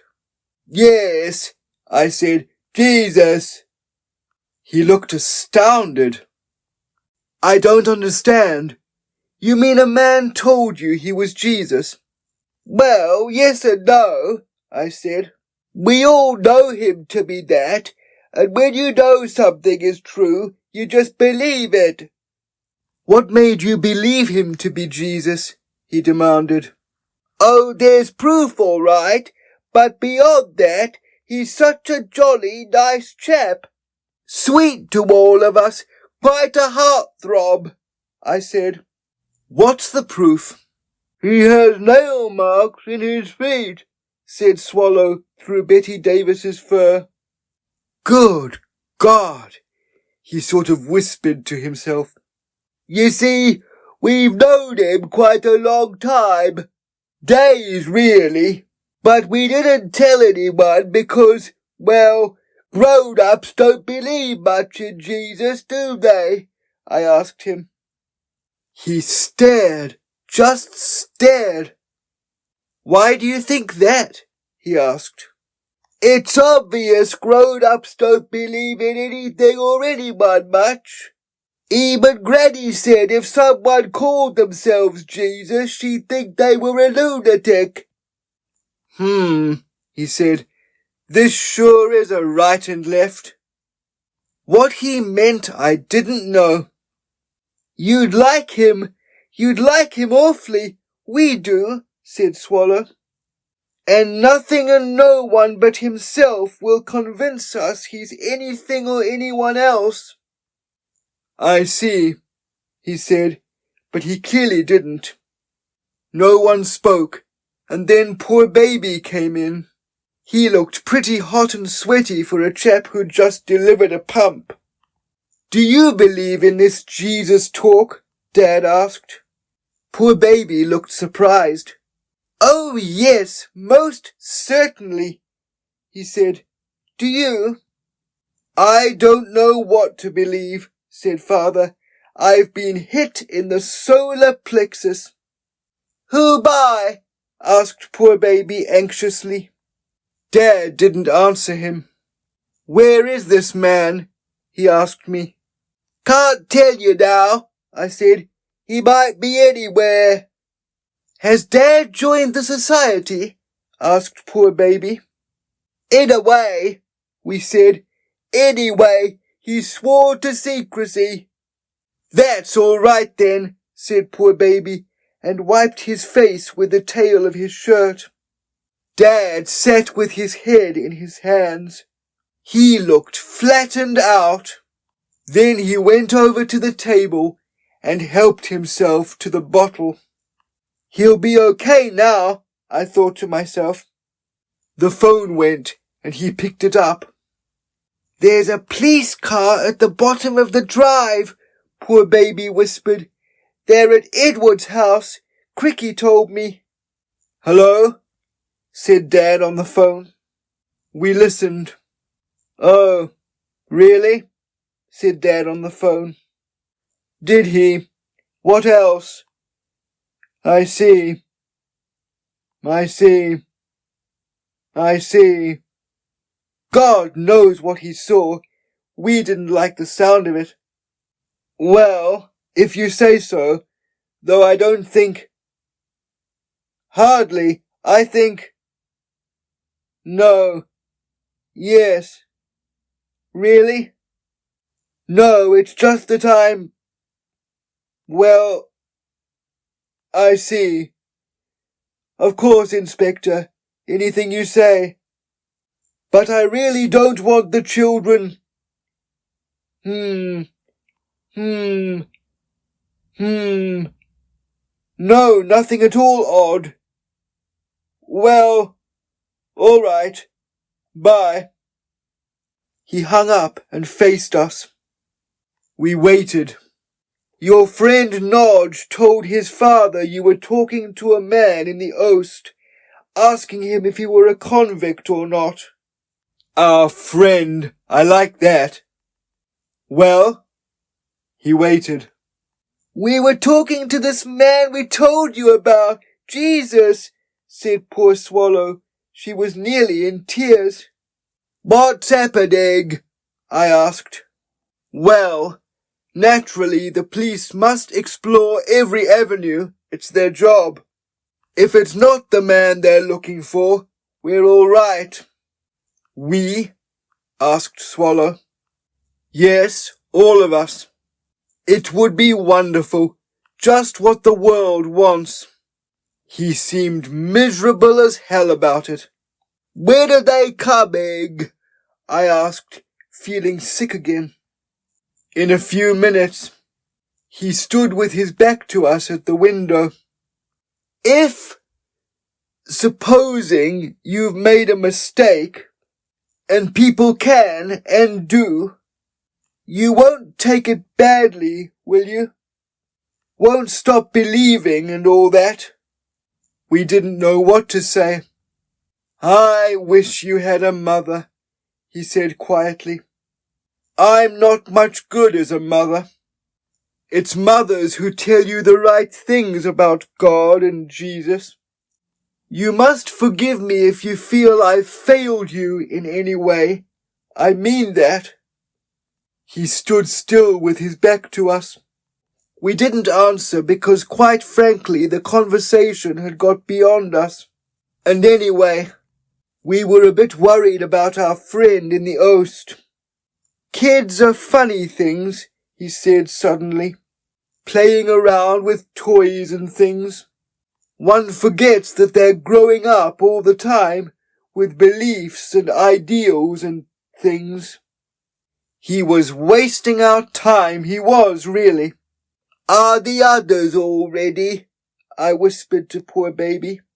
More than ready, he said. That police car speeded us up. There are kids tearing all round the place at this moment. Telephones going and everything. Hell, I thought selfishly, another bad night. Do you miss not having a mother? Dad asked suddenly. He still had his back to us. What? I asked. Good Lord, no. We don't need anyone except ourselves. And you, of course, I said, trying to be polite. Father let out a great sigh. I think I'll go and find Granny, he said suddenly. We knew there wasn't any point asking him not to tell her, and the world would be full of police in a moment. We all had to do our nuts, that's all. He paused at the door. Oddly enough, only today I was wondering if you wouldn't all love to go to boarding school, he said brightly. What the hell would that prove? I asked rudely. Any other time he would have been livid, but this time he just opened the door and went out. This was our chance. In a flash we were out of the room and down towards the Oast. Actually, we were going in to warn him. Something stopped us, and it wasn't a police car either. It was children. Hundreds of them, never seen so many. Didn't know half of them even. Shirley and the usual crowd were in the front, and Tracy and Max. It was pretty dark and no light anywhere. "What's going on?" we whispered. Cricky heard the inspector tell Edward what old Amos Nodge had said. He was also there when the inspector phoned your father. "We didn't miss a moment or a trick," said Jeremy. "Mark flew off on his bike and used Elizabeth's phone because they're all out. They've come from everywhere, as far as Tunbridge Wells," he said excitedly. On the other side, the old oast stood out against the sky with a few corny stars in it. We didn't even know if he was still there. "Is he still there?" I asked. "Elizabeth says he is," said Pippa. "He doesn't give a hoot." "It's part of the plan for him to be taken again and again," said Swallow wearily. "Well, this time he's got us," I said. God, I felt full of bubbles. "Get everyone into the hedges and hide behind barns," Swallow whispered. "We mustn't let anyone know what's going on. We must have waited in the cold behind this old Italian creeper for hours." Even the doves were anxious and fretting up in their dovecot. I was cold as hell and just terrified I'd get hiccups. We heard Father and Cookie and Granny calling, and the lot of them were just advancing with sticks and lanterns when this police car came up and stopped. "Well, we know where he is," said old Porkers. "The boy Nodge told us." "I wonder if he got some pieces of silver," Dad said. "What's that, sir?" asked Porkers, but Dad only laughed. Quite right. He was thinking of that character Judas. There was a lot of muttering that we couldn't hear on account of this Italian creeper being in the way. There were 5 of these Porkers-type policemen, but they didn't have guns like they do on television. They advanced slowly in line towards the oast, and just about as they arrived beside the cowhouse, there was a shrill whistle from poor Baby. They stopped and stared. Personally, I think they were scared stiff.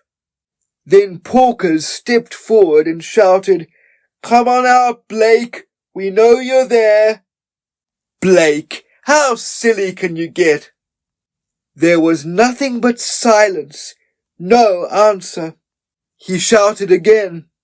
Then he switched on the most gigantic torch I ever saw. Fascinating, really. He stopped. Right there, in the beam of his torchlight, were what seemed to be hundreds of children. They filled up the whole yard between him and the oast, and everyone wore these badges. He was shocked, quite shocked, but held, he pulled himself together. "Come on, kids," he shouted. "Out of the way. We mean business." Brute. No one moved. They were solid, and by now we were in the crowd too, with this light shining in our eyes. If you'd wanted to move, you couldn't, because you couldn't see where the heck you were going. "Come on, get weaving," he said patronizingly. No one moved. "It's no use standing there gaping. We're after a convict. Clear out," he said, "or we'll use force." We were hypnotized. "Go on, Bert," he said. "Push them out of the way. What the hell do they think they're doing anyway?" This Bert started to try and push, but he pushed the wrong boy. It was Brian. He's a giant of about 6'5". I don't suppose he knew what the hell was going on, but he didn't like being pushed, and he knocked the fellow down. "Easy, easy now," yelled Porkers. You don't want to follow the man up there, do you?" "We do!" we shouted. Lovely! It was getting fun now, and liable to be rough. "For he's a jolly good fellow," someone shouted. And before we knew where we were, everyone was singing "For he's a jolly good fellow" and stamping their feet. Must have warmed his heartstrings. Try as they might, they couldn't shift us, and I was glad to see Father wasn't on their side. Nor did he give us any orders. It was then that the most extraordinary thing happened. The barn and the oast broke out in flames. "Get the fire brigade!" shouted Porkers. "It's probably a faulty connection somewhere, but it might be Blake up to his old tricks." Everyone seemed to be tearing round in circles. Another police car had driven up, and a rather grand sort of policeman, who looked more like St. John's ambulance, strode across the yard as if everything belonged to him. Porkers was carrying on like mad, and talking and waving his hands about to this St. John's ambulance type man, who just stood about saying things we couldn't hear. "Another thing," we heard Porkers say. "If these kids won't get out of the way, the fire brigade can hose them out of the way. Never come across such a ridiculous situation in my life." In the distance we could see old Granny. Her hair was sticking out all round her head where the wind had caught it. She looked like something out of our fairy tale book. She was waving madly at nothing, but if she was yelling we couldn't hear a word she was saying. Father was just standing there with Violet and old Cocky. They seemed in another world, they did really. By now the oast was pretty well burning hard.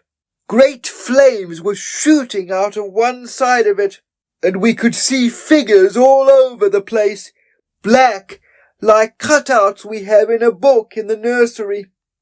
Everyone seemed to be about. All the men looking ghastly and running around to see the fire wasn't reaching this cowshed. "Thank God there ain't no calves in there," I heard someone say. I don't know who it was. Porkers had himself a megaphone now. "Are you children going to get out of our way?" he bellowed. "No!" came a great shout. "No, no, no!" "Damn it!" I heard him say. "Where are all their mothers and fathers? Get some fool to find out and clear them away." By now it seemed to me there were even more. Total strangers all wearing the badge, so I couldn't complain. "Where are you from?" I asked a black-headed boy standing by me. "From Dorking," he shouted back. "I got off the bus with the others at the crossroads when I heard the news." "Dorking? That's the end of the world." "How did you know?" I shouted at him. "Who told you?" "I dunno," he said. "One tells another, and another tells another, and all of a sudden thousands know. That's how it was on the bus." The St. John's-looking man was picking his nose. It was the only sign of emotion he showed, except he kept looking at Porkers and then at Father. But Father didn't move. He just stood staring, unbelievably really. Swallow had got sort of cut off. I could see her, but I couldn't get at her.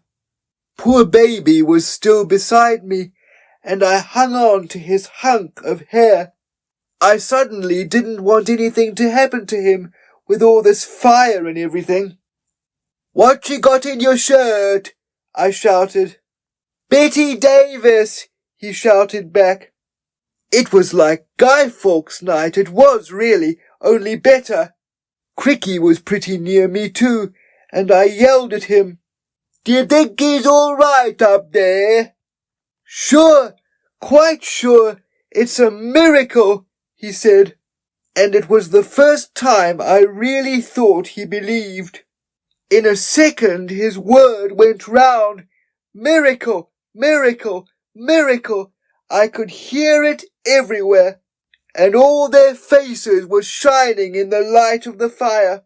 Suddenly 2 huge fire engines arrived. Phew!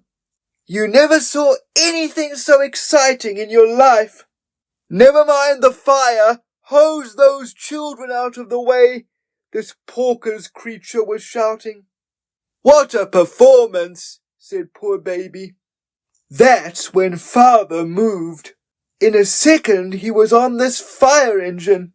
He knew old Harold, and old Harold respected him. Direct the hose straight at that oast, Harold, he said. Straight at it. Blimey, Harold was saying. What an audience. Never seen so many kids in me whole life. Where they come from?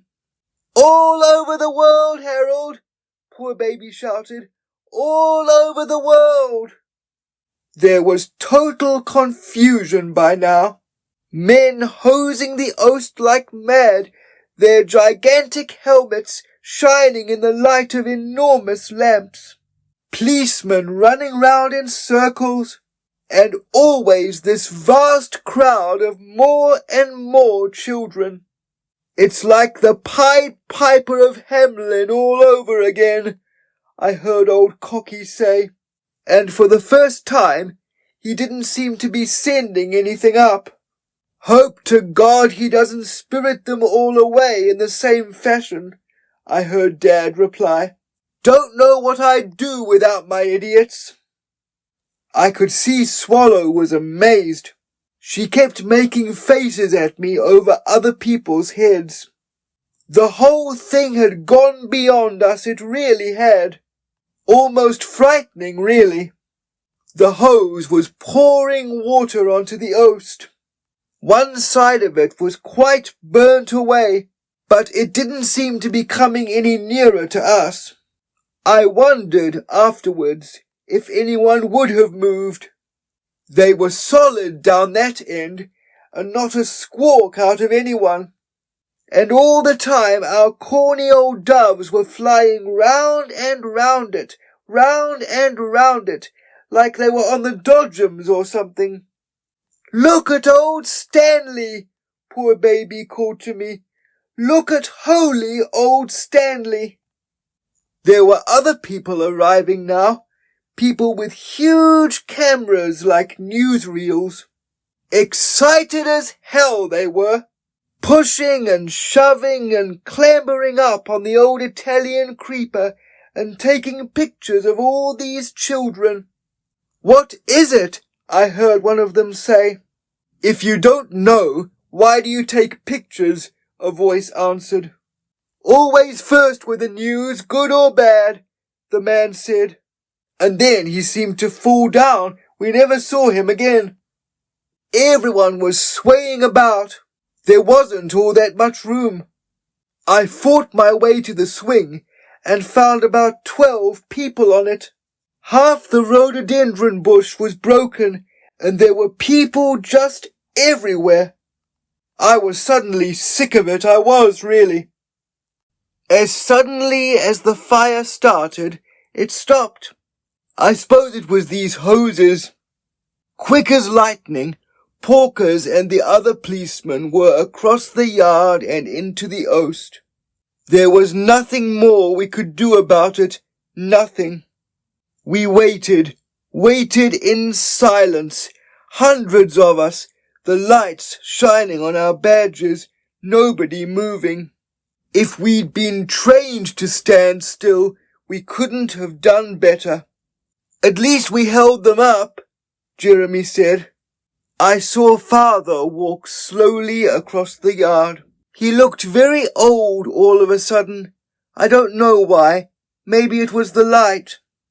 He disappeared into the oast. Still none of us moved. We just waited, I don't know what for. After a few moments, Father appeared at the door of the oast. He stood quite still for a moment, and then he said, not too loudly, "Will my 3 children please come here?" There was no problem to get there. People just fell back and let us pass. We held each other's hands as we went. We were terrified that we were going to find him all dead and burnt. I remember looking at poor baby and thinking his head looked as if it was on fire. But of course, it was only all that red hair. We walked steadily across the yard. Personally, I felt as if we were going to be shot. "Yes, father," we whispered nervously. "Come with me," he said, and started up the ladder. I looked over my shoulder and saw all these hundreds of children's faces watching. We climbed up slowly, one after the other, and found ourselves in the top of the oast. One side of it was burnt down, and we could see the sky quite easily and all these stars. Old Porkers had his bright torch and was messing about in the straw and poking bits of half-burnt apples. Everything smelled very odd. There was no one else. Not a sign of anyone, either burnt or alive. Not a sign that anyone had been there. Old Porkers rattled down the ladder, shouting out something we couldn't hear. "What are we doing here, father?" asked Swallow. "Wanted you to see this," he said, and pointed to the bit of the wall that was still standing. He held up his torch for us to see, and we looked. On the white wall was a little black cross, like you see in churches. It looked as if someone had drawn it with his thumb, you know, thick, with dust from the floor. There wasn't a sign of anything else at all. "I thought you'd like to see that," said father. "Then you can tell the others if you want to." Then he went down the ladder. "That was his goodbye sign," Swallow said sadly. "You know, like the vicar makes us at the end of church on Sundays when he says, 'Be among you and remain with you always.'" "Who's going to tell the others?" asked poor baby. "I don't want to," I told him. "I'd be scared stiff and wouldn't know what to say anyway." "Well, they should know," he said. "Some of them have come absolute miles all the way from Dorking." "What the heck can you say?" I asked. I was looking round the oast. Soon the rain would get in, and it would be all nasty. "Look," said Swallow, "there's that flower that Johnny brought up, all beastly and wet." "What can we say to them out there?" poor baby persisted. "Just say it's the end of the story," I replied. "Supposing it isn't?" he asked. "And anyway, who is going to tell them?" "Go on, brat," said Swallow. "You're a writer, aren't you?" "Writing and spelling is 2 different things," I told her a trifle loftily. I was beginning to sweat at the idea. I was really, all those faces. "Come on," poor baby said. "Let's get it over and make it short and sweet. I'm dead beat, I am really." We went down the ladder. Father was waiting outside, with some of the farm men and old Edward.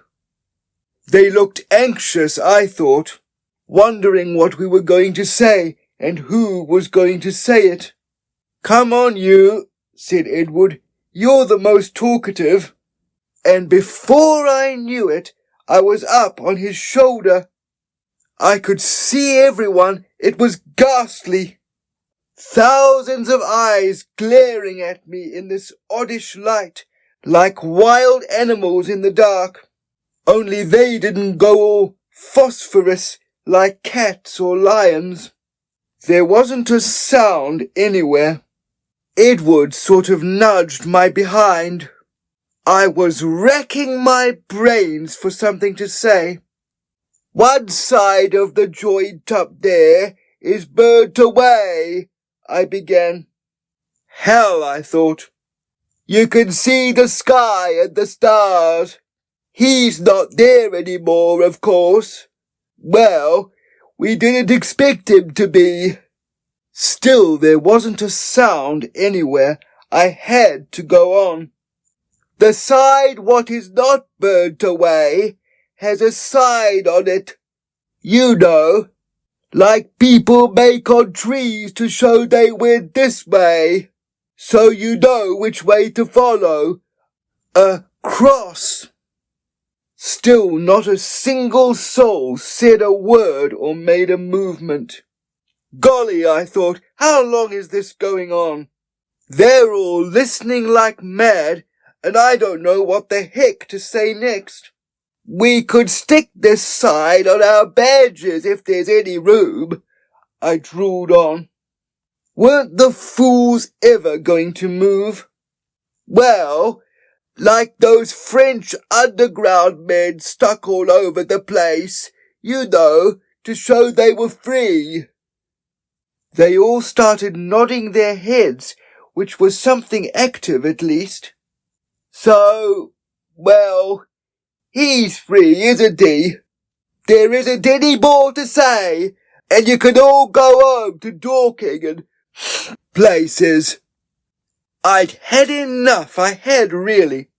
I struggled down, and then suddenly everyone started cheering. Extraordinary, really. They moved off after that, and pretty soon there wasn't anyone left, except a few old cronies like Jeremy and Co., and Tracy and Max. Hey, said Max, what about Amos? If we see him, shall we give him a bit of a caning? Golly, no, I answered. Just be dignified and turn the other cheek, sort of thing. Okay, said Max disappointedly. But it isn't often you get a bona fide reason for bashing a chap. Lucky devil. I noticed he went off in the police car. I bet he gonged the hell out of everyone all the way home. Come on, said Father. Bed. I'm here to tell you I was pretty pleased at the idea. My back was hurting like mad. Edward carried me all the way upstairs and plonked me on my bed. He's as strong as a giant, he is really. Edward, said poor baby, do you suppose he was just going to play noughts and crosses with himself? No, said Edward emphatically, I do not. And don't you ever think anything else but what Brat said. What did she say? He asked. I'm so tired I've forgotten, really. She said it was like a sign on a tree to show which way to go if you wanted to follow. What if you're too tired to go any farther? Asked poor baby. Then you just sits down and waits, said Edward. There were hot water bottles in the bed for a change. Betty Davis was insane about mine. She'd got pretty cold out there with her corny sort of fur. The grown-ups came in to say good night, all of them. No one smelled funny. There hadn't been time for the golden bottle. Look here, said Father. I don't want you to be upset about your chum out there. Good Lord, no, said Swallow. She was putting her nightie on back to front. On purpose, I knew that. It's torn in front and a bit low for someone of her age, you know. How do you feel about it all? Father went on. Smashing, said poor baby. About him, I mean, went on Father. Oh, said Swallow. He just got away, that's all. Don't let's go on about it. She wasn't concentrating. She had this tail of her nightie caught round her neck. You see, Dad, I explained as kindly as I could. It just wasn't the right time. You could see by all that din and fuss that the police were making that there wasn't a hope of him getting any grown-ups to believe, so he just went. What about all those kids? Asked Violet. I'll never forget all those kids' faces as long as I live out there in that firelight. The kids are all right, I told her. My back was beginning to be murder. They all believed. One day when we're all grown-ups, he's coming back again, then we'll be ready. Peter Pan all over again, said old Cocky under his breath. I didn't know what he was talking about, so I asked for some Horlicks. That's what I wanted more than anything, even Alka-Seltzer. I could have died for Horlicks. Good old brat, said poor baby. I knew there was something I was longing for, and I didn't know what it was. It's Horlicks, that's what it is.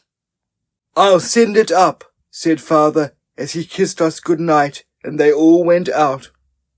We could hear them talking as they went down the stairs. Amazing, said Granny. They've dismissed it already in their minds. What do you make of it, Slim? Asked Violet. There are more things in heaven and earth, dear Violet, than are dreamt of in your philosophy. Grown-ups do make the most extraordinary remarks. Here, I called to the others, who were in the bathroom. What you two up to? Teeth, said poor baby through the brush. Pretty silly when you haven't even had the Horlicks, I shouted back. I don't want any holes in my teeth if you do. They came out. What is it? Asked Swallow. I'm going to make that same mark that he did.